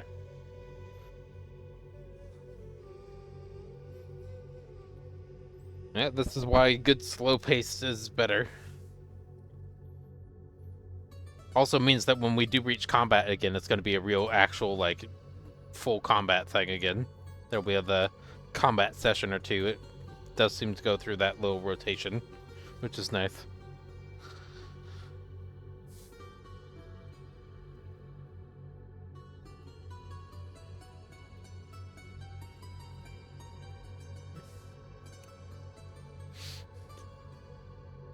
Tana's back! Oh my god, hi Tana! Hi! What are we in? Hi. Alright, now that you're done pooping. Eh. Haha, I win. You No, were. I had to pee. Oh, I tried.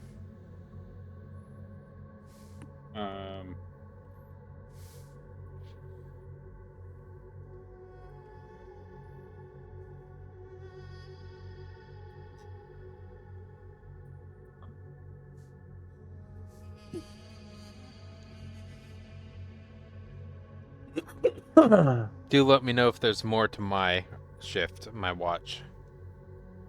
There will be. Okay. I am preparing something. Then I will take a minute or a minute here. I'm gonna use the restroom again. All right.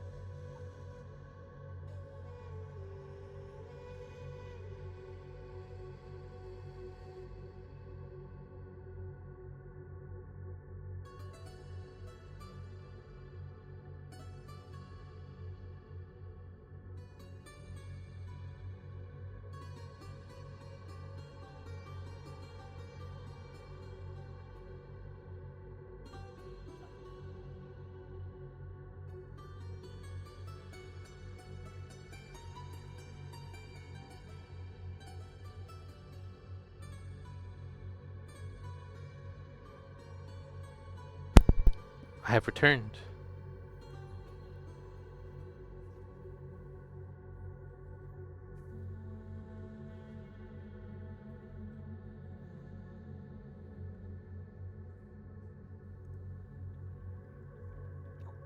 Beyond. Hee hee hee Grab. hee hee hee hee. Marsha.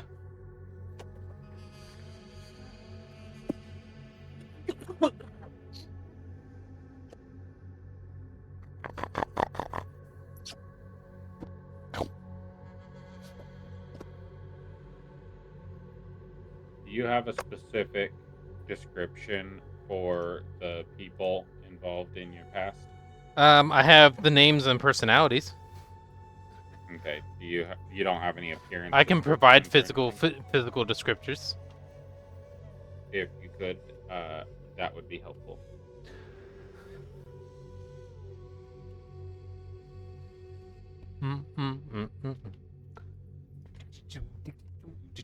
Location.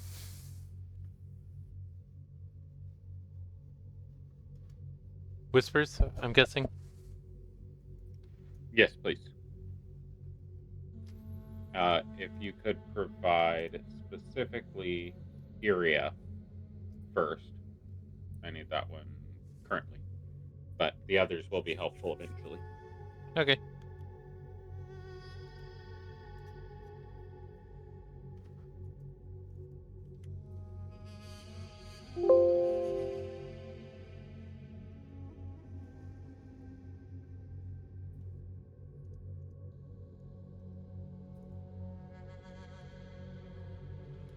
I am getting there. Do, do, do.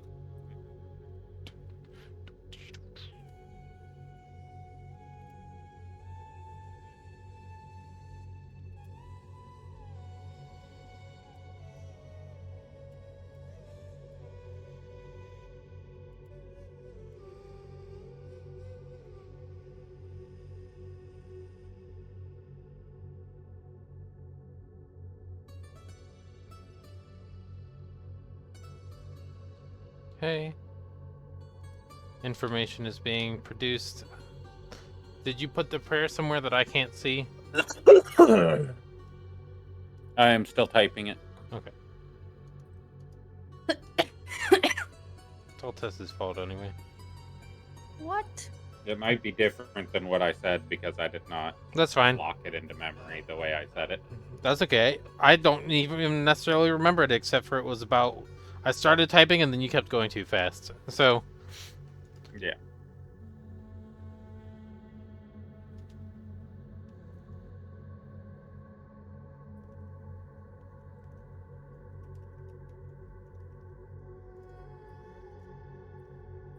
would you want images of the 4 characters in there as well, and Discords for you? Because I could do that work too. Not yet. Okay. Not yet. We can worry about that a little later. I'll just do the description for right now. Paragraph or bullet point? Right now it's bullet point. Whichever's best. Just Okay. a basic description will be all right.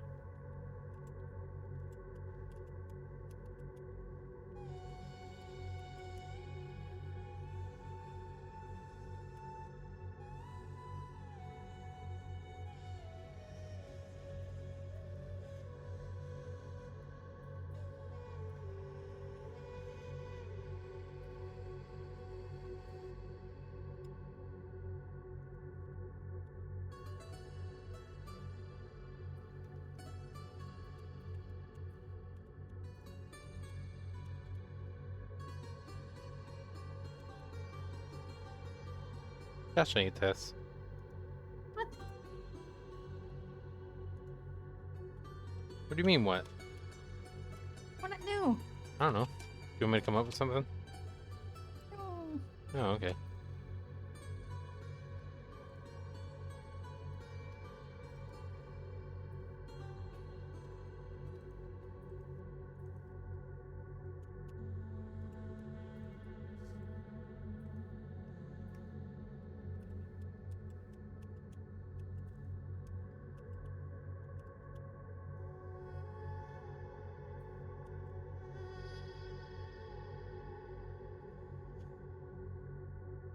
Information provided in Discord.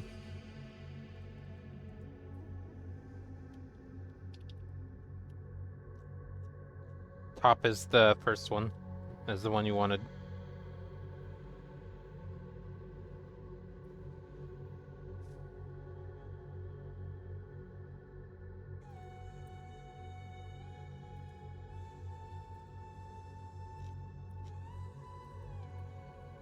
Gosh dang it, Tess. But What? okay. Hello. Hi.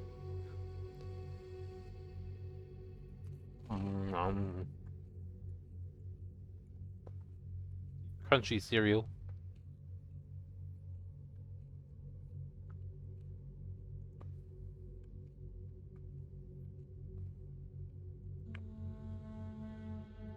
What?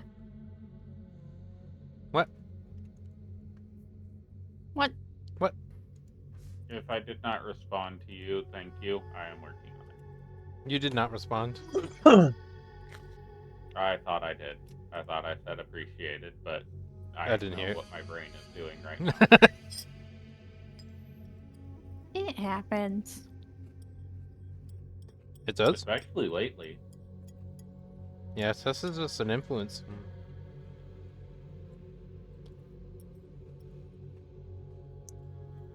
Sorry. Do you respond in your head but not out loud right away? I did, actually. It's like, how do I respond to this?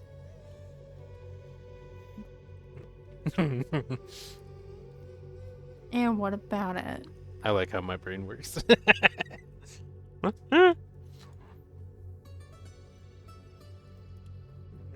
Get wrecked and such, yo. Food, but I don't want to make. Don't want to leave again.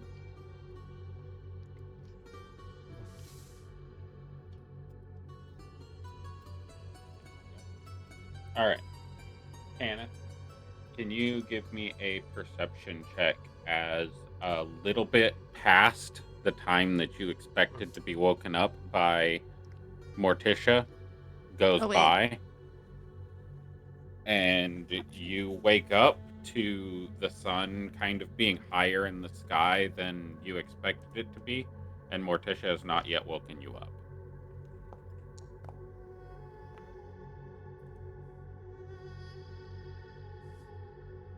Nice. Let's see if I can do this without 23. it showing everybody.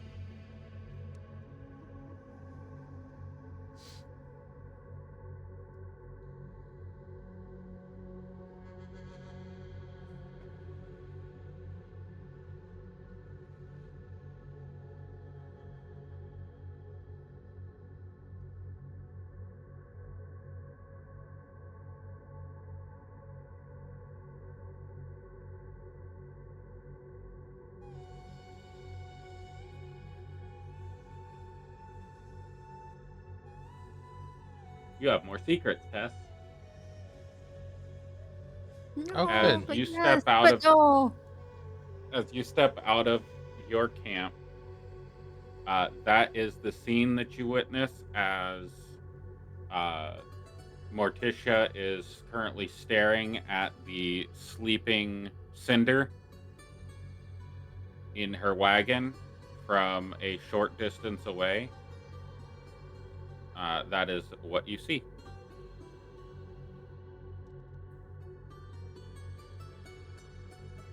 Morticia, you okay over there? What's going on? Your attention snaps to Well, hold on Hannah. now. Hold on now. Hold on now. Yeah, okay, that's fine. I got a nat 1. I got a nat 1. I might just have been completely unresponsive staring now. What? What's going on? She's sleeping. as soon as the attention moves, the vision that you see apparates. What division? I don't see anything. Is that for Tanith? No, the vision that Tanith is Okay, seeing, great. what she is currently seeing on her screen, apparates Appears. and disappears. Okay. No, apparates, disappears. I believe, What? unless I got my words wrong. Apparates. Disapparates? Dissipates? Yeah, it dissipates. No, Words.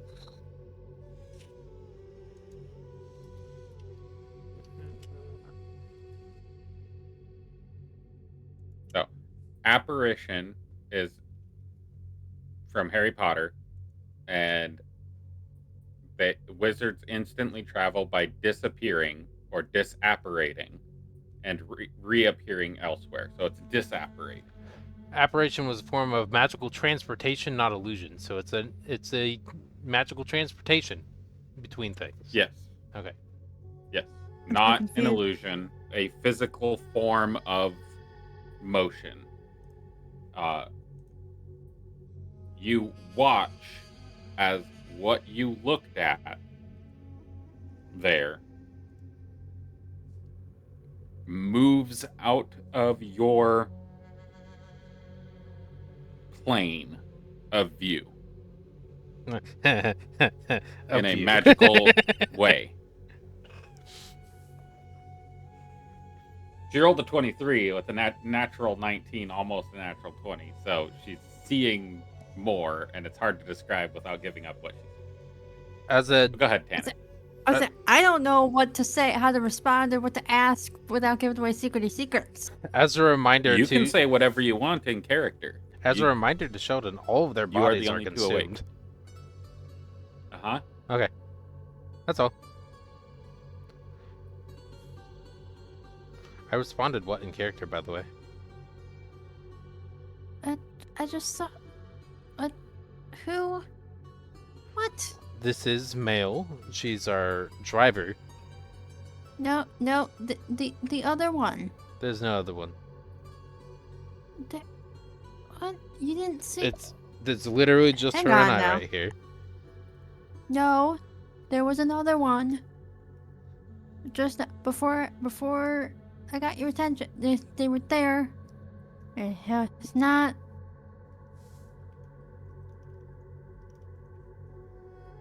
I'm not quite sure what happened. I woke up. You hadn't gotten me for my watch yet. Well, if there's another Don't one, are get you nuts. saying there's a ghost? Are you saying that there's the confirmation of people that are alive after death? I don't understand what I logic don't- you're trying to portray right I now. don't know what.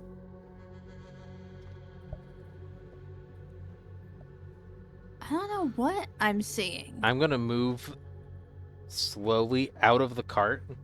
I presume Male is in such a deep sleep that she'll be fine. Yeah. Okay, I'm gonna move slowly and carefully off. Let's move this away from here. So you're getting kind of loud. She's trying to sleep. I'm not trying to be loud. I'm just trying to figure out what's happening. There was a. Oh no, wait. I was. Yeah. It was once You I got stepped her. away from the cart. Yes. Okay.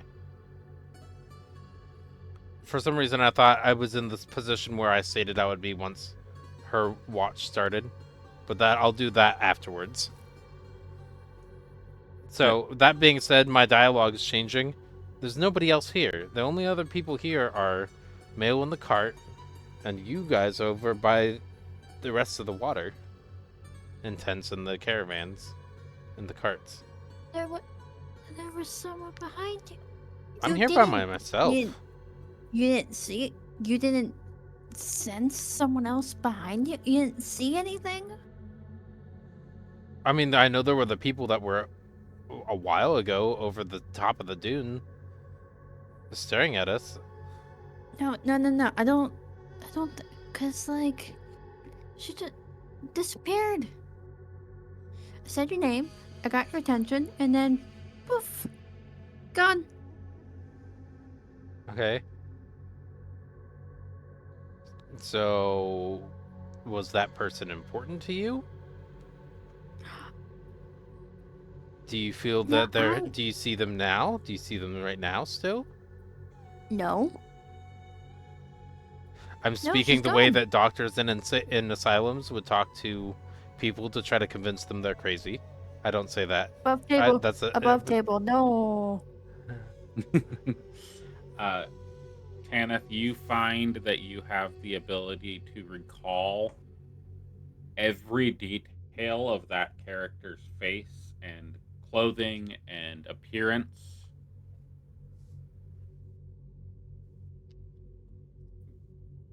You are able to recall that information clearly.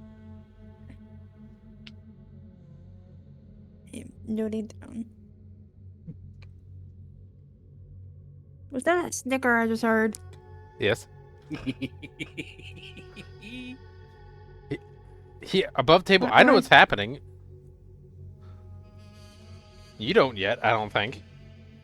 I'm so confused Excellent. and trying to figure out how to. I like that you have a secret that you don't even know how to connect. Nope. I'm not connected I- to shit. Tess, I already connected all of it. You've connected the dots. Yeah, I've I'm connected still the trying dots to I can't find the see. Dots. I was given the dots and I can't find them. Because you don't have all the information.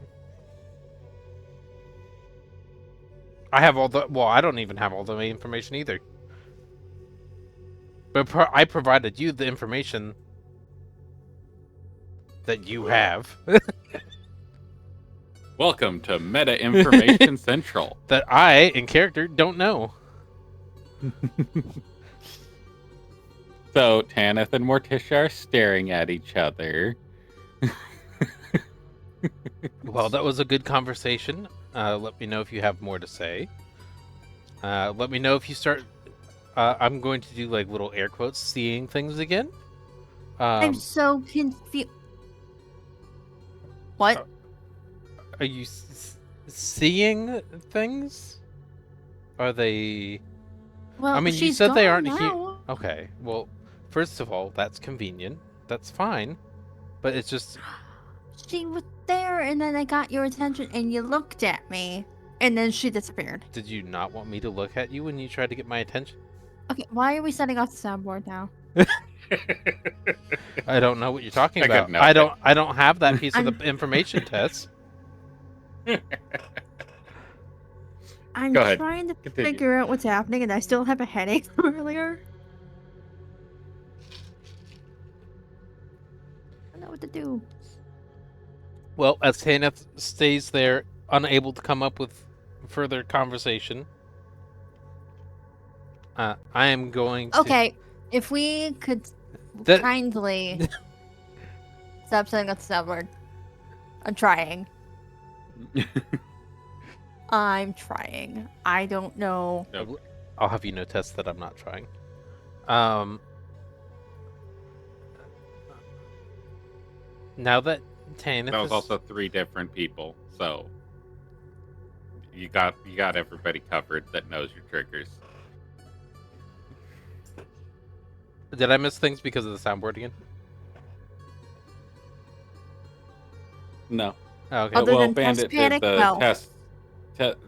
Bandit did the test decision making sound. Oh, that's fair. No more soundboard. Okay. So what's Tanith doing in this situation?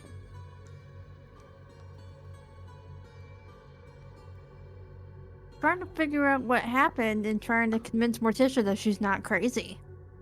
Go ahead and do Yeah, a she can. persuasion check then. Persuaded that you actually saw what you saw? Oh, I did so well at this earlier. DC will be 25 for her. Oh no. Because you also have no real information that you've given her about anything. So, all you're doing is trying to persuade her that you saw something that she didn't see. And isn't there now. I believe persuasion should go against your insight. Okay. To know. My passive is... Passive is what? 12. Did that roll? I saw it roll a dice. I saw it roll die Yeah. too. Let me refresh the page. It'll be black for a while. Like my lungs from smoking. Chocolate. Okay. All right. Mm-hmm. Okay, that's a I'm 3. refreshing as well. That's a 3. Mm-hmm. It was a 3 on the die. All right. So Tess, how do you describe the individual that? No, don't give her the information and the solution. She doesn't have that. She didn't do it. I With a 3, Uh-huh. how do you describe what you saw? Oh, there you go. Okay.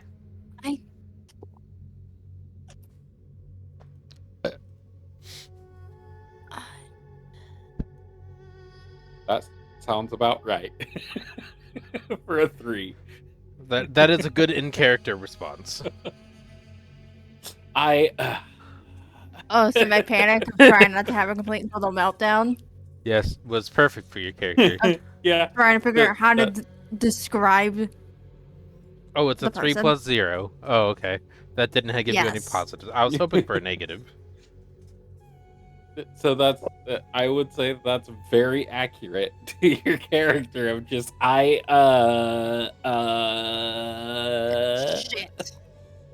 Morticia is gonna say, "All right, I think you make a good point.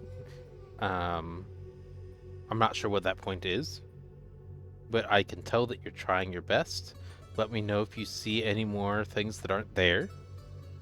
And I'm gonna go into the cart and you can start your watch. Does that work?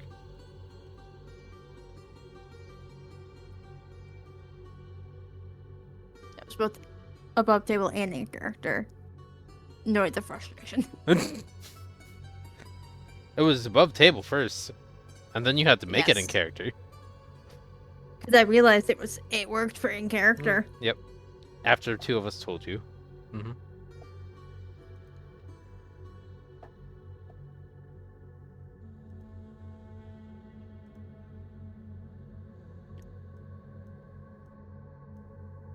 And now that Tanith has not responded to my statement, I'm gonna walk away. Hey. Did you I need thought more you already time? walked away. No, I'm saying I said that, and then I'm going to walk over to the character, to the cart. Uh. I asked, "Is that okay?" and you didn't respond. So she has now walked away. To be fair, this whole oasis was what, a 10-foot body of water? Not it's a lot. very, very small. Like, you manage to land at an oasis that has no trees around it. It's just a spot where the previous rain gathered some water that hasn't fully soaked into the ground yet. So, Tess, if you wanted to follow, it's less than 30 feet away. I Yeah. don't know how to keep the interaction going. I don't know what to do. That's all right. You don't Yeah. have to keep the interaction going. You give- could bring it up later. Give me a perception check and a D100 for your watch. Okay. And it's at this point that Morticia goes into the cart, puts her back against the wall, but on the ground, and her legs either bent or straight out in front of her, making so the eyes are facing each other for Male. Alrighty.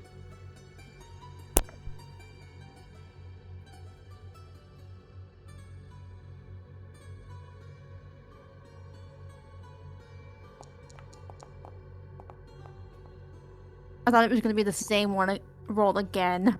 I was gonna be like, no. Nice. And then D100. Oh. Type in an actual number test.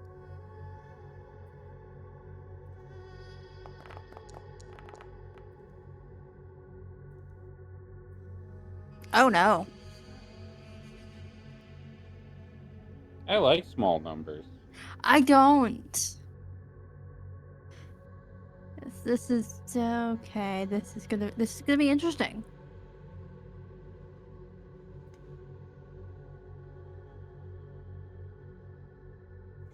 More note paper.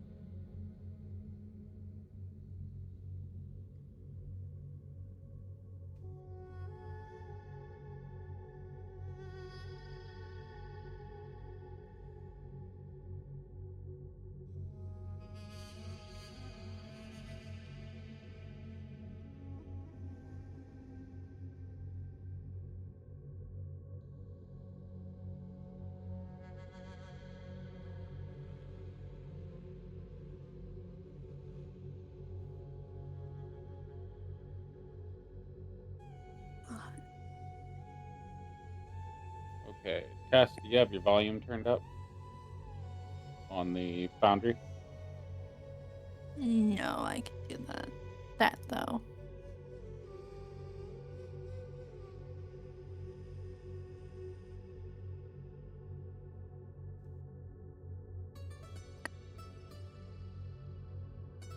Now I do.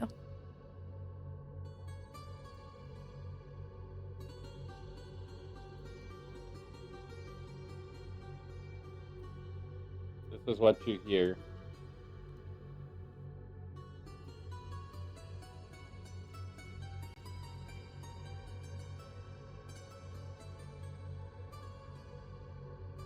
I don't think I like that.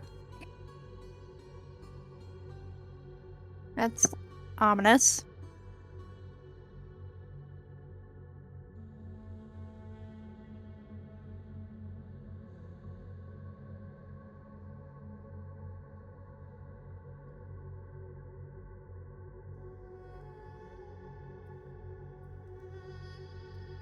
Can I tell what direction it might be coming from? It seems like it's coming from everywhere and nowhere Oh, simultaneously.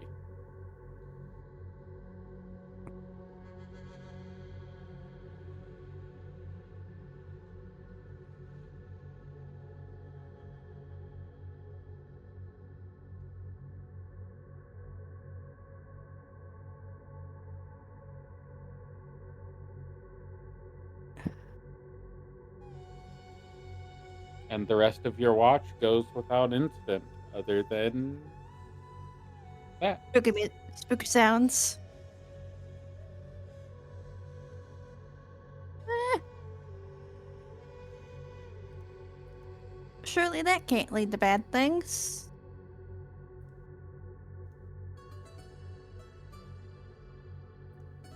As you realize that your time for watch has come to an end,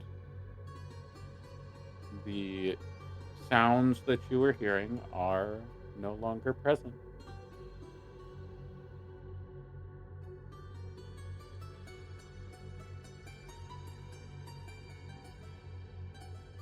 Okay, so we're seeing things and we're hearing things. This is fine. It's fine. We're not going insane. It is a perfectly reasonable explanation to what just happened. It's fine. Our watch is over. We're gonna get some sleep.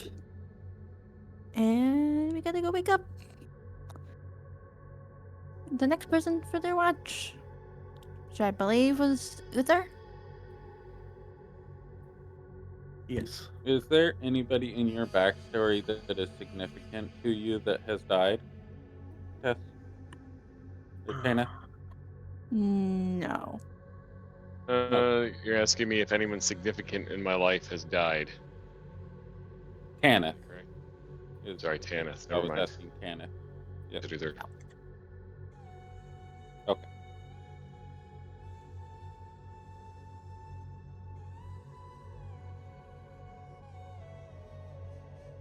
Go ahead. You can do the rest of your watch. Unless you want to do the third watch too. I can add some more stuff. No. I go to connect Uther and wake him up for his watch. Who are you waking up?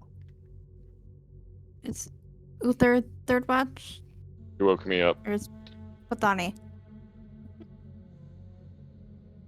and I will. Whoever is third watch. I believe Pathani took last watch, right? The other way around. I took last. Pathani, Oh, took third. Pathani took third because it was going to be the hottest part of the day. But I'm awake. That's fine. You No, need to wake up. she would have woken up the person as player didn't remember which one, and I Yeah. didn't remember which one either. I was like, it's so 50-50. Pathani is woken up by Tanith.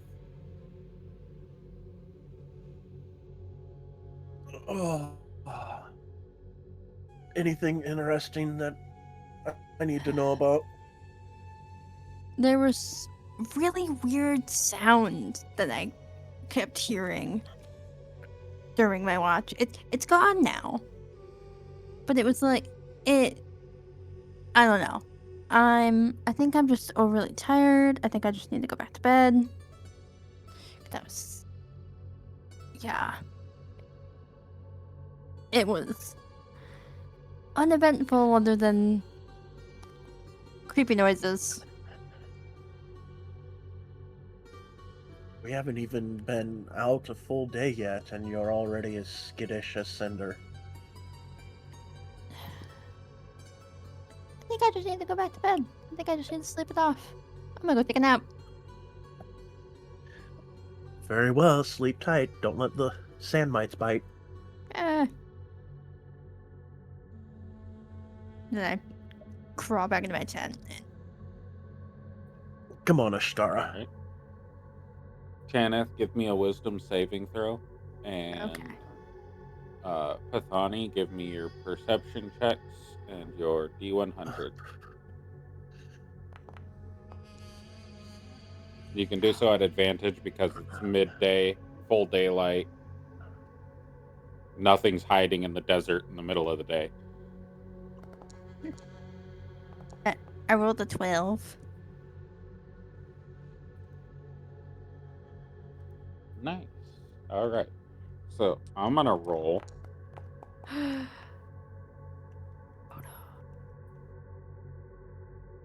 to set the DC for what might occur. You're lucky.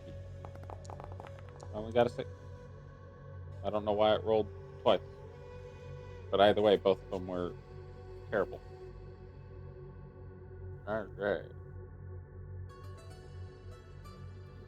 16 and an 8. Those are very effective perception checks. 18.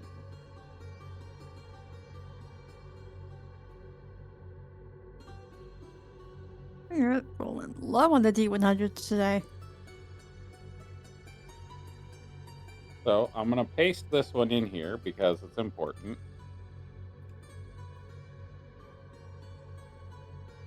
Tess. Tanith Oh, receives a nightmare.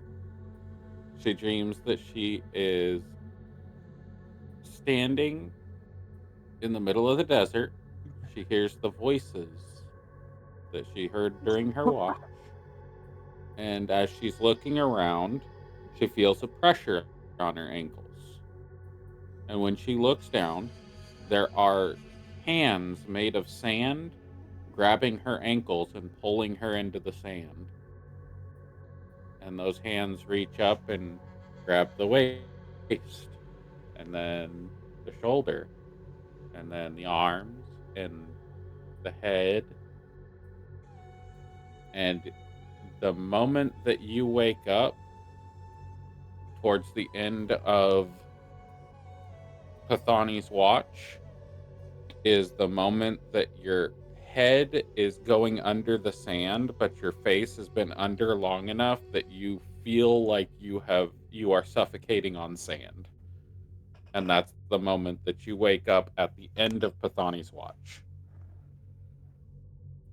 oh. You So- do not so just- receive the benefit of a long rest.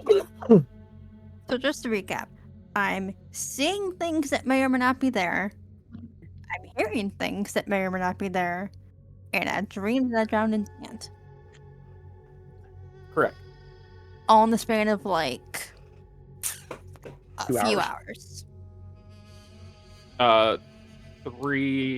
2-3 hours. Oh, poor Tanith. Poor thing. So how does Hannah awake from that nightmare? What does everybody hear, see? Tanith frantically trying to catch her breath. And remember how to... Trying to catch her breath and trying to remember how to breathe.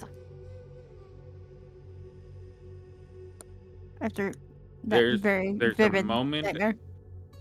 as you wake up that you don't feel air in your lungs. You feel like there's a cork in your throat and you can't suck air in. And that cork vanishes as your mind fully comes to wakefulness. And you, Pathani, you hear towards the end of your watch from Tanith's tent a deep inhale and frantic, like scurrying around.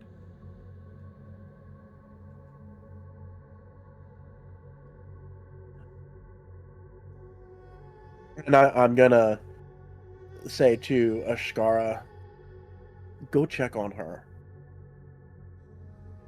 And send Ashkara over to her tent just to check on her, make sure she's alright.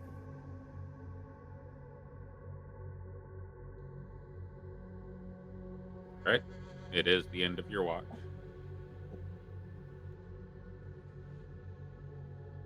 And I'm gonna go back to my tent and let Uther know that it's time for his watch, and it was rather uneventful, aside from Tanith appearing to have had trouble breathing and was gasping for air in her tent, and I sent Nashkara to check it out. And it's now cuddling a scar. You're not getting the scar back for a little while. Do I need to go check on her? Ashkara will alert if something is drastically off.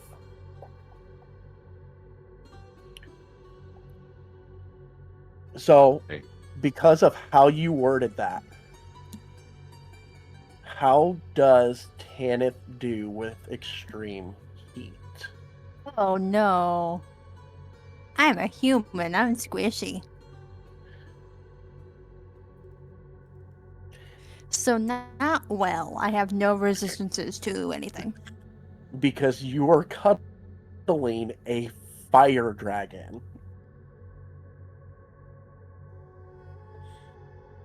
Whose scales not a fire are, dragon.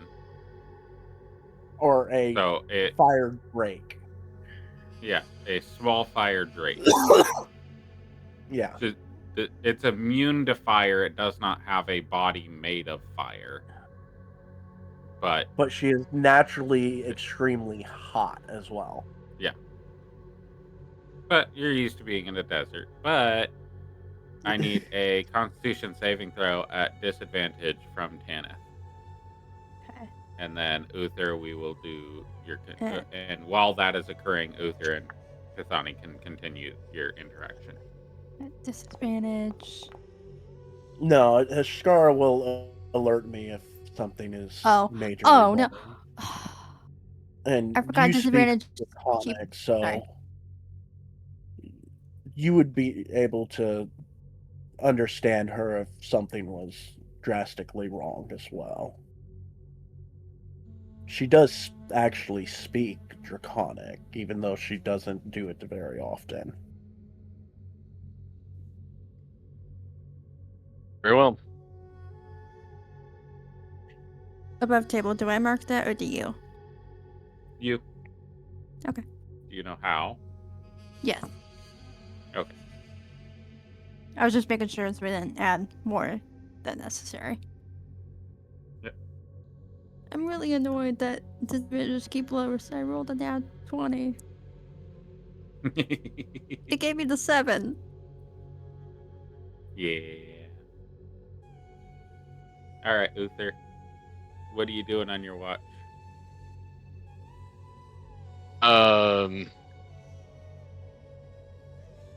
Watching. Checking anything in particular? No, I don't do anything in particular. Just I'm on watch, so I get in some exercise and walk around, and hopefully everything passes uneventfully. Perception with advantage and a D100.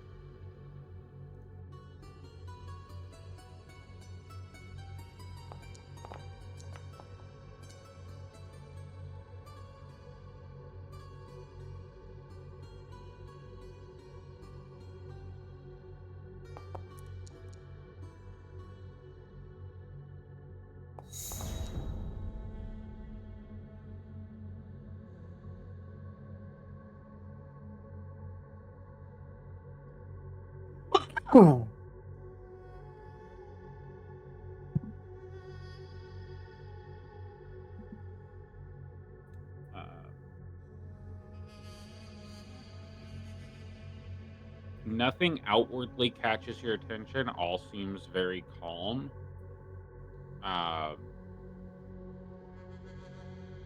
You don't see any sign that anybody, as you're walking around the camp, you don't see any sign that anybody has come close to the camp or rested on any of the ridges and watched the camp at all.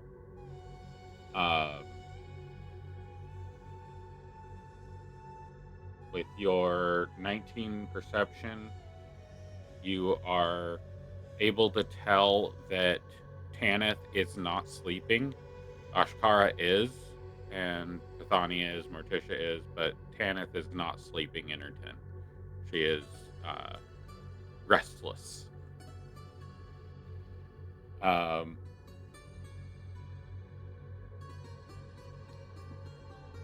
Did Alira share the names in her background? People were asked. That was brought up in the tavern. Uther asked the question in the tavern, and I provided just the names. No further questions were asked. Nobody asked what they looked like or asked any further details about anything. Morticia, you can set the DC. Uther, can you do a history check for me on those names?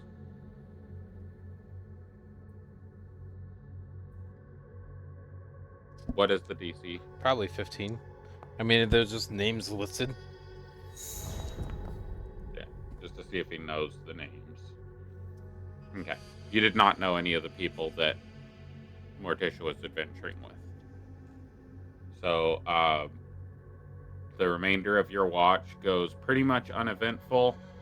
How do you hold your holy symbol?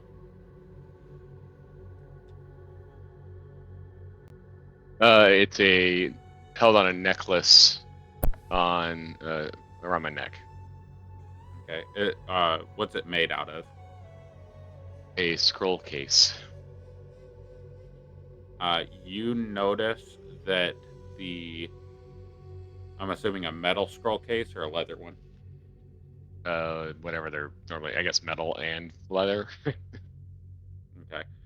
You Also notice like that the gold, so- strap on the scroll case, or the mechanism that would hold the scroll, is broken, like torn.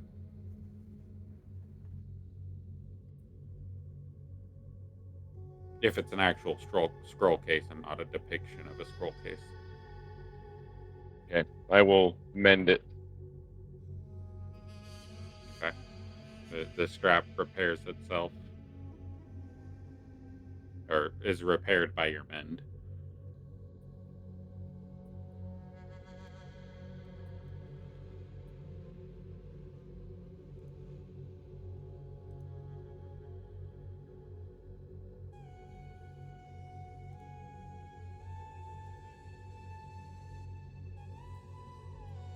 Grab. All right. Rests are complete.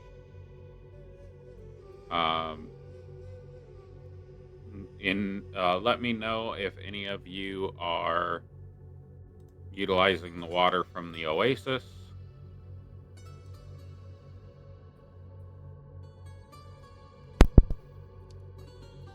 There is the long rest button for everybody.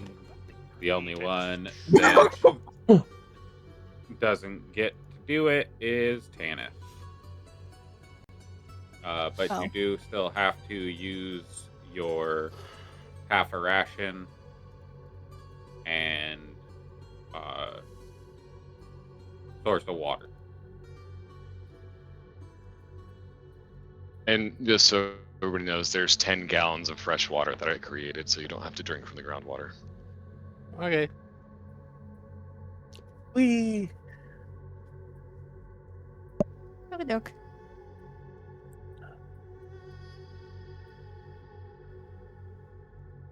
ration. 0.5.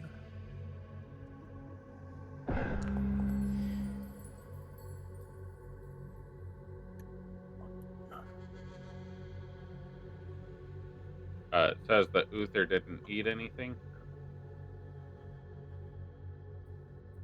Did try, but I guess I didn't click the right button. Yeah, you can correct it. I know you have rations, so just make sure wherever you have the rations Yeah, marked that I'll they are knock reduced. the ration off, and then I'll fix some money. It, So 5 okay. copper. It's still saying that it's minimum of 1 for the ration, not 1/2.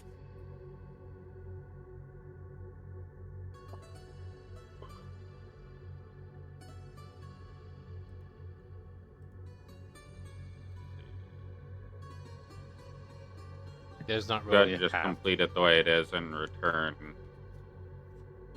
the half ration back to you. There. If it even lets you store it in half. Does It it let doesn't. you store it I- in halves? It don't let you store it in halves either. Okay. Maybe just in the future, rations can be half the cost or less expensive, Yeah. and that way we don't need half rations. We just do normal rations, and that will fix the. Or Yeah, or okay. maybe like lower the weight of them. Lower cost, lower weight, and then we can have more, and that'll fix the half.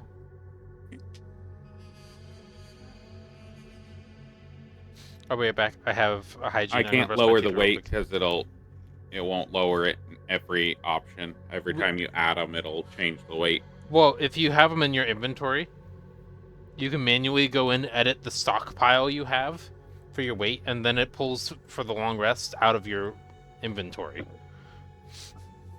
So we just would all have to manually do it from our character sheet, and we can lower the weight. Oh, shoot. Oh, you can do so many things. Yep. I found new buttons. I'll be right back. I'm gonna do hygiene. I'm gonna brush my teeth real quick. I'll be back. Look.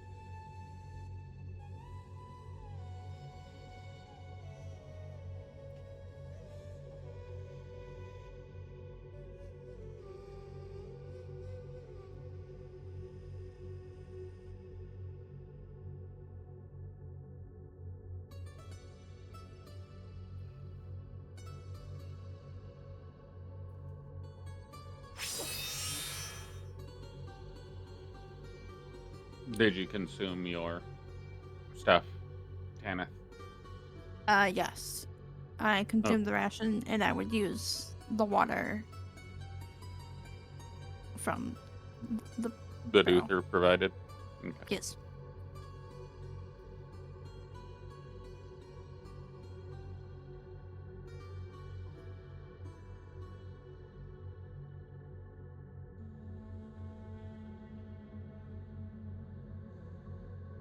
Nobody wanted to be adventurous and take a sip of the local pond water? I've already had like 4 things happen back to back to back to back. You didn't want a fifth? I could add No. the fifth. Because, yeah, cuddling the baby dragon sounded so fun in the moment. I was like, oh, it's Oh, a little baby. It was fun. Ashkar loved it. Well, good. I'm now exhausted.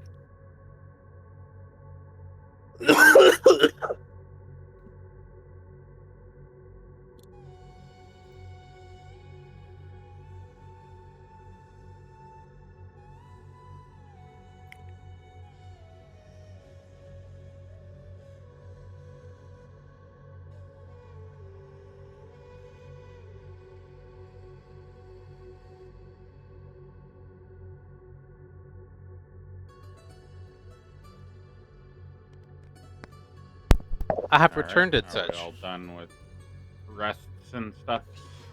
Yes. What is Male's introduction to or instance when I awaken and she's in line of sight? I want to clarify that everybody's done with their rest first. Okay, that's fair. Yep. Rest is Bandit? complete. Yep. Well, Morticia, as you wake up, you realize that Cinders is still sleeping soundly. The rest of the camp seems to be awake and alive, and the tent is being put up on the cart next to you. Mhm.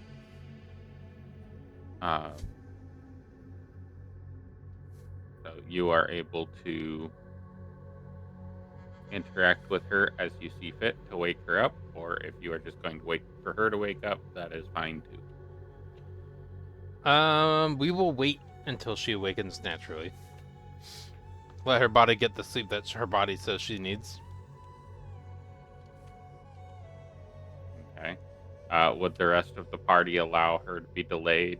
Allow the group to be delayed for about an hour? I am sitting inside the back of the cart next to her, to the point where if somebody does something, we'll have a conversation about it. All right, well, let's have a conversation about it. It's we're getting packed up and ready to go. I've been up for several hours already because I was on watch, and noticing that Morticia and Male are both still missing, or wherever the hell they went. I don't remember where they went. I will send Rock Gnome. Say, hey, go gather up Male and Morticia wherever they are, and tell them we're leaving.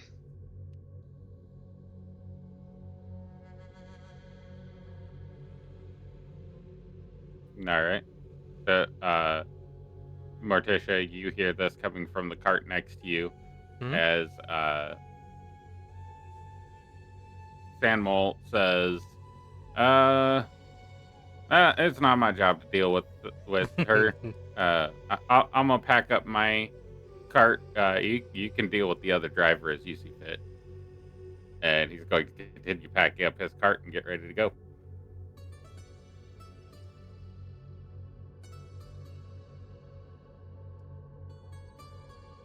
Aneth.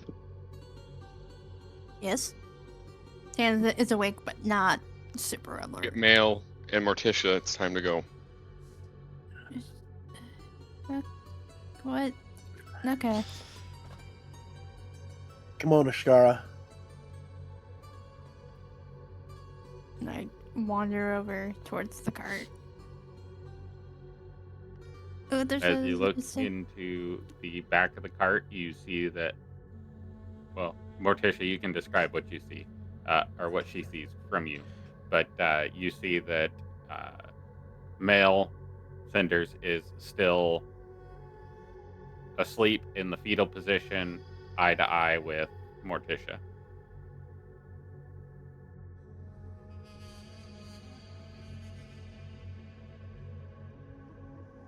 Luther says it's time to pack up and leave. Oh, good to know. Thank you for letting me know. Yep. Is Male okay? Or is she just She's still sleeping. sleeping? It appears as though she has not been sleeping for roughly 5 days. Oh. So if we want her to have to perform better at her job, she needs to regain the sleep she has lost. But I appreciate you informing me that it's time to go. Yep. Okay. I'll let Luther know, and we'll figure it out. There's so many noises that just happened. Medicine check from Morticia. She's dead now. Oh no. Natural 20. Natural 20. Fuck yeah. Tanith looks like death. Tanith has seen beyond the veil of life and death, has heard the voices of the damned, and did not sleep a wink after that occurrence. She is dead on her feet in sleeplessness and paranoia. Tanith, doesn't Mel look comfortable? Like she's getting a good night of sleep. Yeah? Why don't you? Did you see more things I- after you told me you saw stuff? I heard noises, and then I had a really, really scary dream. I was drowning in sand, and then a squire came to check on me, which was very, very sweet. But then he must have sent her into my tent. I was supposed to heard something. And I was cuddling with her, which in theory sounded like a good idea. She's really, really, really warm. So you're saying a being that's a fire elemental was warm? Yeah. It sounded like a better idea than it was. During the daylight Yeah. heat? Mm-hmm. Yeah. It sounded like a good idea in theory, and I did it, and it wasn't, and not really tired.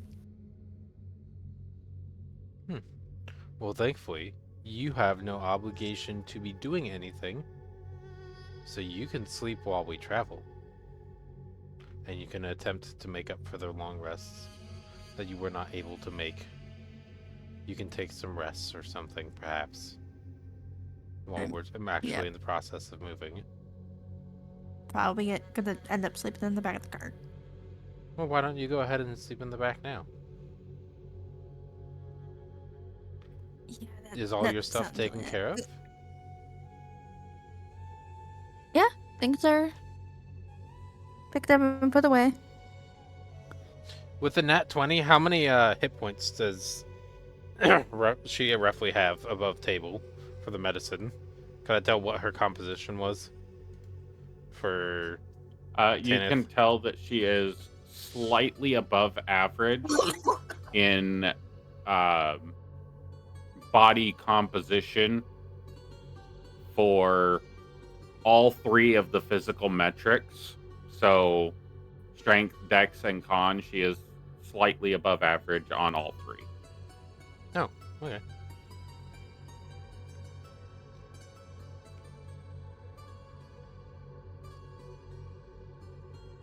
Yeah, why don't you go on? You have everything packed up already? Yes. Yeah, we'll just climb into the back. You should be fine. Okay. And I am not going to do anything to wake anybody else up. I'm not going to do anything to wake Mail up. I'm not going to get the cart ready, and I'm not going to drive. Are you gonna let Uther know that we're taking a rest and we're waiting for Mel to wake I up? will let whoever comes to talk with me to know. They will figure it out eventually. This is a stall tactic. 5 extra minutes is 5 extra minutes. If it takes them 5 or 10 minutes to finally come over here and say something, that's 5 or 10 extra minutes that she's asleep. Okay. And then I climb into the cart and lay down and go to bed. All right. I will use About 10 minutes passes. prestidigitation on Tanith for the ideal temperature for sleeping. Okay. Give me one more con save, Tanith. Okay. You still will not gain the benefits of a full long rest. You don't have a lot of resources used, but this is a advantage on your previous con save. So this is one normal con save.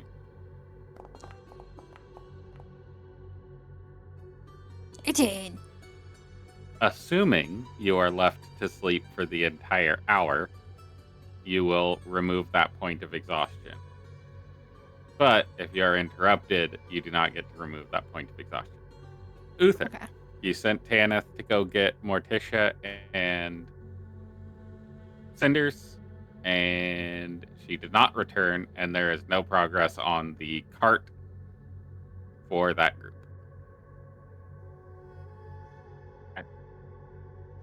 I'll sit in the cart with Rock Gnome, and I will read a book. Read Yeah. my book All right. on my job. If you would put whatever the information is for that book, what its specific subject is, in your book's description, obviously within reason, for what you would have in your backstory and have access to. Oh, it's the one it's the one I bought last session. Oh, okay. So it's on basically markets and business and Oh, okay. Yep. mercantile stuff. I'm like trying to start a business, so trying to learn how to start a business. All right. A Business for Dummies Desert Edition. Yep. Well, it's a 25 gold piece Um, book. I doubt it's for dummies, but Right. It's Yes. business for dummies because it is Desert Edition.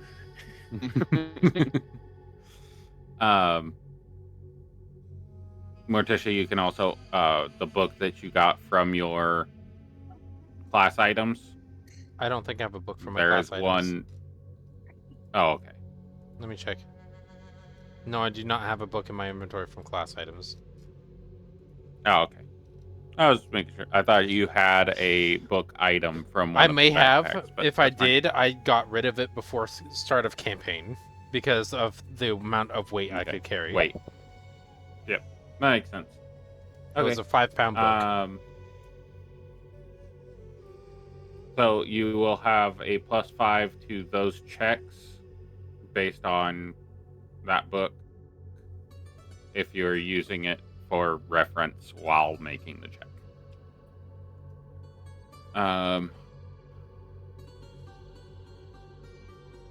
You are left undisturbed, Tanith, so you do get that exhaustion point removed. And an hour or 50 minutes later after that conversation, Cinders wakes up and seems to wake peacefully and slowly as she opens her eyes and you are sitting there or laying there next to her. Sitting She seems back against the wall of the baseboard. Yeah. Laying is more romantic. Not there yet. She's sitting. Give me a insight check.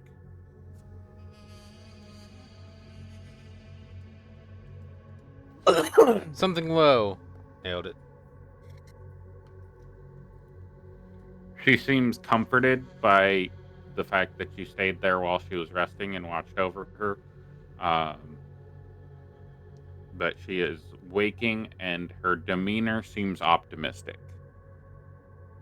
She does not seem extremely panicked. And the mania of the previous day is pretty much wiped from her facial expressions. She rolls over, stretches her arm out. All right, good morning. Good morning. The rest of the crew is And packed then up and ready to go, and so are we. We were just waiting on you and Tanith to get a little extra sleep. Alrighty, let's get at it. And she stretches her arms out and slides out of the carriage and smacking her hands onto the sand, but you hear her back. Every single vertebrae pops as she slides her back like you'd arch it over a chair, sliding out of the carriage. She lands in a handstand and flips onto her feet, and then begins rolling up her tent, packing up her carriage, and in this, I in will her do packing the help this action while time, she's packing. okay. In her packing this time, she seems much more organized, not nearly to the extent that An average person packing. Shandmal is, but she straps things down. She rolls the tent up and puts it in order, and like tends to the camel, which she completely neglected to do in the morning,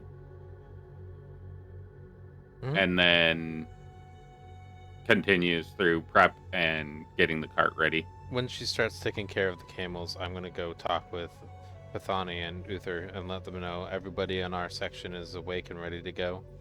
We needed the extra time to make sure that Mail was more fully awake if we wanted her to actually be effective.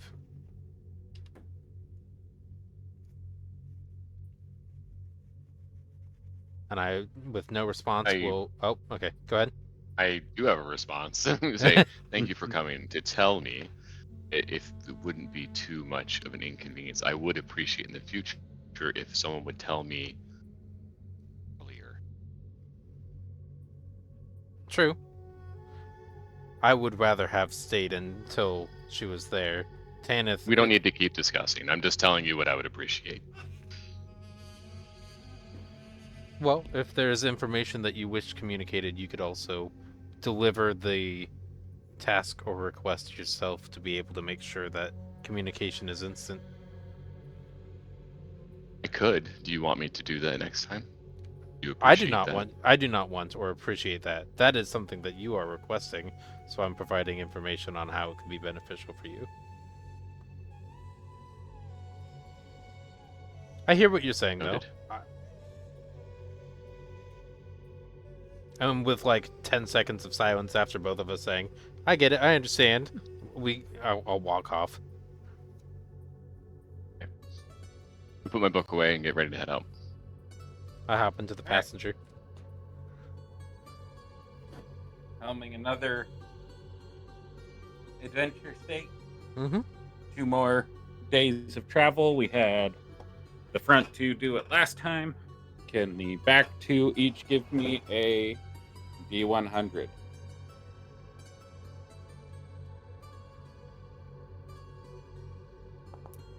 Give me a 7. Oh, look, I did. 2 of them. I saw a 7 on one of the die. I'm like, well, give me a 7. And give me a second one. Fun fact, all of this is recorded. It is very Maybe need interesting that I'm getting multiple things correct, but... Yes, Tess. Who else needs to roll a D100? You. Okay.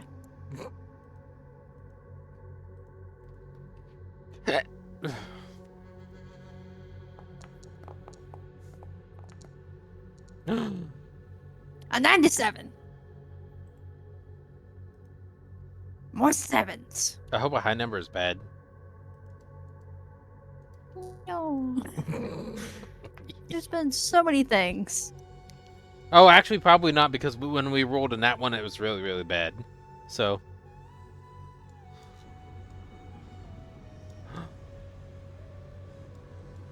Perfect. Now we can sacrifice Tanith. No. So, as you are driving your carriages past, you do notice the structure above you, or Ahead. to the north of you, Yeah. is to the north of you as you are driving your carriages.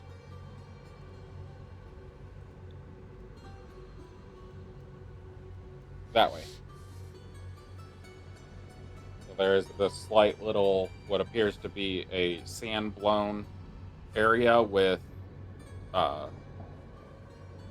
not necessarily obelisks, but like guideposts, thick, poured in place guideposts, making a walkway up to an altar with 3 pyramids formed in a triangle around that altar point. this seems to be a structure that was buried by sand that was removed during the last sandstorm.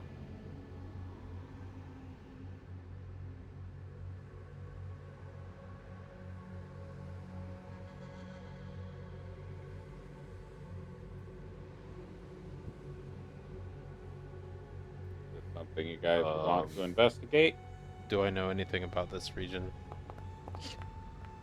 14. I was gonna say, you know anything about where we are? You know that this direction of travel is pretty much unexplored. This is a similar direction to where you went when the uh, occurrence in your past occurred. You're heading the same cardinal direction. You have no point of reference for the religious connotations of this structure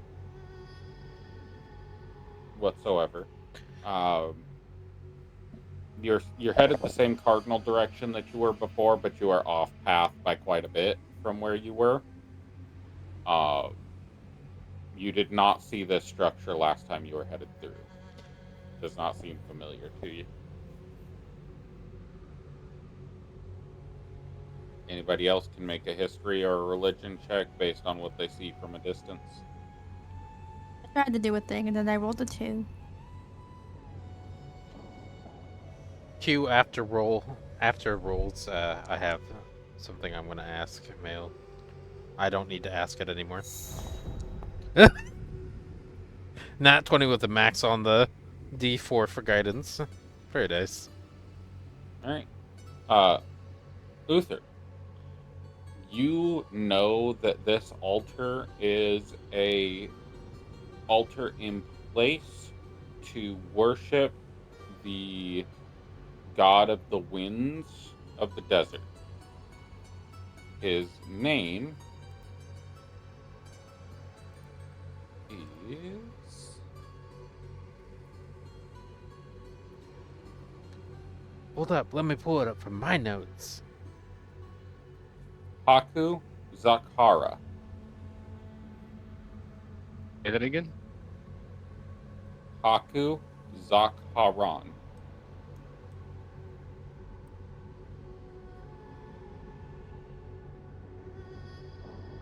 Zakharan? Is that what relation to? Wait, is that the same Zakharan Temple of Winds that somebody was whispering in their sleep? Correct. But you did not hear those whispers. I know. I'm just. That's why I was gonna ask That's Mail if she knew this place, but we'll get there eventually. Right now it's a nat 20 with a bunch of information. He is the god of freedom. He is one of the 8 great gods. He is also in the desert climates known as the gust of wind or the god of wind. His symbol is a face blowing a curl of wind across the desert sands. His domains are air, chaos, good, protection, and travel. He is a chaotic good deity,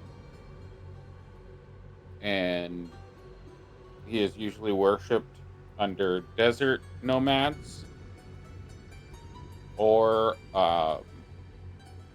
assassins sometimes worship him. Good assassins. Good assassins exist. Good and bad, both worship him. He is also one of the most common deities worshipped by Jinn. DJINN.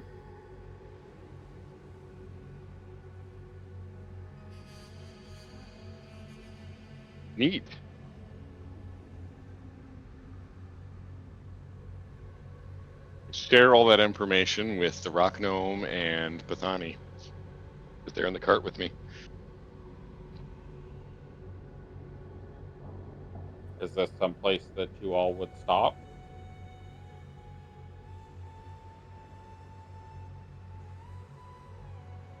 Look at Bethany. Do you want to stop and check out those markers, or do you want to just keep going? Is this something that would be beneficial to you aside from the mission that we are on?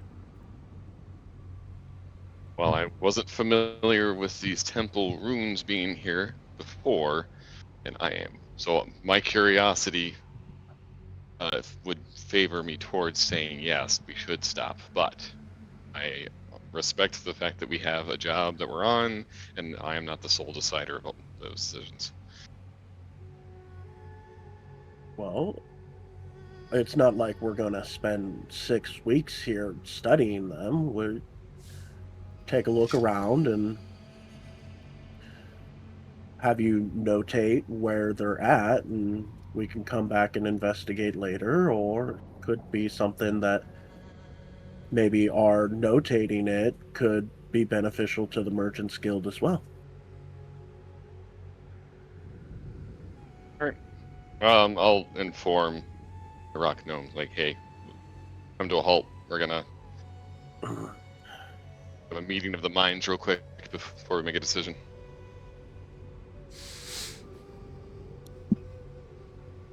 He comes to a halt. He's going to follow your directions. So you can assume that he follows your directions. And I will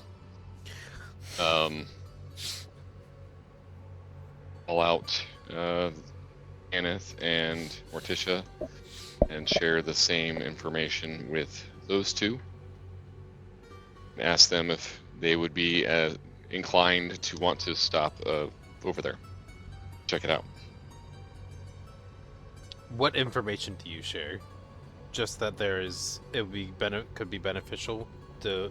I share it. Those are markers of Zak Paran or Taru, whatever his name is. Taku, Zak Paran, and the god known is a good god of good air travel, worshipped by assassins of good and bad ilk. His domains are air, freedom, blah blah blah, all those things. And Okay. also that there's All the information not of the really- 20 roll. yeah, all the information I can share. Okay. It is clear that he is excited by this discovery. Oh, excellent. What is Male's reaction? Also, yes, I think this would be a good place to explore.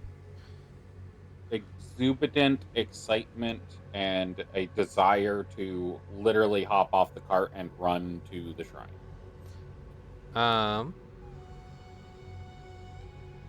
Make sure the camels are taken care of, and absolutely join us. I will make sure that you are safe. All right. We will sprint into taking care of the camels, into like setting the cart in order, getting ready to like locking it in place so The moment she is camel doesn't get spooked going and all off, that. I say, Uther Pathani, if you want to go ahead, as you're the ones that wanted to stop, we can meet you up ahead. You can I'm explore going it to first. go as well I'll head that way. and explore.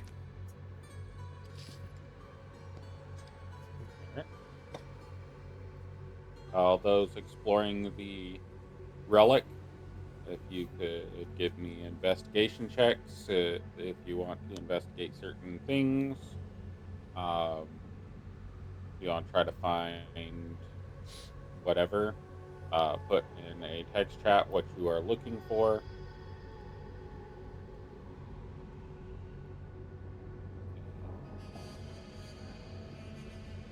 We'll go from there. Just so I have easy tracking of it.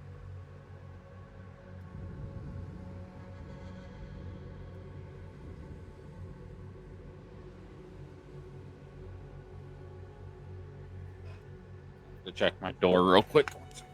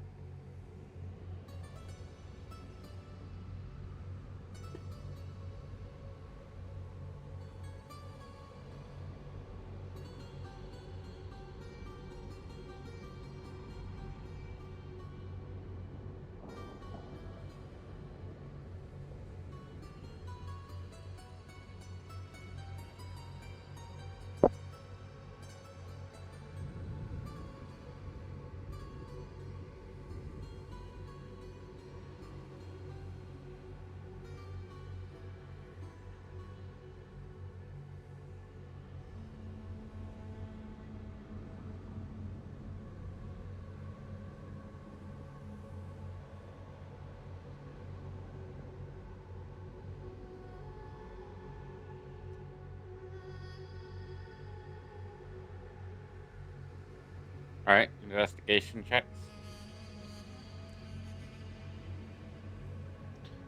How many? I have 3 things.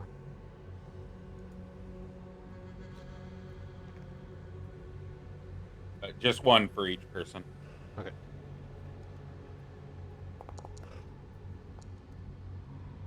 Oh, that was scary.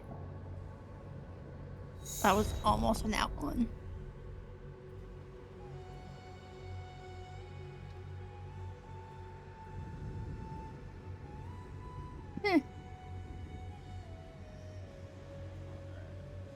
Is 8 o'clock here for me. Yeah, I'm going to It's a get good through stopping point. just a couple of quick descriptions, and Okay. then we'll be done. It'll take less than 5 minutes. And we'll stop here with this interaction.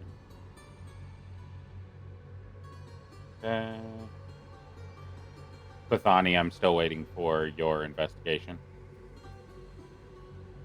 I did it just before I put what I was investigating. Oh, okay. Sorry. It was an 11.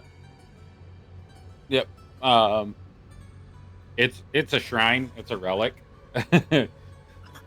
you have the information that you would have gathered. It's the wind god. A shrine dedicated to him. It is on a path of travel. So this shrine would have been made in early times, like a very long time ago, and everything is still in very good condition for like doesn't appear sandblasted, but it's been under sand for a long period of time.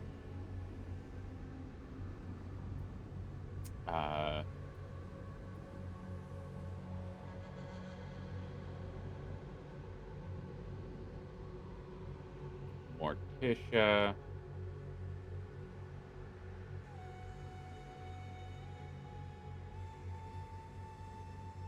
I think they're 3-sided prisms, not 4-sided, but 3-sided includes the bottom. Or the 4-sided includes the bottom.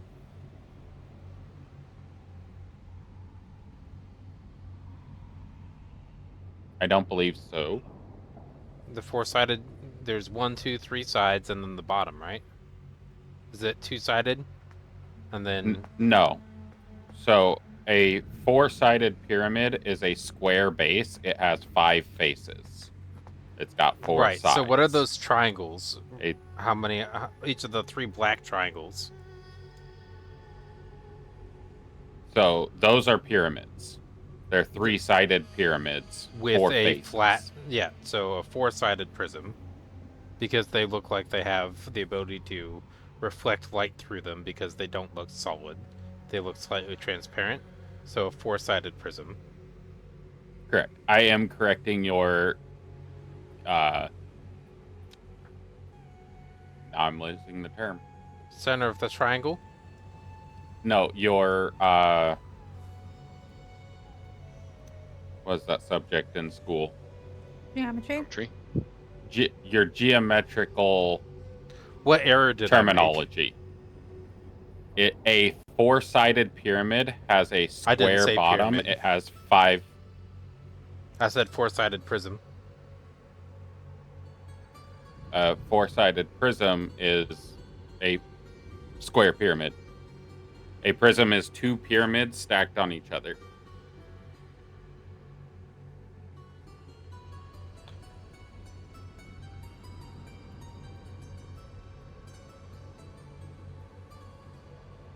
When I look up prism, I see a triangle as the main visual.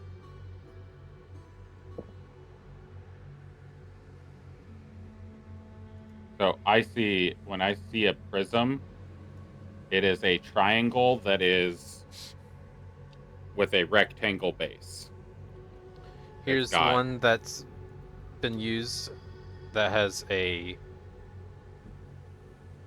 in the server that is a D4 shape. Okay, so a D4 is a triangular shaped pyramid. A prism is different.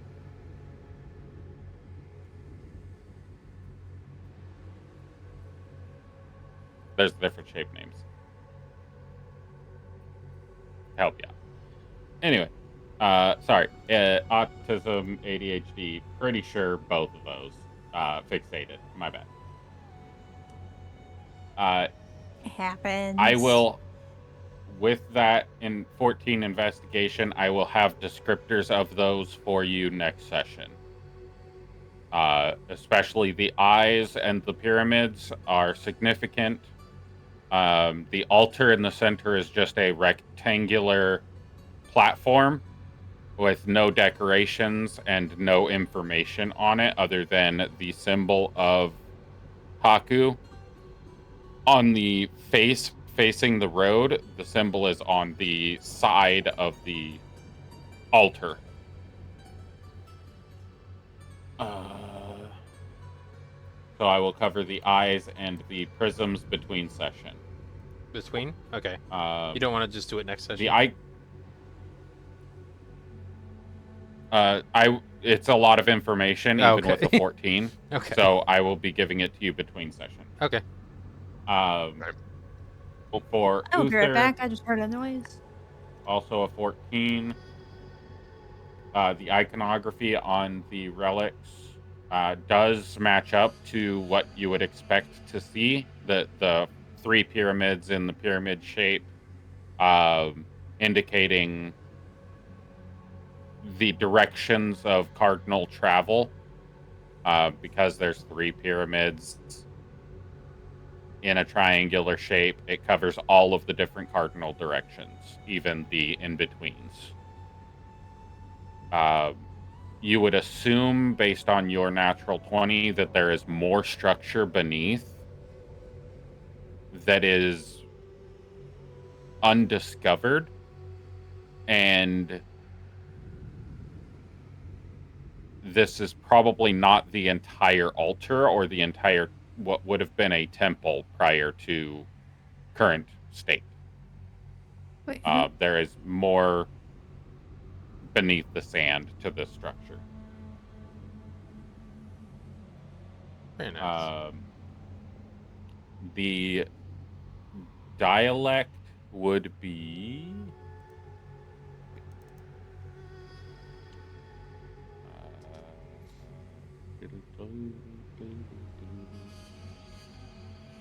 there is some primordial and some common and some deep speech written on the pillars, the square pillars. Let me see if I can ping it. These obelisks or guideposts, whatever you want to call them, have different languages written on them. You can recognize those 3 languages. This one has common. None of you speak the other one. I speak deep speech. Right. But none of you speak the other one that's here. Oh, okay.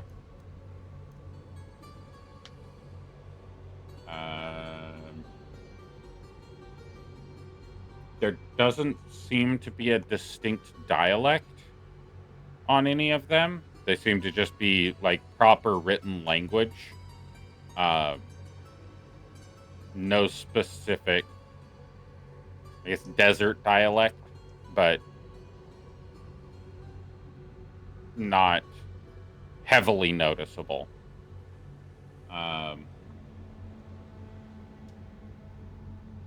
What ability are you attempting to use, or feature are you attempting to use to feel the magical power, Uther? I'm not using an ability. I'm just trying to sense if there's a great divine presence or not. Okay. On places that have give like me either an arcana or a religion. Both you can do at advantage. Or you can use any ritual spells you might have to assist you.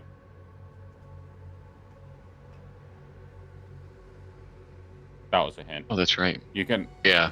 always cast ritual spells without needing to prepare them. You just have to take the time. Like to do detect the magic. ritual. Is detect magic ritual?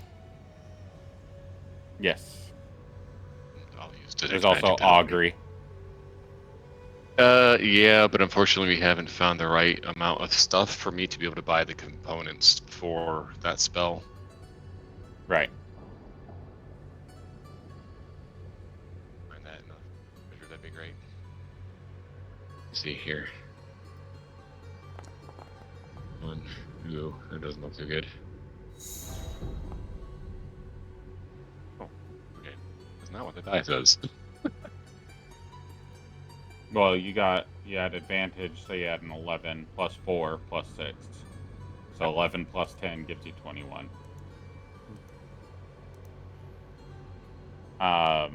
Also, so you know, if you roll a dice, like I rolled this d20, I can grab. Oh, sometimes. Sometimes you can grab the d20 and throw it. Oh. I'll try and do that next Like, if time. you don't. I'm gonna set it up to where you can. I like doing that because sometimes I'll roll a shitty roll and I like to throw the dice across the screen. Flip the table over. Yeah. I will have a lot of information for you and an encounter for you. Oh. Next session. Great. In between session. Tanith, you got a 20 on investigation. Yes. Let me see.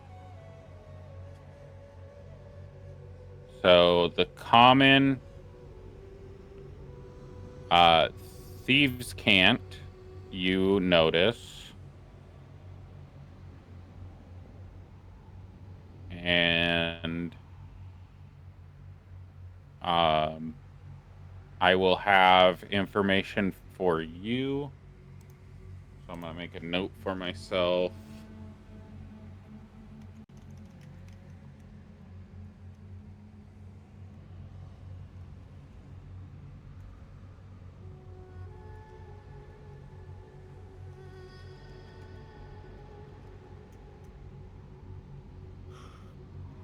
Oh, Tess is tired. Time to go to bed.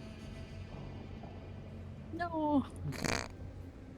I still have coffee. Is the problem? Oh, good. Not drink. Got it. 3 a.m. bedtime it is.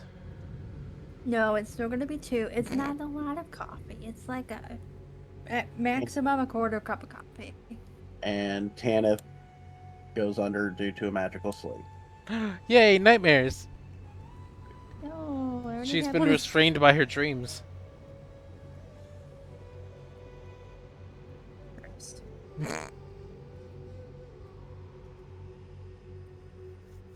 All right. So I have those notes to work on between sessions. Is there any other roles that anybody wants to do prior to getting more information? Is mail going to be safe? Is there any reason for that not to be the case right now? There seems to be no present No precedent concern. Okay. indicator of danger. Great.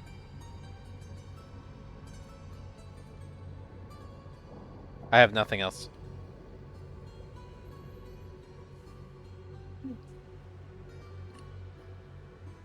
Nothing else. All right. If that's it for everybody, we have the end of session. Okay. Recording ended.